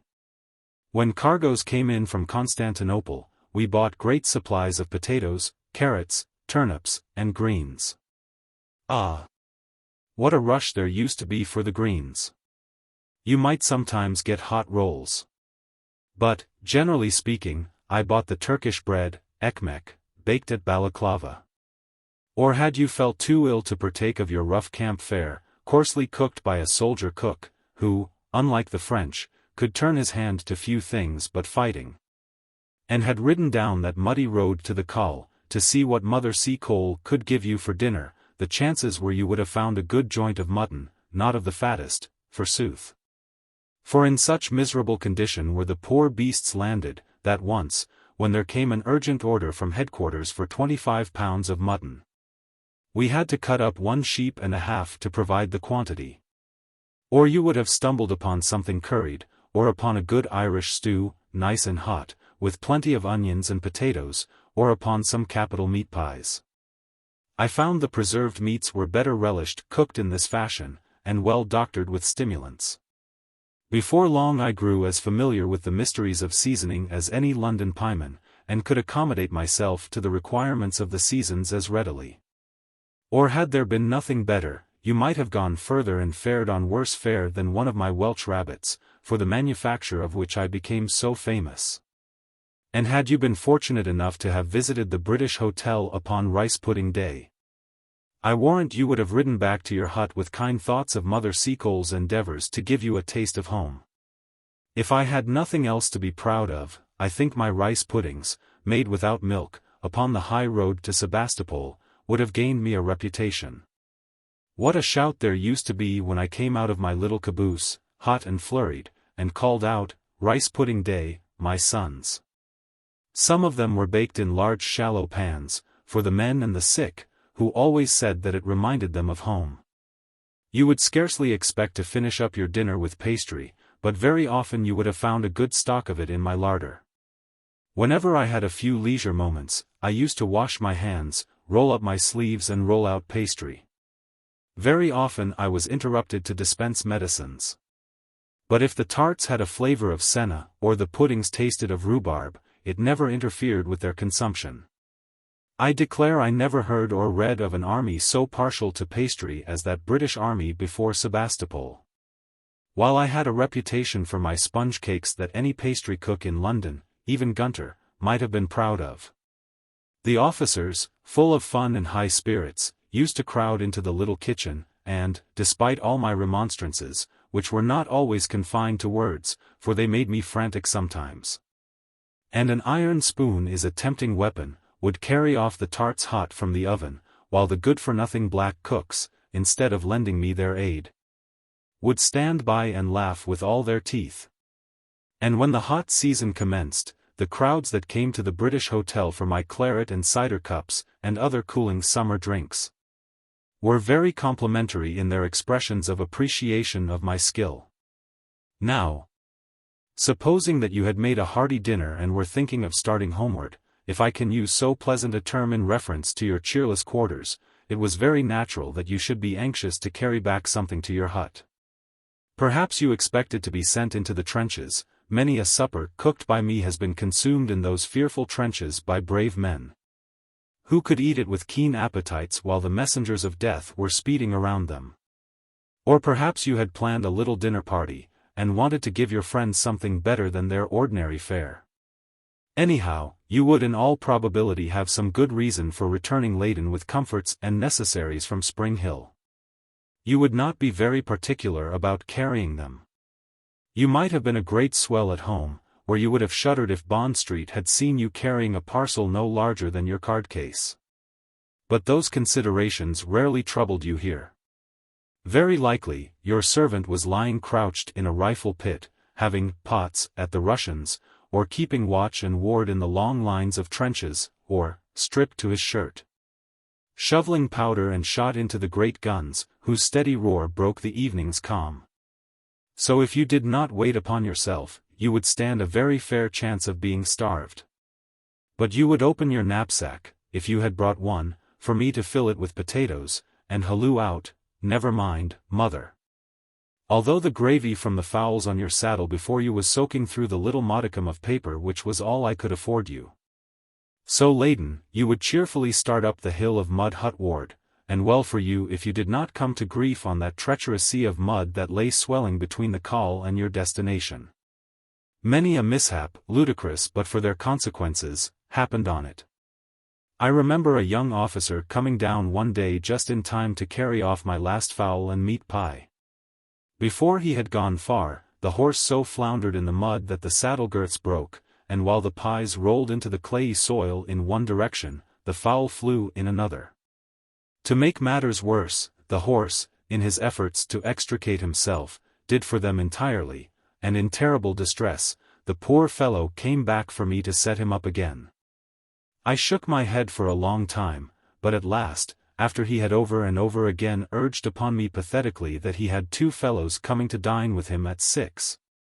And nothing in the world in his hut but salt pork, I resigned a plump fowl which I had kept back for my own dinner. Off he started again, but soon came back with, "Oh, mother, I forgot all about the potatoes, they've all rolled out upon that road, you must fill my bag again."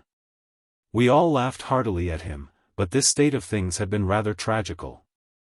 Before I bring this chapter to a close, I should like, with the reader's permission, to describe one day of my life in the Crimea.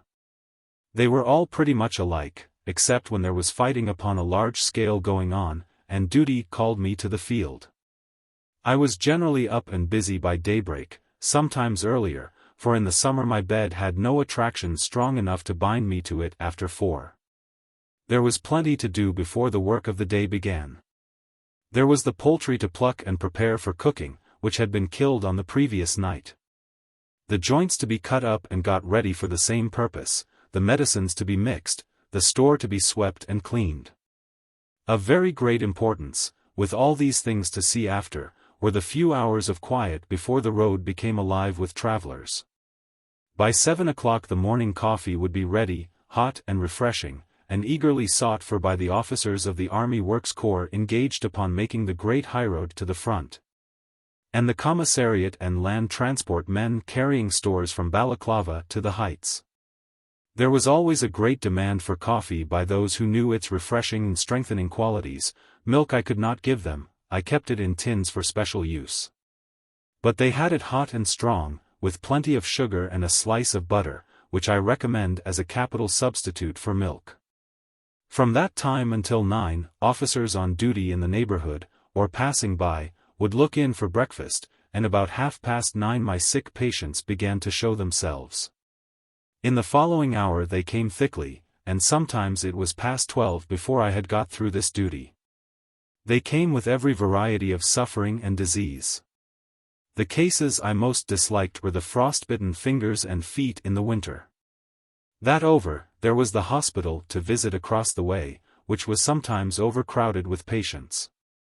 I was a good deal there, and as often as possible would take over books and papers, which I used to borrow for that purpose from my friends and the officers I knew.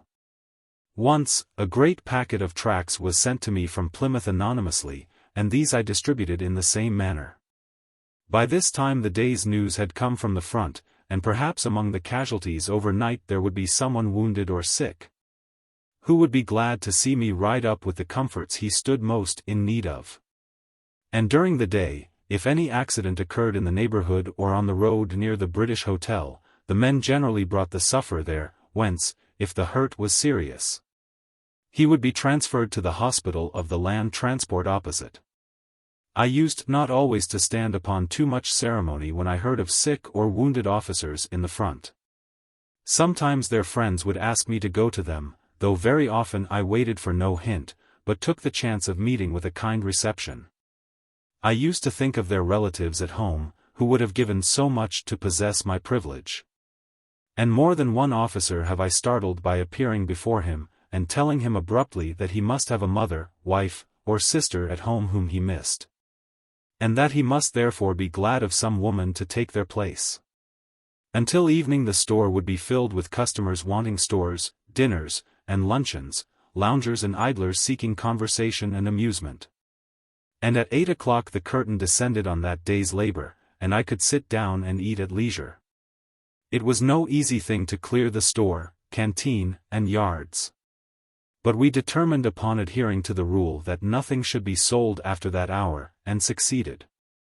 Anyone who came after that time, came simply as a friend.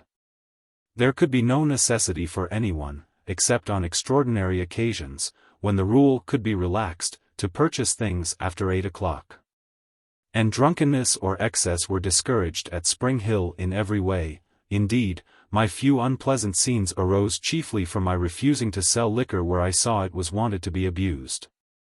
I could appeal with a clear conscience to all who knew me there, to back my assertion that I neither permitted drunkenness among the men nor gambling among the officers. Whatever happened elsewhere, intoxication, cards, and dice were never to be seen, within the precincts of the British Hotel. My regulations were well known, and a kind-hearted officer of the Royals, who was much there, and who permitted me to use a familiarity towards him which I trust one never abused, undertook to be my provost marshal, but his duties were very light.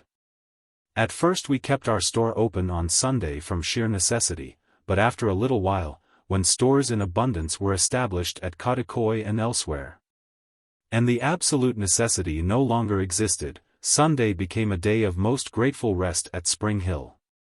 This step also met with opposition from the men, but again we were determined, and again we triumphed. I am sure we needed rest. I have often wondered since how it was that I never fell ill or came home on urgent private affairs. I am afraid that I was not sufficiently thankful to the Providence which gave me strength to carry out the work I loved so well, and felt so happy in being engaged upon. But although I never had a week's illness during my campaign, the labor, anxiety, and perhaps the few trials that followed it, have told upon me. I have never felt since that time the strong and hardy woman that I was when I braved with impunity the pestilence of Navy Bay and Cruces. It would kill me easily now. Chapter 15. My first glimpse of war, advance of my Turkish friends on Camara, visitors to the camp, Miss Nightingale, Mons. Sawyer and the cholera, summer in the Crimea, thirsty souls, death busy in the trenches.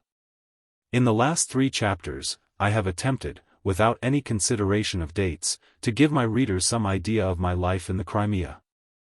I am fully aware that I have jumbled up events strangely, talking in the same page, and even sentence, of events which occurred at different times. But I have 3 excuses to offer for my unhistorical inexactness. In the first place, my memory is far from trustworthy, and I kept no written diary. In the second place, the reader must have had more than enough of journals and chronicles of Crimean life, and I am only the historian of Spring Hill. And in the third place, unless I am allowed to tell the story of my life in my own way, I cannot tell it at all. I shall now endeavor to describe my out-of-door life as much as possible, and write of those great events in the field of which I was a humble witness. But I shall continue to speak from my own experience simply. And if the reader should be surprised at my leaving any memorable action of the army unnoticed, he may be sure that it is because I was mixing medicines or making good things in the kitchen of the British Hotel, and first heard the particulars of it, perhaps, from the newspapers which came from home. My readers must know, too, that they were much more familiar with the history of the camp at their own firesides, than we who lived in it. Just as a spectator seeing one of the battles from a hill, as I did the Chernaya, knows more about it than the combatant in the valley below, who only thinks of the enemy whom it is his immediate duty to repel. So you, through the valuable aid of the cleverest man in the whole camp, read in the Times columns the details of that great campaign, while we, the actors in it, had enough to do to discharge our own duties well, and rarely concerned ourselves in what seemed of such importance to you. And so very often a desperate skirmish or hard-fought action, the news of which created so much sensation in England, was but little regarded at Spring Hill. My first experience of battle was pleasant enough. Before we had been long at Spring Hill, Omar Pasha got something for his Turks to do, and one fine morning they were marched away towards the Russian outposts on the road to Baidar. I accompanied them on horseback, and enjoyed the sight amazingly. English and French cavalry preceded the Turkish infantry over the plain, yet full of memorials of the terrible light cavalry charge a few months before. And while one detachment of the Turks made a reconnaissance to the right of the Chernaya, another pushed their way up the hill, towards Camara, driving in the Russian outposts, after what seemed but a slight resistance. It was very pretty to see them advance, and to watch how every now and then little clouds of white smoke puffed up from behind bushes and the crests of hills, and were answered by similar puffs from the long line of busy skirmishers that preceded the main body. This was my first experience of actual battle, and I felt that strange excitement which I do not remember on future occasions, coupled with an earnest longing to see more of warfare, and to share in its hazards. It was not long before my wish was gratified. I do not know much of the second bombardment of Sebastopol in the month of April, although I was as assiduous as I could be in my attendance at Cathcart's Hill. I could judge of its severity by the long trains of wounded which passed the British Hotel. I had a stretcher laid near the door, and very often a poor fellow was laid upon it, outwearied by the terrible conveyance from the front.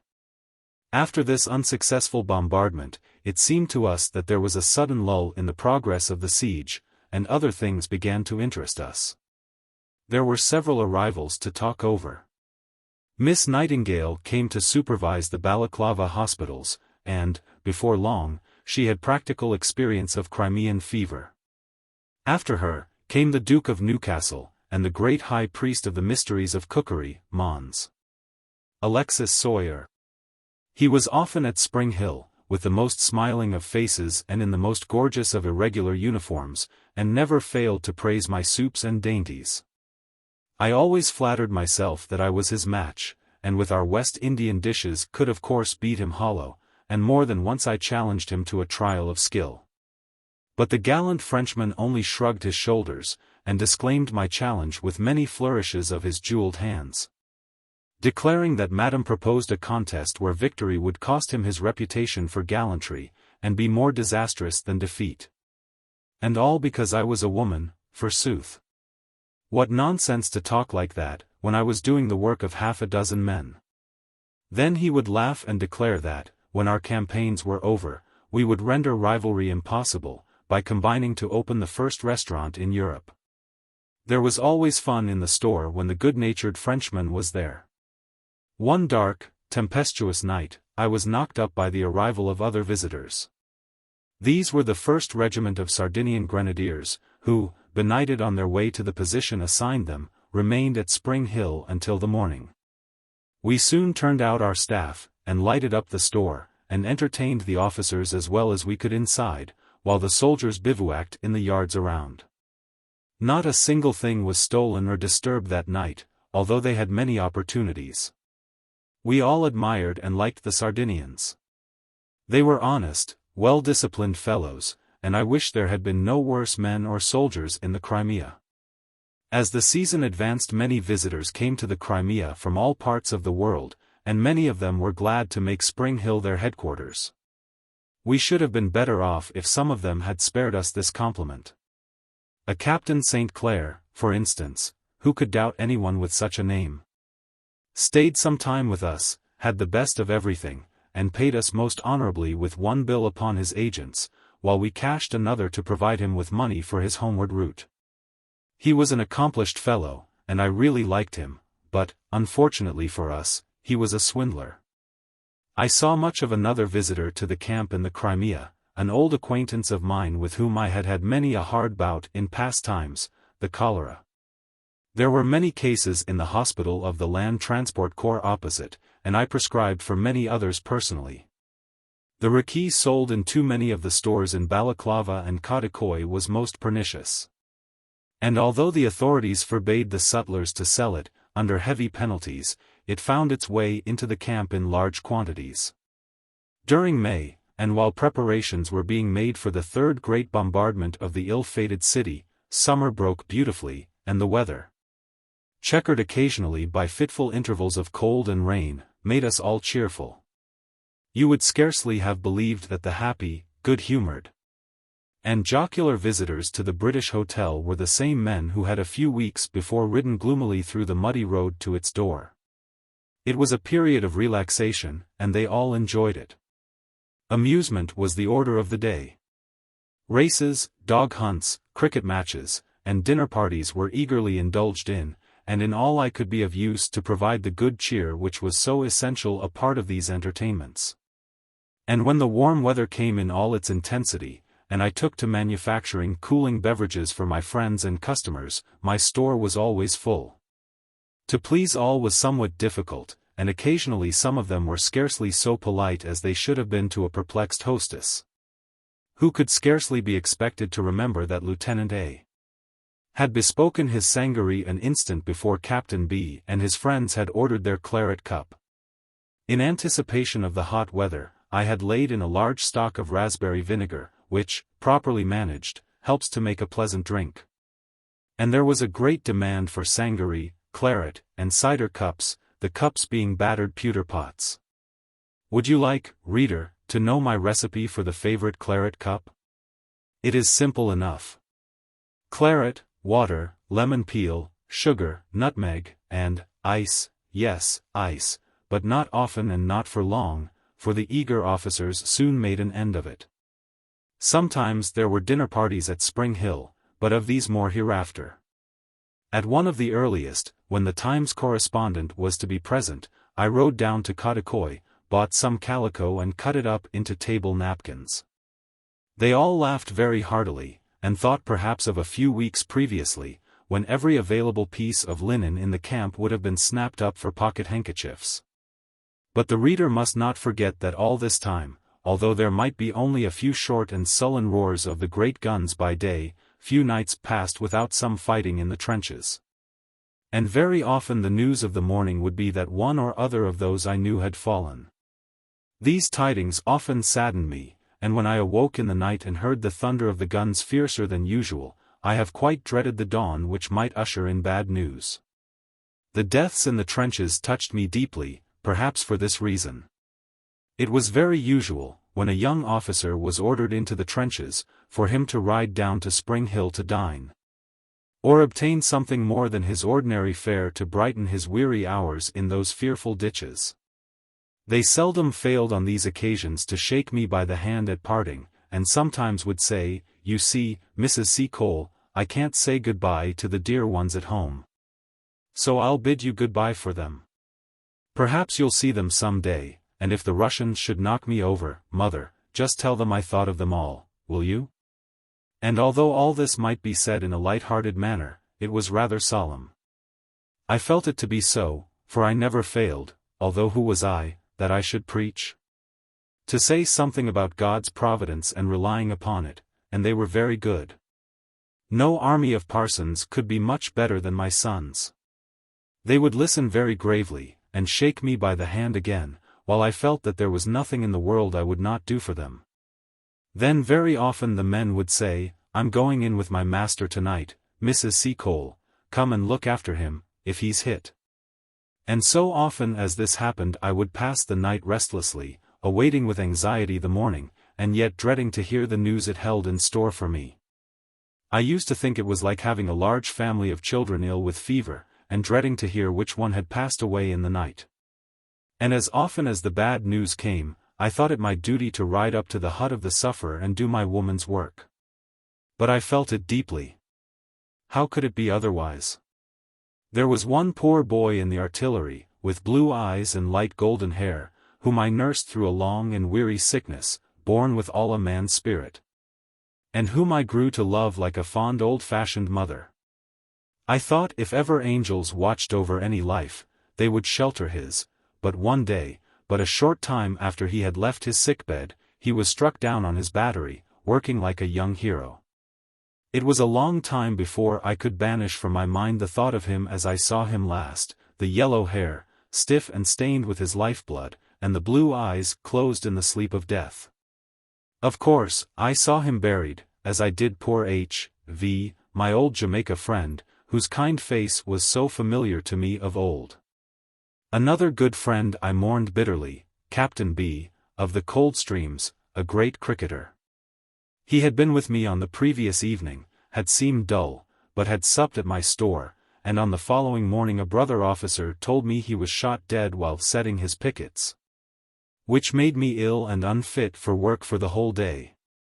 Mind you, a day was a long time to give to sorrow in the Crimea. I could give many other similar instances, but why should I sadden myself or my readers? Others have described the horrors of those fatal trenches, but their real history has never been written, and perhaps it is as well that so harrowing a tale should be left in oblivion. Such anecdotes as the following were very current in the camp, but I have no means of answering for its truth. Two sergeants met in the trenches, who had been schoolmates in their youth. Years had passed since they set out for the battle of life by different roads, and now they met again under the fire of a common enemy. With one impulse they started forward to exchange the hearty handshake and the mutual greetings, and while their hands were still clasped, a chance shot killed both. Chapter 16. Under fire on the fatal 18th of June, before the Redan, at the cemetery, the armistice, deaths at headquarters, depression in the camp, plenty in the Crimea, the plague of flies, under fire at the Battle of the Chernaya, work on the field, my patience. Before I left the Crimea to return to England, the Adjutant General of the British Army gave me a testimonial, which the reader has already read in Chapter 14. In which he stated that I had frequently exerted myself in the most praiseworthy manner in attending wounded men, even in positions of great danger. The simple meaning of this sentence is that, in the discharge of what I conceived to be my duty, I was frequently under fire. Now I am far from wishing to speak of this fact with any vanity or pride, because, after all, one soon gets accustomed to it, and it fails at last to create more than temporary uneasiness. Indeed, after Sebastopol was ours, you might often see officers and men strolling coolly, even leisurely, across and along those streets, exposed to the enemy's fire, when a little haste would have carried them beyond the reach of danger. The truth was, I believe, they had grown so habituated to being in peril from shot or shell, that they rather liked the sensation, and found it difficult to get on without a little gratuitous excitement and danger.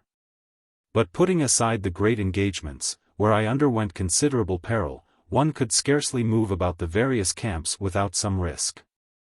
The Russians had, it seemed, sunk great ships' guns into the earth, from which they fired shot and shell at a very long range, which came tumbling and plunging between, and sometimes into the huts and tents, in a very unwieldy and generally harmless fashion.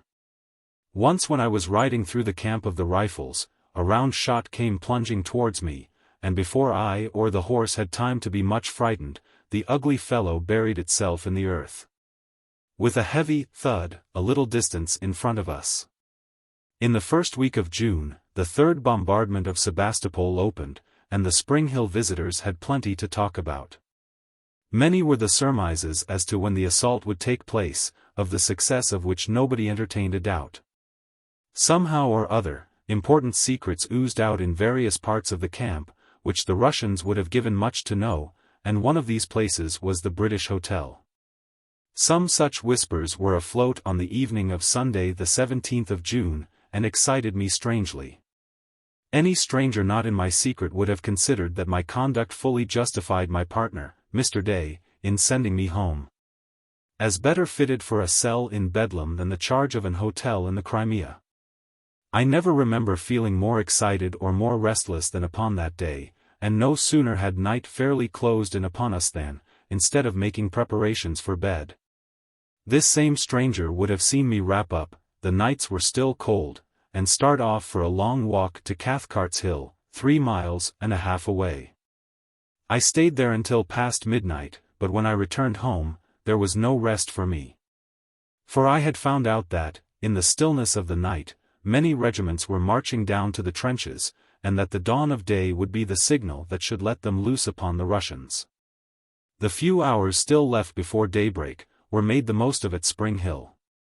We were all busily occupied in cutting bread and cheese and sandwiches, packing up fowls, tongues, and ham, wine and spirits, while I carefully filled the large bag, which I always carried into the field slung across my shoulder, with lint, bandages, needles, thread, and medicines.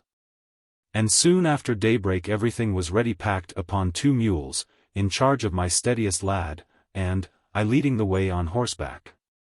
The little cavalcade left the British Hotel before the sun of the fatal 18th of June had been many hours old. It was not long before our progress was arrested by the cavalry pickets closely stationed to stop all stragglers and spectators from reaching the scene of action. But after a blight parley and when they found out who I was, and how I was prepared for the day's work, the men raised a shout for me, and, with their officer's sanction, allowed me to pass.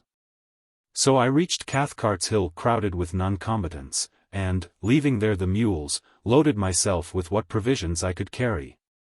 And, it was a work of no little difficulty and danger, succeeded in reaching the reserves of Sir Henry Barnard's division, which was to have stormed something, I forget what.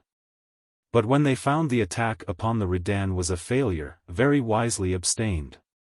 Here I found plenty of officers who soon relieved me of my refreshments, and some wounded men who found the contents of my bag very useful. At length I made my way to the Warrens off-road, where the temporary hospital had been erected, and there I found the doctors hard enough at work, and hastened to help them as best I could.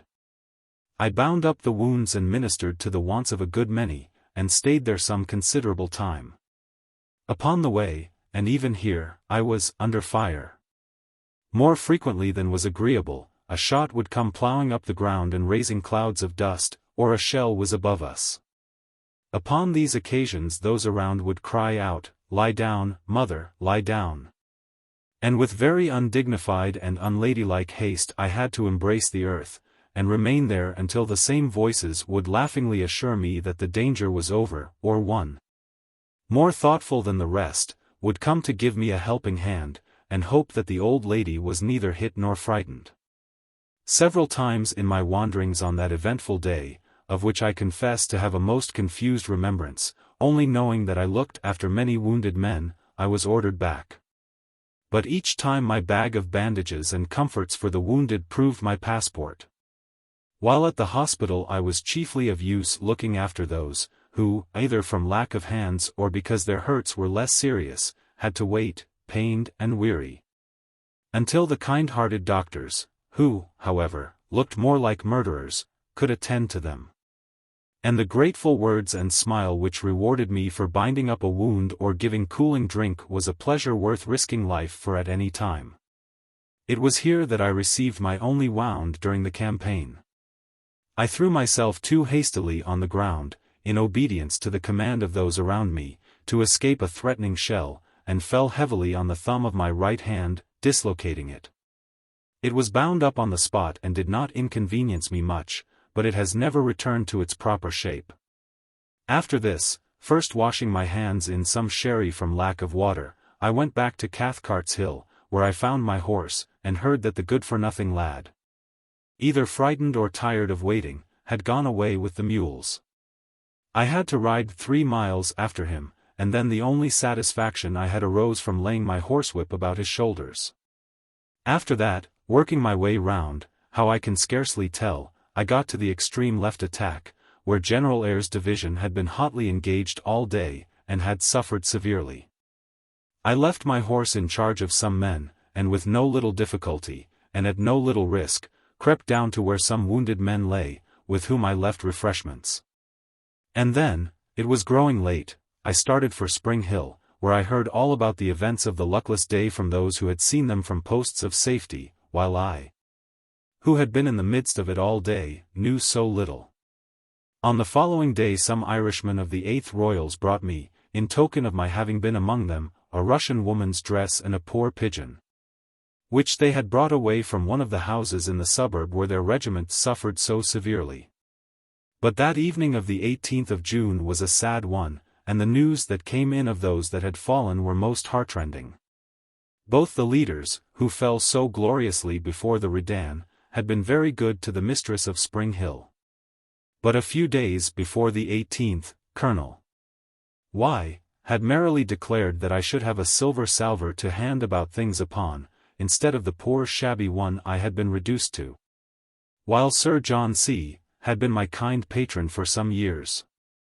It was in my house in Jamaica that Lady C. had once lodged when her husband was stationed in that island. And when the recall home came, Lady C., who, had she been like most women, would have shrunk from any exertion, declared that she was a soldier's wife and would accompany him. Fortunately the Blenheim was detained in the roads a few days after the time expected for her departure, and I put into its father's arms a little Scotchman, born within sight of the blue hills of Jamaica. And yet with these at home, the brave general, as I read in the Times a few weeks later, displayed a courage amounting to rashness, and, sending away his aides de camp, rushed on to a certain death. On the following day, directly I heard of the armistice, I hastened to the scene of action, anxious to see once more the faces of those who had been so kind to me in life. That battlefield was a fearful sight for a woman to witness, and if I do not pray God that I may never see its like again, it is because I wish to be useful all my life.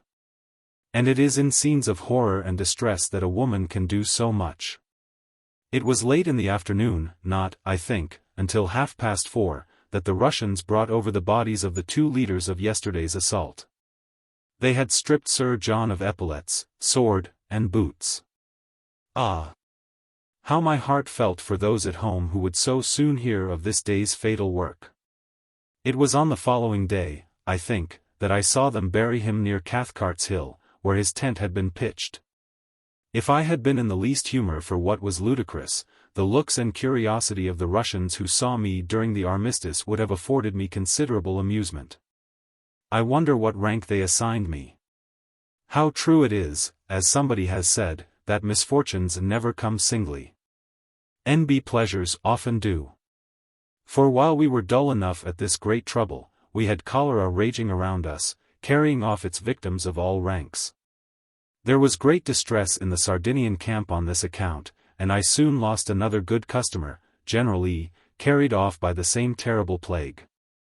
Before Mrs. E. left the Crimea, she sent several useful things, kept back from the sale of the General's effects. At this sale I wanted to buy a useful wagon, but did not like to bid against Lord W., who purchased it. But, I tell this anecdote to show how kind they all were to me. When his lordship heard of this he sent it over to Spring Hill, with a message that it was mine for a far lower price than he had given for it. And since my return home I have had to thank the same nobleman for still greater favors. But who, indeed, has not been kind to me? Within a week after General E.'s death, a still greater calamity happened. Lord Raglan died, that great soldier who had such iron courage, with the gentle smile and kind word that always show the good man. I was familiar enough with his person. For, although people did not know it in England, he was continually in the saddle looking after his suffering men, and scheming plans for their benefit. And the humblest soldier will remember that, let who might look stern and distant, the first man in the British Army ever had a kind word to give him. During the time he was ill I was at headquarters several times, and once his servants allowed me to peep into the room where their master lay. I do not think they knew that he was dying, but they seemed very sad and low, far more so than he for whom they feared. And on the day of his funeral I was there again. I never saw such heartfelt gloom as that which brooded on the faces of his attendants.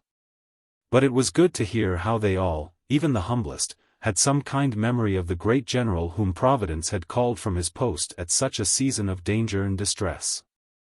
And once again they let me into the room in which the coffin lay, and I timidly stretched out my hand and touched a corner of the Union Jack which lay upon it. And then I watched it wind its way through the long lines of soldiery towards Kamiesch, while, ever and anon, the guns thundered forth in sorrow, not in anger. And for days after I could not help thinking of the Caradoc, which was ploughing its way through the sunny sea with its sad burden. It was not in the nature of the British Army to remain long dull, and before very long we went on gaily as ever, forgetting the terrible 18th of June. Or only remembering it to look forward to the next assault compensating for all. And once more the British Hotel was filled with a busy throng, and laughter and fun re-echoed through its iron rafters. Nothing of consequence was done in the front for weeks, possibly because Mr. Russell was taking holiday, and would not return until August. About this time the stores of the British Hotel were well filled, not only with every conceivable necessary of life, but with many of its most expensive luxuries. It was at this period that you could have asked for few things that I could not have supplied you with on the spot, or obtained for you. If you had a little patience and did not mind a few weeks' delay. Not only Spring Hill and Kadikoi, which, a poor place enough when we came, had grown into a town of stores, and had its market regulations and police. But the whole camp shared in this unusual plenty. Even the men could afford to despise salt meat and pork, and fed as well, if not better, than if they had been in quarters at home. And there were coffee-houses and places of amusement opened at Balaclava, and balls given in some of them, which raised my temper to an unwonted pitch. Because I foresaw the dangers which they had for the young and impulsive. And sure enough they cost several officers their commissions. Right glad was I one day when the great purifier, fire, burnt down the worst of these places and ruined its owner, a bad Frenchwoman.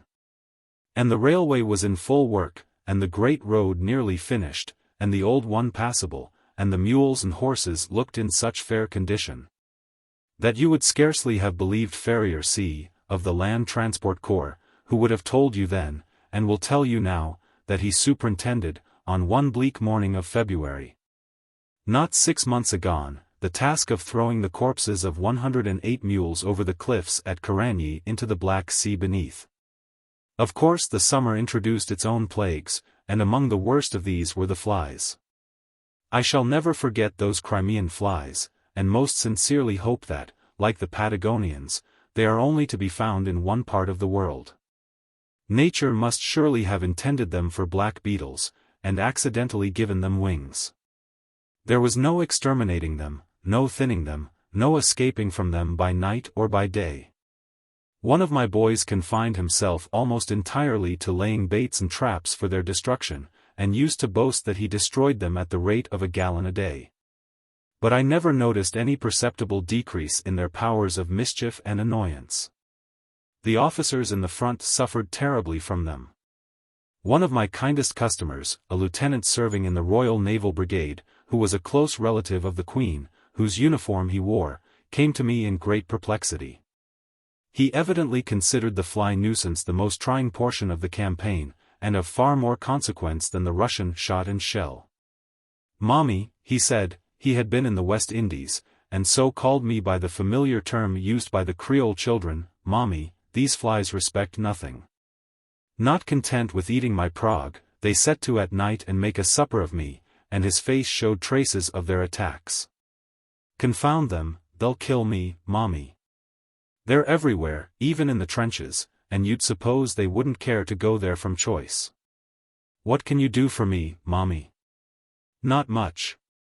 But I rode down to Mr. B.'s store, at Cotacoy, where I was lucky in being able to procure a piece of muslin, which I pinned up, time was too precious to allow me to use needle and thread, into a mosquito net, with which the prince was delighted.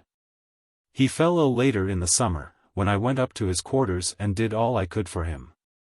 As the summer wore on, busily passed by all of us at the British Hotel, rumors stronger than ever were heard of a great battle soon to be fought by the reinforcements which were known to have joined the Russian army.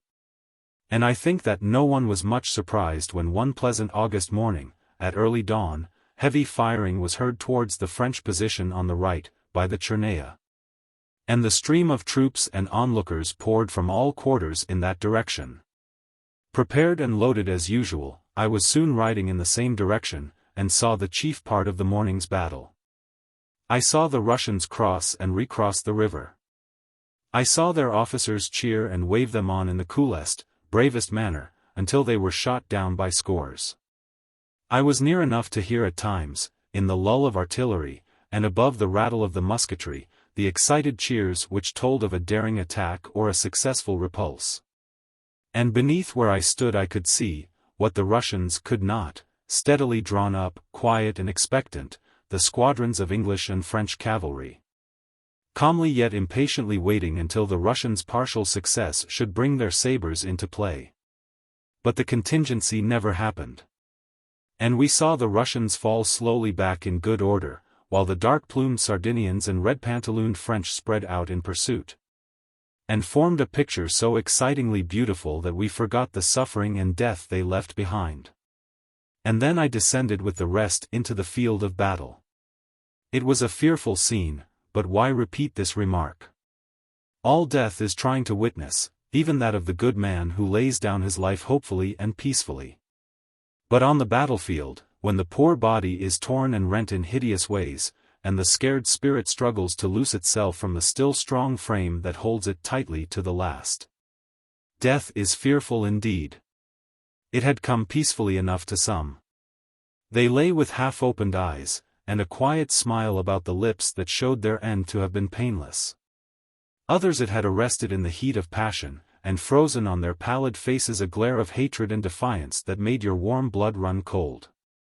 But little time had we to think of the dead, whose business it was to see after the dying, who might yet be saved. The ground was thickly cumbered with the wounded, some of them calm and resigned, others impatient and restless, a few filling the air with their cries of pain, all wanting water. And grateful to those who administered it, and more substantial comforts. You might see officers and strangers, visitors to the camp, riding about the field on this errand of mercy. And this, although, surely it could not have been intentional, Russian guns still played upon the scene of action. There were many others there, bent on a more selfish task. The plunderers were busy everywhere. It was marvelous to see how eagerly the French stripped the dead of what was valuable, not always, in their brutal work, paying much regard to the presence of a lady. Some of the officers, when I complained rather angrily, laughed, and said it was spoiling the Egyptians. But I do think the Israelites spared their enemies those garments, which, perhaps, were not so unmentionable in those days as they have since become. I attended to the wounds of many French and Sardinians, and helped to lift them into the ambulances, which came tearing up to the scene of action. I derived no little gratification from being able to dress the wounds of several Russians. Indeed, they were as kindly treated as the others. One of them was badly shot in the lower jaw, and was beyond my or any human skill. Incautiously I inserted my finger into his mouth to feel where the ball had lodged, and his teeth closed upon it, in the agonies of death, so tightly that I had to call to those around to release it. Which was not done until it had been bitten so deeply that I shall carry the scar with me to my grave.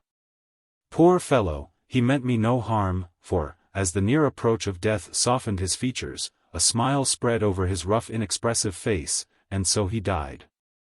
I attended another Russian, a handsome fellow, and an officer, shot in the side, who bore his cruel suffering with a firmness that was very noble. In return for the little use I was to him, he took a ring off his finger and gave it to me.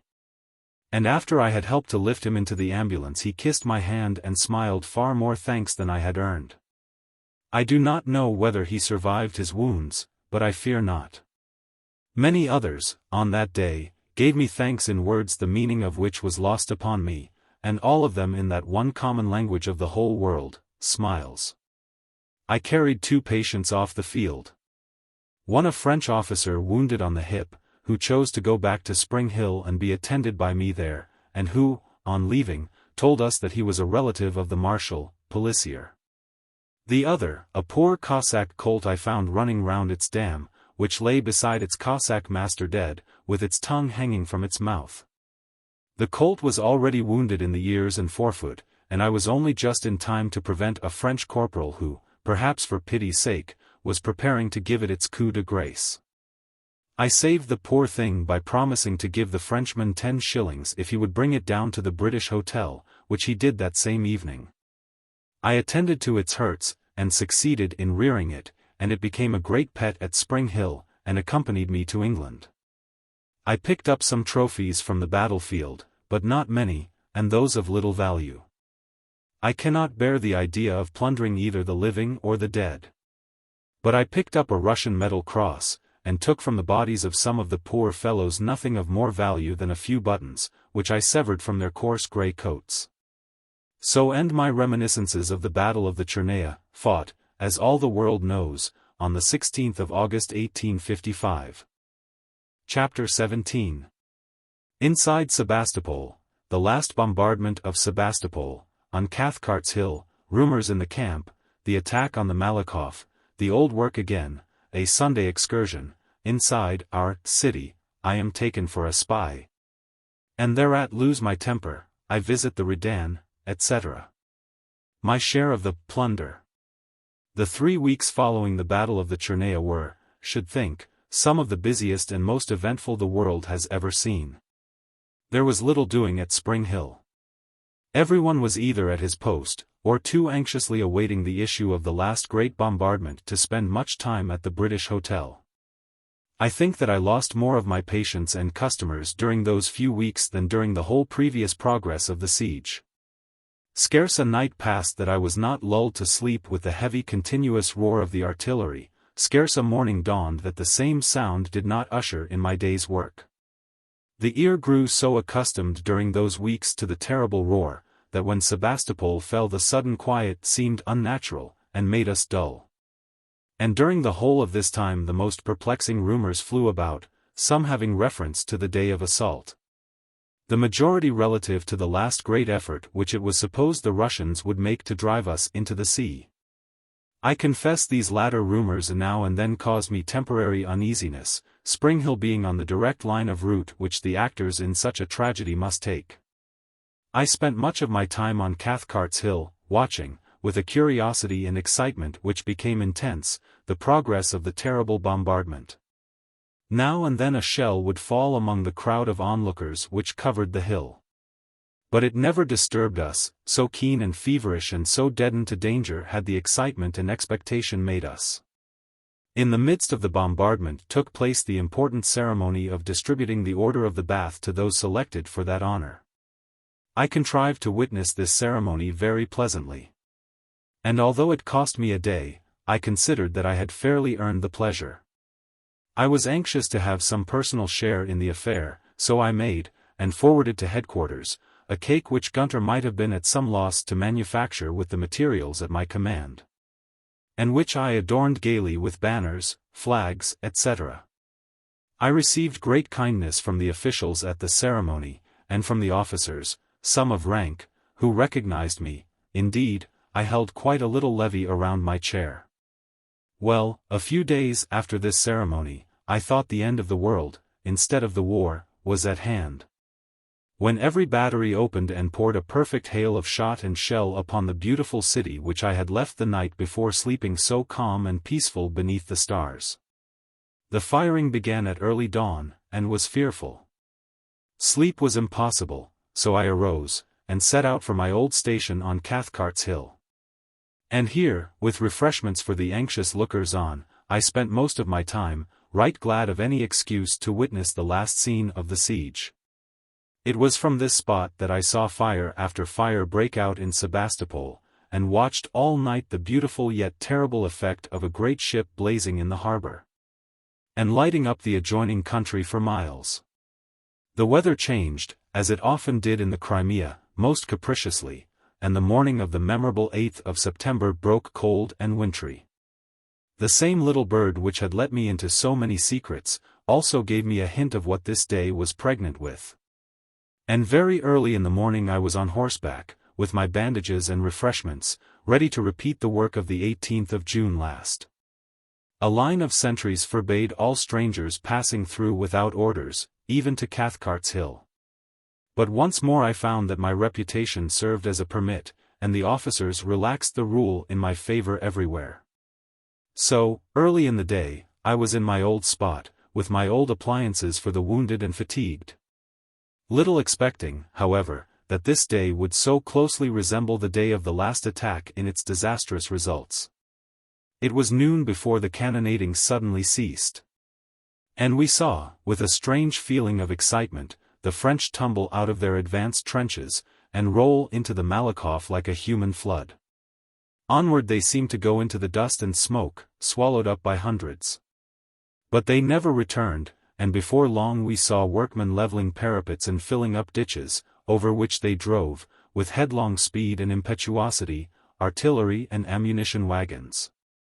Until there could be no doubt that the Malakoff was taken, although the tide of battle still surged around it with violence, and wounded men were borne from it in large numbers.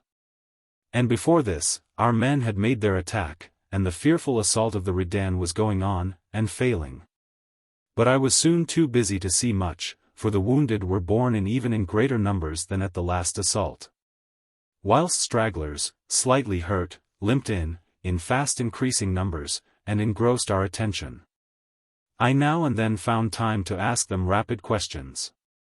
But they did not appear to know anything more than that everything had gone wrong. The sailors, as before, showed their gallantry, and even recklessness, conspicuously. The wounded of the ladder and sandbag parties came up even with a laugh, and joked about their hurts in the happiest conceivable manner. I saw many officers of the 97th wounded. And, as far as possible, I reserved my attentions for my old regiment, known so well in my native island. My poor 97th. Their loss was terrible. I dressed the wound of one of its officers, seriously hit in the mouth, I attended to another wounded in the throat, and bandaged the hand of a third, terribly crushed by a rifle bullet. In the midst of this we were often interrupted by those unwelcome and impartial Russian visitors, the shells. One fell so near that I thought my last hour was come.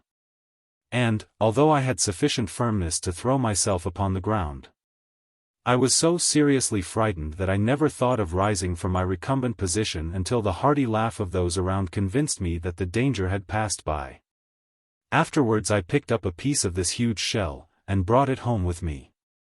It was on this, as on every similar occasion, that I saw the Times correspondent eagerly taking down notes and sketches of the scene. Under fire, listening apparently with attention to all the busy little crowd that surrounded him, but without laying down his pencil. And yet finding time, even in his busiest moment, to lend a helping hand to the wounded. It may have been on this occasion that his keen eye noticed me, and his mind, albeit engrossed with far more important memories, found room to remember me. I may well be proud of his testimony, borne so generously only the other day, and may well be excused for transcribing it from the columns of the Times. I have seen her go down, under fire, with her little store of creature comforts for our wounded men. And a more tender or skilful hand about a wound or broken limb could not be found among our best surgeons. I saw her at the assault on the Redan, at the Chernaya, at the fall of Sebastopol, laden, not with plunder, good old soul, but with wine, bandages, and food for the wounded or the prisoners. I remained on Cathcart's Hill far into the night, and watched the city blazing beneath us, awestruck at the terrible sight, until the bitter wind found its way through my thin clothing, and chilled me to the bone. And not till then did I leave for Spring Hill. I had little sleep that night. The night was made a ruddy lurid day with the glare of the blazing town, while every now and then came reports which shook the earth to its center. And yet I believe very many of the soldiers, wearied with their day's labor, slept soundly throughout that terrible night, and awoke to find their work completed, for in the night, covered by the burning city, Sebastopol was left, a heap of ruins, to its victors. And before noon on the following day, none but dead and dying Russians were in the south side of the once famous and beautiful mistress city of the XVIII. The good news soon spread through the camp. It gave great pleasure. But I almost think the soldiers would have been better pleased had the Russians delayed their parting 12 hours longer, and given the Highlanders and their comrades a chance of retrieving the disasters of the previous day. Nothing else could wipe away the soreness of defeat, or compensate for the better fortune which had befallen our allies the French. The news of the evacuation of Sebastopol soon carried away all traces of yesterday's fatigue. For weeks past I had been offering bets to everyone that I would not only be the first woman to enter Sebastopol from the English lines, but that I would be the first to carry refreshments into the fallen city. And now the time I had longed for had come. I borrowed some mules from the Land Transport Corps, mine were knocked up by yesterday's work, and loading them with good things, started off with my partner and some other friends early on that memorable Sunday morning for Cathcart's Hill. When I found that strict orders had been given to admit no one inside Sebastopol, I became quite excited.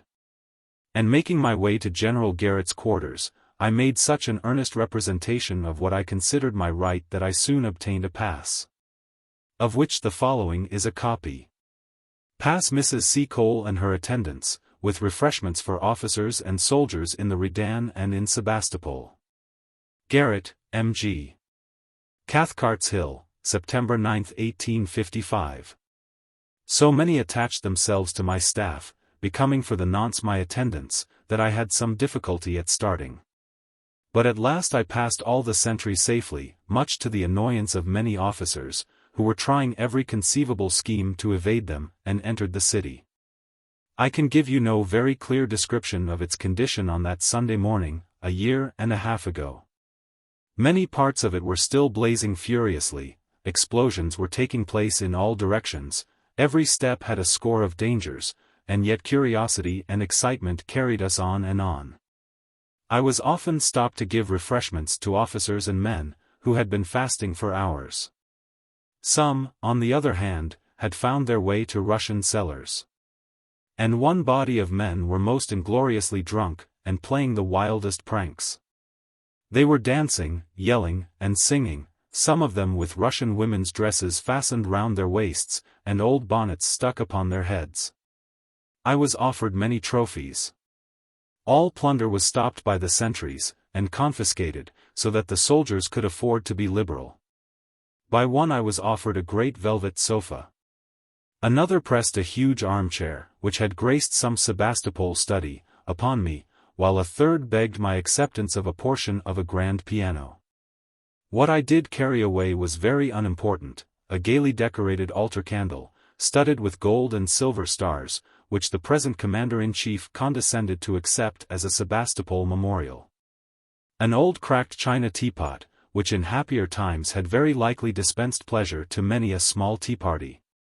A cracked bell, which had rung many to prayers during the siege, and which I bore away on my saddle, and a parasol, given me by a drunken soldier. He had a silk skirt on, and torn lace upon his wrists, and he came mincingly up, holding the parasol above his head, and imitating the walk of an affected lady, to the vociferous delight of his comrades. And all this, and much more, in that fearful charnel city, with death and suffering on every side. It was very hazardous to pass along some of the streets exposed to the fire of the Russians on the north side of the harbor. We had to wait and watch our opportunity, and then gallop for it. Some of us had close shaves of being hit. More than this, fires still kept breaking out around, while mines and fugazes not unfrequently exploded from unknown causes. We saw 2 officers emerge from a heap of ruins, covered and almost blinded with smoke and dust, from some such unlooked-for explosion. With considerable difficulty we succeeded in getting into the quarter of the town held by the French, where I was nearly getting into serious trouble. I had loitered somewhat behind my party, watching, with pardonable curiosity, the adroitness with which a party of French were plundering a house. And by the time my curiosity had been satisfied, I found myself quite alone, my retinue having preceded me by some few hundred yards. This would have been of little consequence, had not an American sailor lad, actuated either by mischief or folly, whispered to the Frenchman that I was a Russian spy. And had they not, instead of laughing at him, credited his assertion, and proceeded to arrest me. Now, such a charge was enough to make a lion of a lamb. So I refused positively to dismount, and made matters worse by knocking in the cap of the first soldier who laid hands upon me, with the bell that hung at my saddle. Upon this, 6 or 7 tried to force me to the guardhouse in rather a rough manner, while I resisted with all my force, screaming out for Mr. Day, and using the bell for a weapon. How I longed for a better one I need not tell the reader. In the midst of this scene came up a French officer, whom I recognized as the patient I had taken to Spring Hill after the Battle of the Chernaya, and who took my part at once, and ordered them to release me. Although I rather weakened my cause, it was most natural that, directly I was released, I should fly at the varlet who had caused me this trouble. And I did so, using my bell most effectually, and aided, when my party returned, by their riding whips. This little adventure took up altogether so much time that, when the French soldiers had made their apologies to me, and I had returned the compliment to the one whose head had been dented by my bell, it was growing late, and we made our way back to Cathcart's Hill. On the way, a little French soldier begged hard of me to buy a picture, which had been cut from above the altar of some church in Sebastopol. It was too dark to see much of his prize, but I ultimately became its possessor, and brought it home with me. It is some 8 or 10 feet in length, and represents, I should think, the Madonna. I am no judge of such things, but I think, although the painting is rather coarse, that the face of the Virgin, and the heads of cherubim that fill the cloud from which she is descending, are soft and beautiful. There is a look of divine calmness and heavenly love in the Madonna's face which is very striking. And, perhaps, during the long and awful siege many a knee was bent in worship before it, and many a heart found comfort in its soft loving gaze. On the following day I again entered Sebastopol, and saw still more of its horrors. But I have refrained from describing so many scenes of woe, that I am loath to dwell much on these. The very recollection of that woeful hospital, where thousands of dead and dying had been left by the retreating Russians, is enough to unnerve the strongest and sicken the most experienced. I would give much if I had never seen that harrowing sight. I believe some Englishmen were found in it alive, but it was as well that they did not live to tell their fearful experience. I made my way into the Redan also, although every step was dangerous, and took from it some brown bread, which seemed to have been left in the oven by the baker when he fled. Before many days were past, some French women opened houses in Sebastopol. But in that quarter of the town held by the English the prospect was not sufficiently tempting for me to follow their example. And so I saw out the remainder of the campaign from my old quarters at Spring Hill. Chapter 18. Holiday in the camp, a new enemy, time, amusements in the Crimea, my share in them, dinner at Spring Hill, at the races, Christmas Day in the British Hotel, New Year's Day in the hospital. Well, the great work was accomplished, Sebastopol was taken. The Russians had retired sullenly to their stronghold on the north side of the harbor, from which, every now and then, they sent a few vain shot and shell. Which sent the amateurs in the streets of Sebastopol scampering, but gave the experienced no concern. In a few days the camp could find plenty to talk about in their novel position, and what then? What was to be done? More fighting? Another equally terrible and lengthy siege of the north? That was the business of a few at headquarters and in council at home, between whom the electric wires flashed many a message. In the meanwhile, the real workers applied themselves to plan amusements. And the same energy and activity which had made Sebastopol a heap of ruins and a well-filled cemetery, which had dug the miles of trenches, and held them when made against a desperate foe, which had manned the many guns, and worked them so well, set to work as eager to kill their present enemy, time, as they had lately been to destroy their fled enemies, the Russians. All who were before Sebastopol will long remember the beautiful autumn which succeeded to so eventful a summer, and ushered in so pleasantly the second winter of the campaign. It was appreciated as only those who earn the right to enjoyment can enjoy relaxation. The camp was full of visitors of every rank.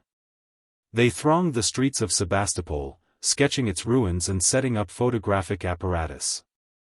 In contemptuous indifference of the shot with which the Russians generally favored every conspicuous group, pleasure was hunted keenly. Cricket matches, picnics, dinner parties, races, theatricals, all found their admirers. My restaurant was always full, and once more merry laughter was heard, and many a dinner party was held, beneath the iron roof of the British Hotel. Several were given in compliment to our allies, and many distinguished Frenchmen have tested my powers of cooking. You might have seen at one party some of their most famous officers.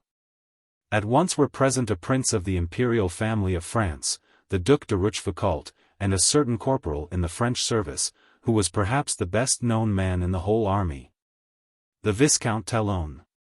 They expressed themselves highly gratified at the cart, and perhaps were not a little surprised as course after course made its appearance, and to soup and fish succeeded turkeys, saddle of mutton, fowls, ham, tongue, curry, pastry of many sorts, custards, jelly, blancmange, and olives.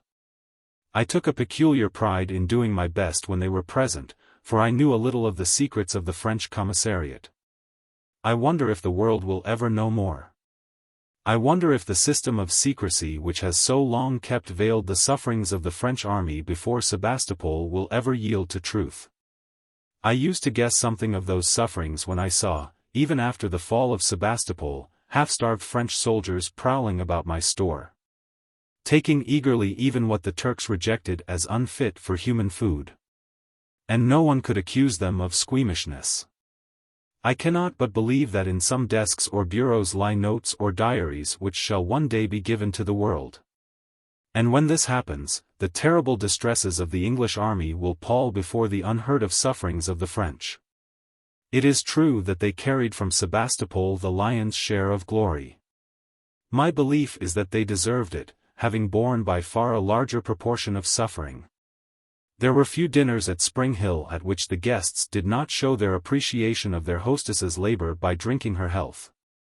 And at the dinner I have above alluded to, the toast was responded to with such enthusiasm that I felt compelled to put my acknowledgments into the form of a little speech, which Talon interpreted to his countrymen. The French prince was, after this occasion, several times at the British Hotel. He was there once when some Americans were received by me with scarcely that cordiality which I have been told distinguished my reception of guests. And upon their leaving I told him, quite forgetting his own connection with America, of my prejudice against the Yankees. He heard me for a little while, and then he interrupted me. Tenaz. Madame Seacole, I too am American a little. What a pity I was not born a countess. I am sure I should have made a capital courtier. Witness my impromptu answer. I should never have guessed it, Prince. And he seemed amused. With the theatricals directly I had nothing to do. Had I been a little younger the companies would very likely have been glad of me, for no one liked to sacrifice their beards to become Miss Julia or plain Mary Ann. And even the beardless subalterns had voices which no coaxing could soften down. But I lent them plenty of dresses. Indeed, it was the only airing which a great many gay-colored muslins had in the Crimea. How was I to know when I brought them what camp life was?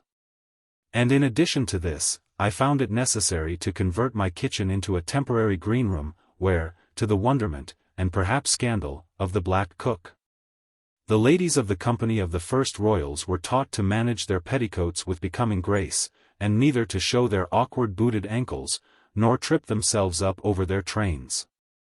It was a difficult task in many respects. Although I laced them in until they grew blue in the face, their waists were a disgrace to the sex. While, crinoline being unknown then, my struggles to give them becoming embonpoint may be imagined. It was not until a year later that Punch thought of using a clothes basket. And I would have given much for such a hint when I was dresser to the theatrical company of the First Royals. The hair was another difficulty.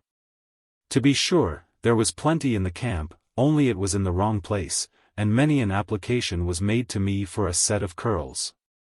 However, I am happy to say I am not become a customer of the wigmakers yet. My recollections of hunting in the Crimea are confined to seeing troops of horsemen sweep by with shouts and yells after some wretched dog. Once I was very nearly frightened out of my wits, my first impression being that the Russians had carried into effect their old threat of driving us into the sea, by the startling appearance of a large body of horsemen tearing down the hill after. Apparently, nothing. However, I discovered in good time that, in default of vermin, they were chasing a brother officer with a paper bag. My experience of Crimean races are perfect, for I was present, in the character of cantiniere, at all the more important meetings. Some of them took place before Christmas, and some after. But I shall exhaust the subject at once. I had no little difficulty to get the things on to the course. And in particular, after I had sat up the whole night making preparations for the December races, at the monastery of St. George, I could not get my poor mules over the rough country, and found myself, in the middle of the day, some miles from the course. At last I gave it up as hopeless, and, dismounting, sat down by the roadside to consider how I could possibly dispose of the piles of sandwiches, bread, cheese, pies, and tarts, which had been prepared for the hungry spectators. At last, some officers, who expected me long before, came to look after me, and by their aid we reached the course.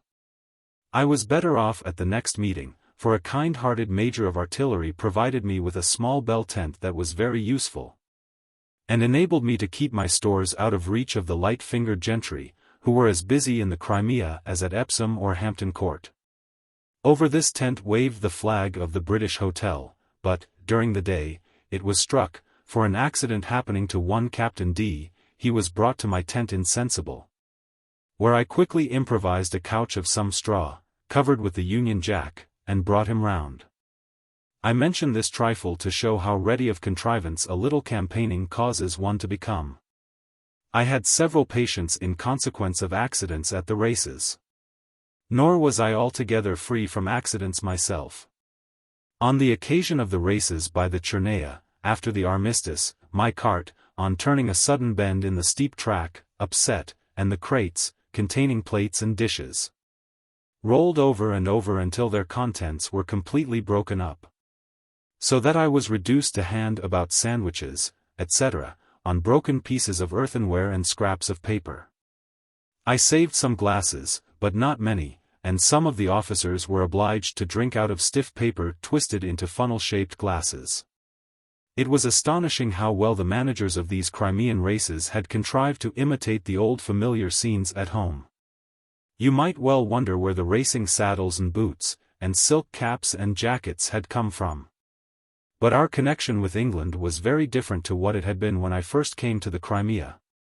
And many a wife and sister's fingers had been busy making the racing gear for the Crimea meetings. And in order that the course should still more closely resemble Ascot or Epsom, some soldiers blackened their faces and came out as Ethiopian serenaders admirably. Although it would puzzle the most ingenious to guess where they got their wigs and banjos from. I caught one of them behind my tent in the act of knocking off the neck of a bottle of champagne, and, paralyzed by the wine's hasty exit, the only excuse he offered was that he wanted to know if the officer's luxury was better than rum.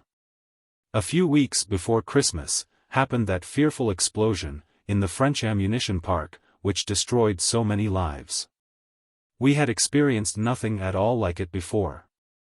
The earth beneath us, even at the distance of 3 miles, reeled and trembled with the shock. And so great was the force of the explosion, that a piece of stone was hurled with some violence against the door of the British Hotel. We all felt for the French very much, although I do not think that the armies agreed quite so well after the taking of the Malakoff, and the unsuccessful assault upon the Redan, as they had done previously. I saw several instances of unpleasantness and collision, arising from allusions to sore points. One, in particular, occurred in my store. The French, when they wanted, it was very seldom, to wound the pride of the English soldiery, used to say significantly, in that jargon by which the various nations in the Crimea endeavored to obviate the consequences of what occurred at the Tower of Babel, some time ago, Malakoff bono, Redan no bono. And this, of course, usually led to recriminatory statements, and history was ransacked to find something consolatory to English pride. Once I noticed a brawny man, of the Army Works Corps, bringing a small French XIII to my canteen, evidently with the view of standing treat. The Frenchman seemed mischievously inclined, and, probably relying upon the good humor on the countenance of his gigantic companion, began a little playful badinage, ending with the taunt of Redan no bono, Redan no bono. I never saw any man look so helplessly angry as the Englishman did.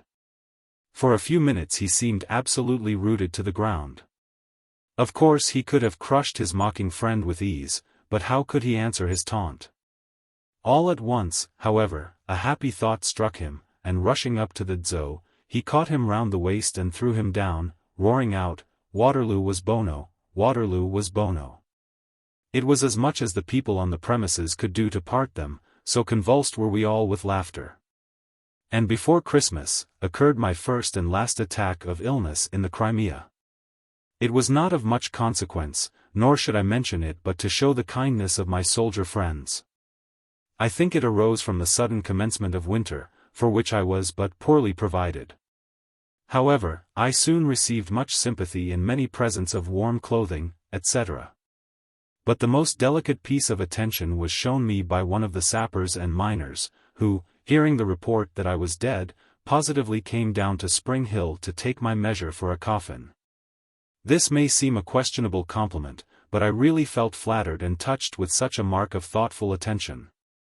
Very few in the Crimea had the luxury of any better coffin than a blanket shroud, and it was very good of the grateful fellow to determine that his old friend, the mistress of Spring Hill, should have an honor conceded to so very few of the illustrious dead before Sebastopol. So Christmas came, and with it pleasant memories of home and of home comforts. With it came also news of home, some not of the most pleasant description, and kind wishes from absent friends. A Merry Christmas to you, writes one, and many of them. Although you will not write to us, we see your name frequently in the newspapers, from which we judge that you are strong and hardy. All your old Jamaica friends are delighted to hear of you, and say that you are an honor to the Isle of Springs. I wonder if the people of other countries are as fond of carrying with them everywhere their home habits as the English. I think not.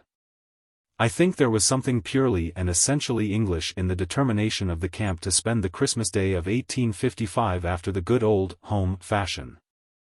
It showed itself weeks before the eventful day.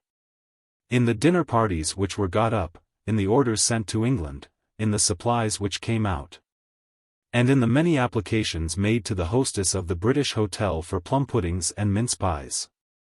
The demand for them, and the material necessary to manufacture them, was marvelous. I can fancy that if returns could be got out of the flour, plums, currants, and eggs consumed on Christmas Day in the out-of-the-way Crimean Peninsula, they would astonish us. One determination appeared to have taken possession of every mind, to spend the festive day with the mirth and jollity which the changed prospect of affairs warranted. And the recollection of a year ago, when death and misery were the camp's chief guests, only served to heighten this resolve. For 3 weeks previous to Christmas Day, my time was fully occupied in making preparations for it. Pages of my books are filled with orders for plum puddings and mince pies. Besides which I sold an immense quantity of raw material to those who were too far off to send down for the manufactured article on Christmas Day. And to such purchasers I gave a plain recipe for their guidance. Will the reader take any interest in my Crimean Christmas pudding? It was plain, but decidedly good.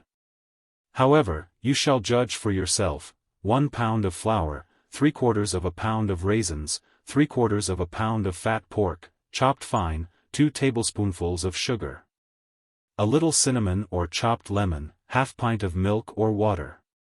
Mix these well together, and boil 4 hours. From an early hour in the morning until long after the night had set in, were I and my cooks busy endeavoring to supply the great demand for Christmas fare.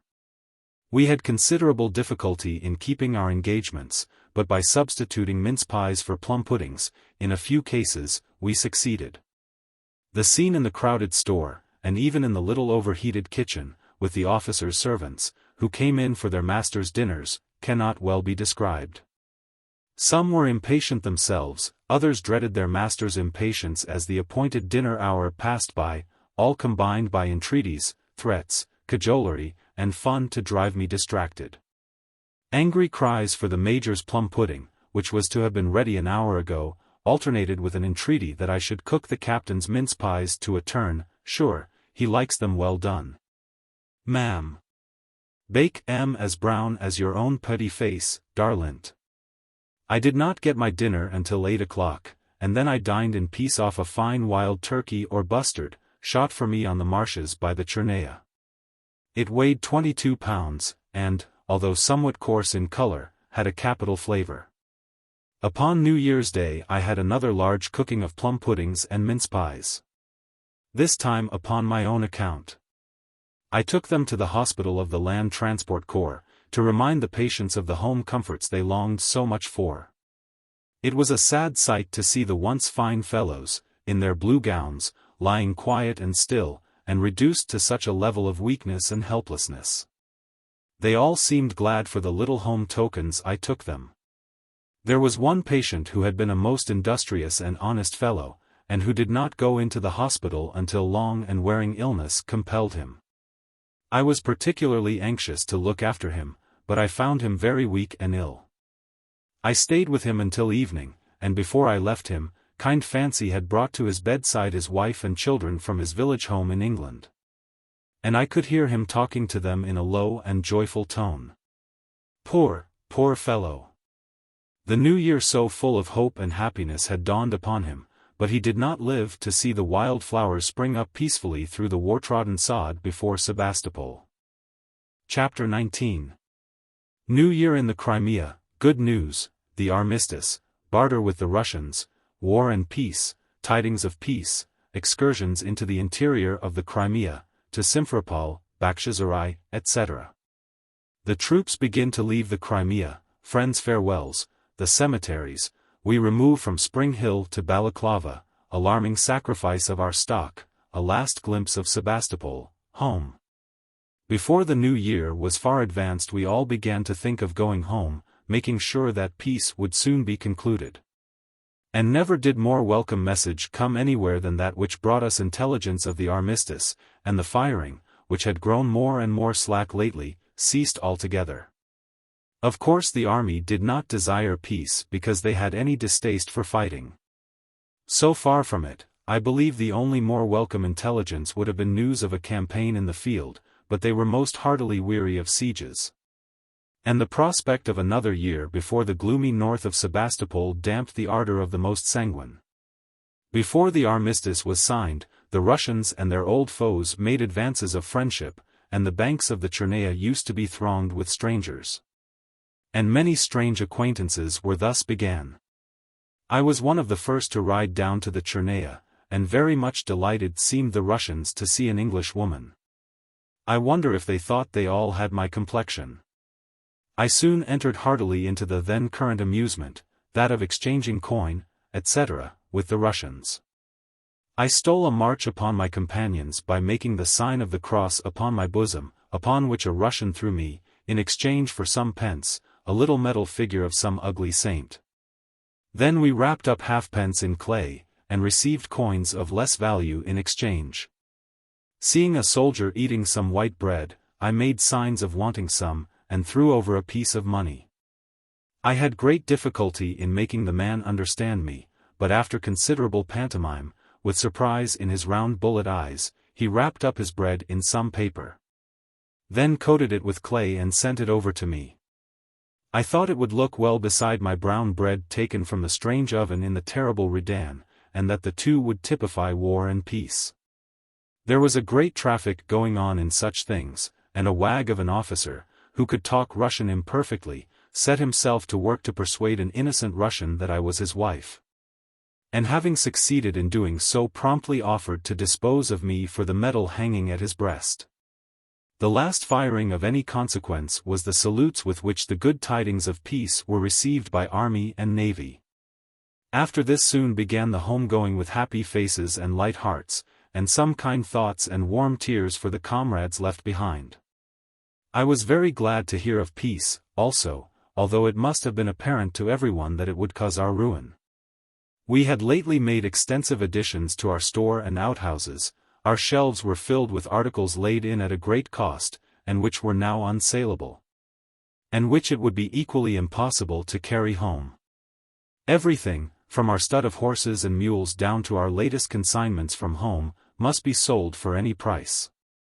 And, as it happened, for many things, worth a year ago their weight in gold, no purchaser could now be found. However, more of this hereafter. Before leaving the Crimea, I made various excursions into the interior, visiting Simferopol and Bakhchisarai. I traveled to Simferopol with a pretty large party, and had a very amusing journey. My companions were young and full of fun, and tried hard to persuade the Russians that I was Queen Victoria, by paying me the most absurd reverence. When this failed they fell back a little, and declared that I was the Queen's first cousin. Anyhow, they attracted crowds about me, and I became quite a lioness in the streets of Simferopol, until the arrival of some Highlanders in their uniform cut me out. My excursion to Bakhchisarai was still more amusing and pleasant. I found it necessary to go to beat up a Russian merchant, who, after the declaration of peace, had purchased stores of us, and some young officers made up a party for the purpose. We hired an araba, filled it with straw, and some boxes to sit upon, and set out very early, with 2 old umbrellas to shield us from the midday sun and the night dews. We had with us a hamper carefully packed, before parting, with a cold duck, some cold meat, a tart, etc.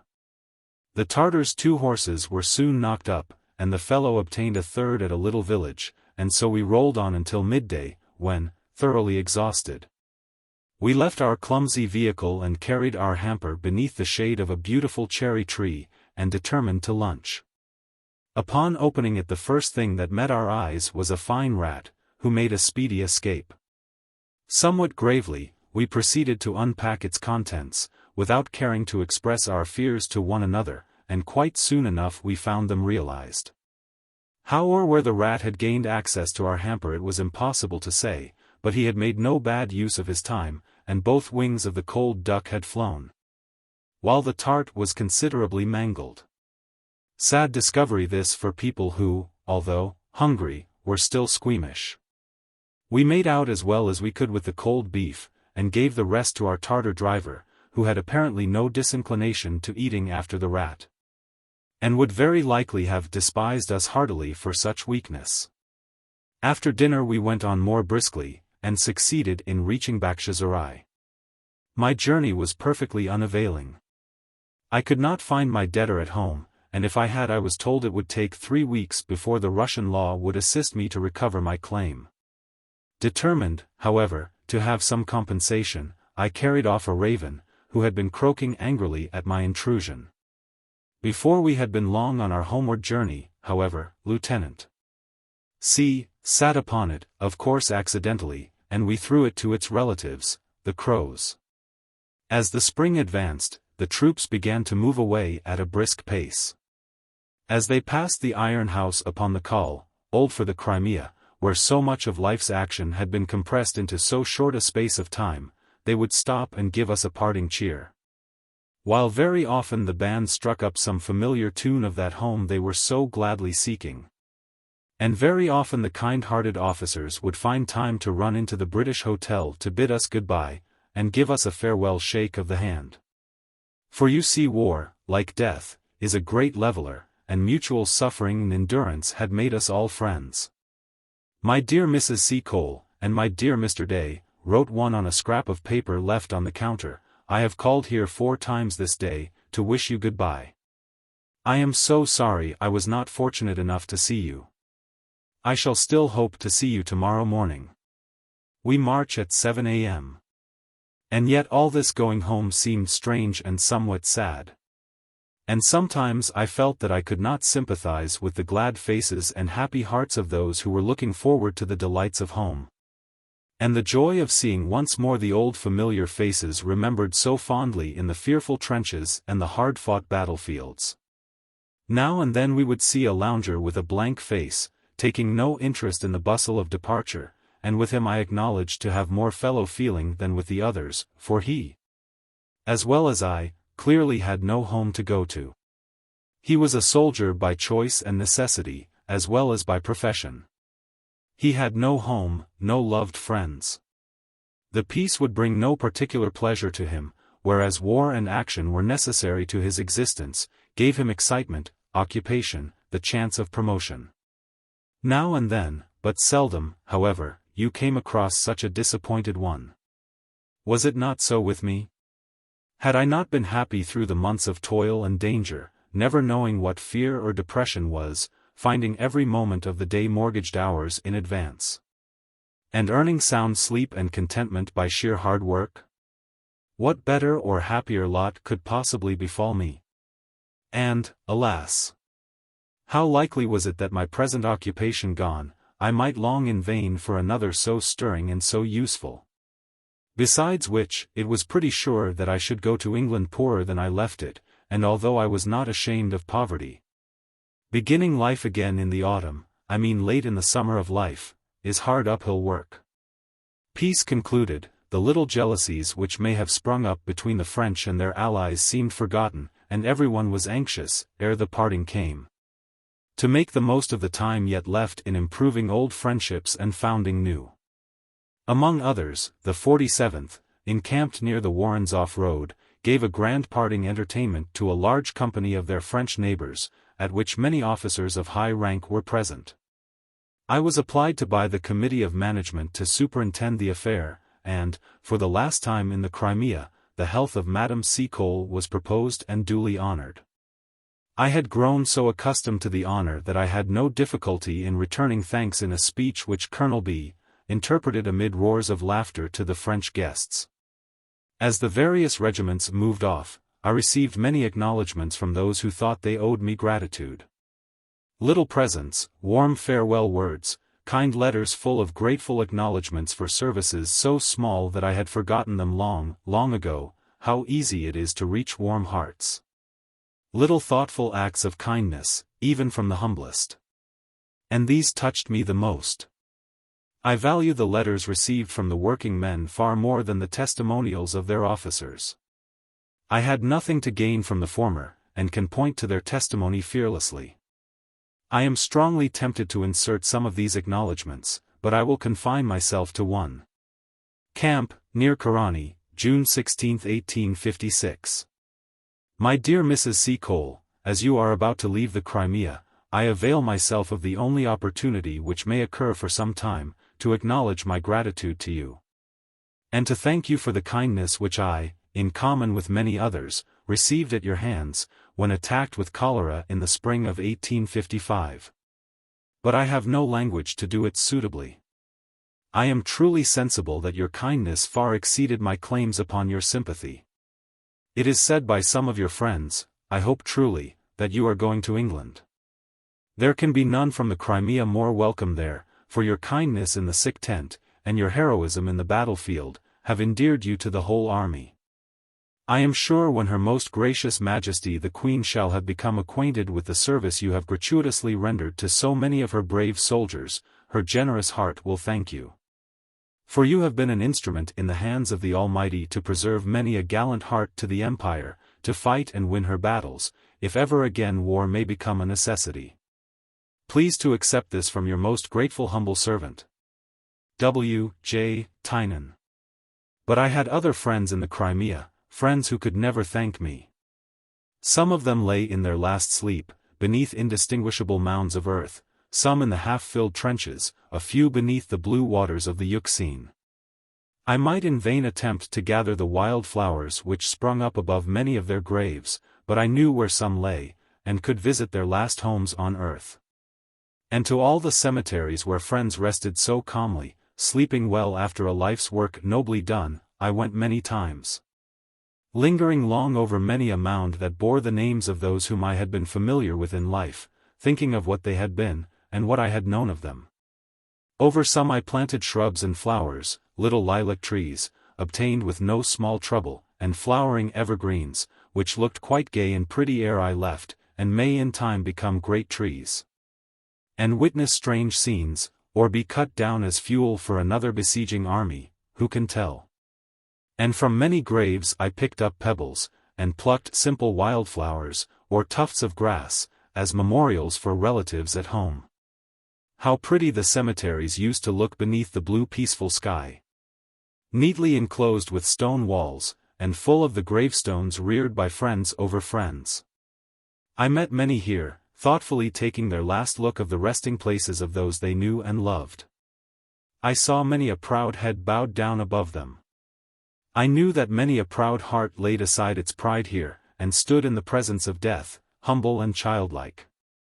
And by the clasped hand and moistened eye, I knew that from many a heart sped upward a grateful prayer to the Providence which had thought fit in his judgment to take some, and in his mercy to spare the rest. Some 3 weeks before the Crimea was finally evacuated, we moved from our old quarters to Balaclava, where we had obtained permission to fit up a store for the short time which would elapse before the last redcoat left Russian soil. The poor old British hotel. We could do nothing with it. The iron house was pulled down, and packed up for conveyance home, but the Russians got all of the outhouses and sheds which was not used as fuel. All the kitchen fittings and stoves, that had cost us so much, fell also into their hands. I only wish some cook worthy to possess them has them now. We could sell nothing. Our horses were almost given away, our large stores of provisions, etc., were at anyone's service. It makes my heart sick to talk of the really alarming sacrifices we made. The Russians crowded down ostensibly to purchase, in reality to plunder. Prime cheeses, which had cost us 10 pence a pound, were sold to them for less than a penny a pound. For wine, for which we had paid 48 shillings a dozen, they bid 4 shillings. I could not stand this, and in a fit of desperation, I snatched up a hammer and broke up case after case, while the bystanders held out their hands and caught the ruby stream. It may have been wrong, but I was too excited to think. There was no more of my own people to give it to, and I would rather not present it to our old foes. We were among the last to leave the Crimea.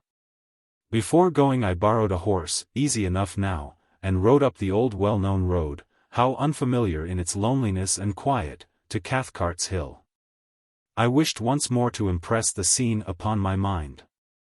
It was a beautifully clear evening, and we could see miles away across the darkening sea. I spent some time there with my companions, pointing out to each other the sights of scenes we all remembered so well. There were the trenches, already becoming indistinguishable, out of which, on the 8th of September, we had seen the storming parties tumble in confused and scattered bodies. Before they ran up the broken height of the Redan. There the Malakoff, into which we had also seen the luckier French pour in one unbroken stream. Below lay the crumbling city in the quiet harbor, with scarce a ripple on its surface, while around stretched away the deserted huts for miles. It was with something like regret that we said to one another that the play was fairly over, that peace had rung the curtain down, and that we, humble actors in some of its most stirring scenes, must seek engagements elsewhere. I lingered behind, and stooping down, once more gathered little tufts of grass, and some simple blossoms from above the graves of some who in life had been very kind to me, and I left behind. In exchange, a few tears which were sincere. A few days later, and I stood on board a crowded steamer, taking my last look of the shores of the Crimea. Conclusion.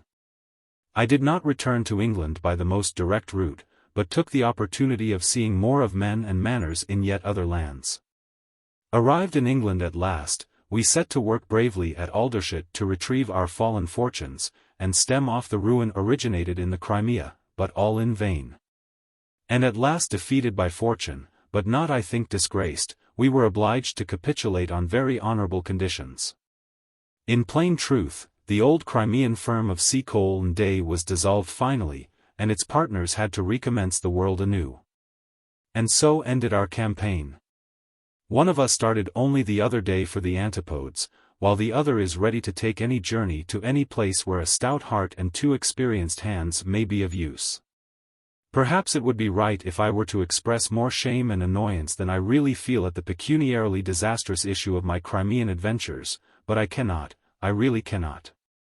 When I would try and feel ashamed of myself for being poor and helpless, I only experience a glow of pride at the other and more pleasing events of my career. When I think of the few whom I failed to pay in full, and so far from blaming me some of them are now my firmest friends, I cannot help remembering also the many who profess themselves indebted to me. Let me, in as few words as possible, state the results of my Crimean campaign. To be sure, I returned from it shaken in health. I came home wounded, as many others did. Few constitutions, indeed, were the better for those winters before Sebastopol, and I was too hard-worked not to feel their effects. For a little labor fatigues me now, I cannot watch by sick beds as I could, a week's want of rest quite knocks me up now. Then I returned bankrupt in fortune. Whereas others in my position may have come back to England rich and prosperous, I found myself poor, beggared. So few words can tell what I have lost. But what have I gained? I should need a volume to describe that fairly, so much is it, and so cheaply purchased by suffering 10 times worse than what I have experienced. I have more than once heard people say that they would gladly suffer illness to enjoy the delights of convalescence, and so, by enduring a few days' pain, gain the tender love of relatives and sympathy of friends. And on this principle I rejoice in the trials which have borne me such pleasures as those I now enjoy, for wherever I go I am sure to meet some smiling face. Every step I take in the crowded London streets may bring me in contact with some friend, forgotten by me, perhaps, but who soon reminds me of our old life before Sebastopol. It seems very long ago now, when I was of use to him and he to me. Where, indeed, do I not find friends?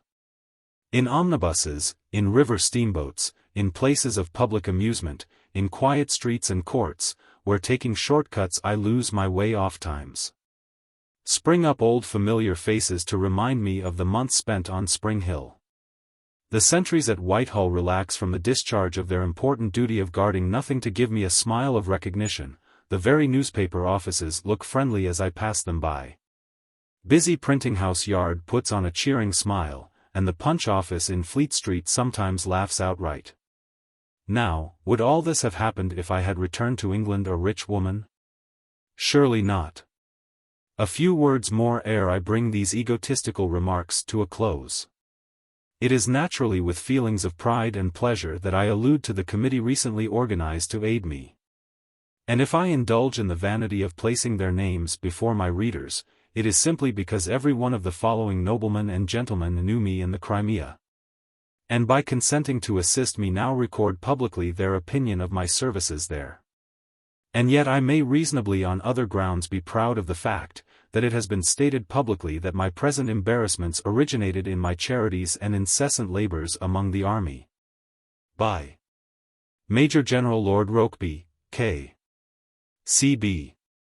HSH Prince Edward of Saxe-Weimar, C.B. His Grace the Duke of Wellington.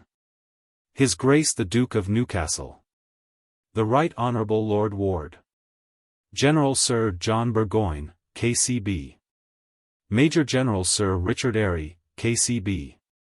Rear Admiral Sir Stephen Lushington, K.C.B. Colonel Murdo, C.B. Colonel Chapman, C.B. Lieutenant Colonel Ridley, C.B. Major the Honourable F. Keane. W. H. Russell, Esq., Times Correspondent. W. T. Doyne, Esq.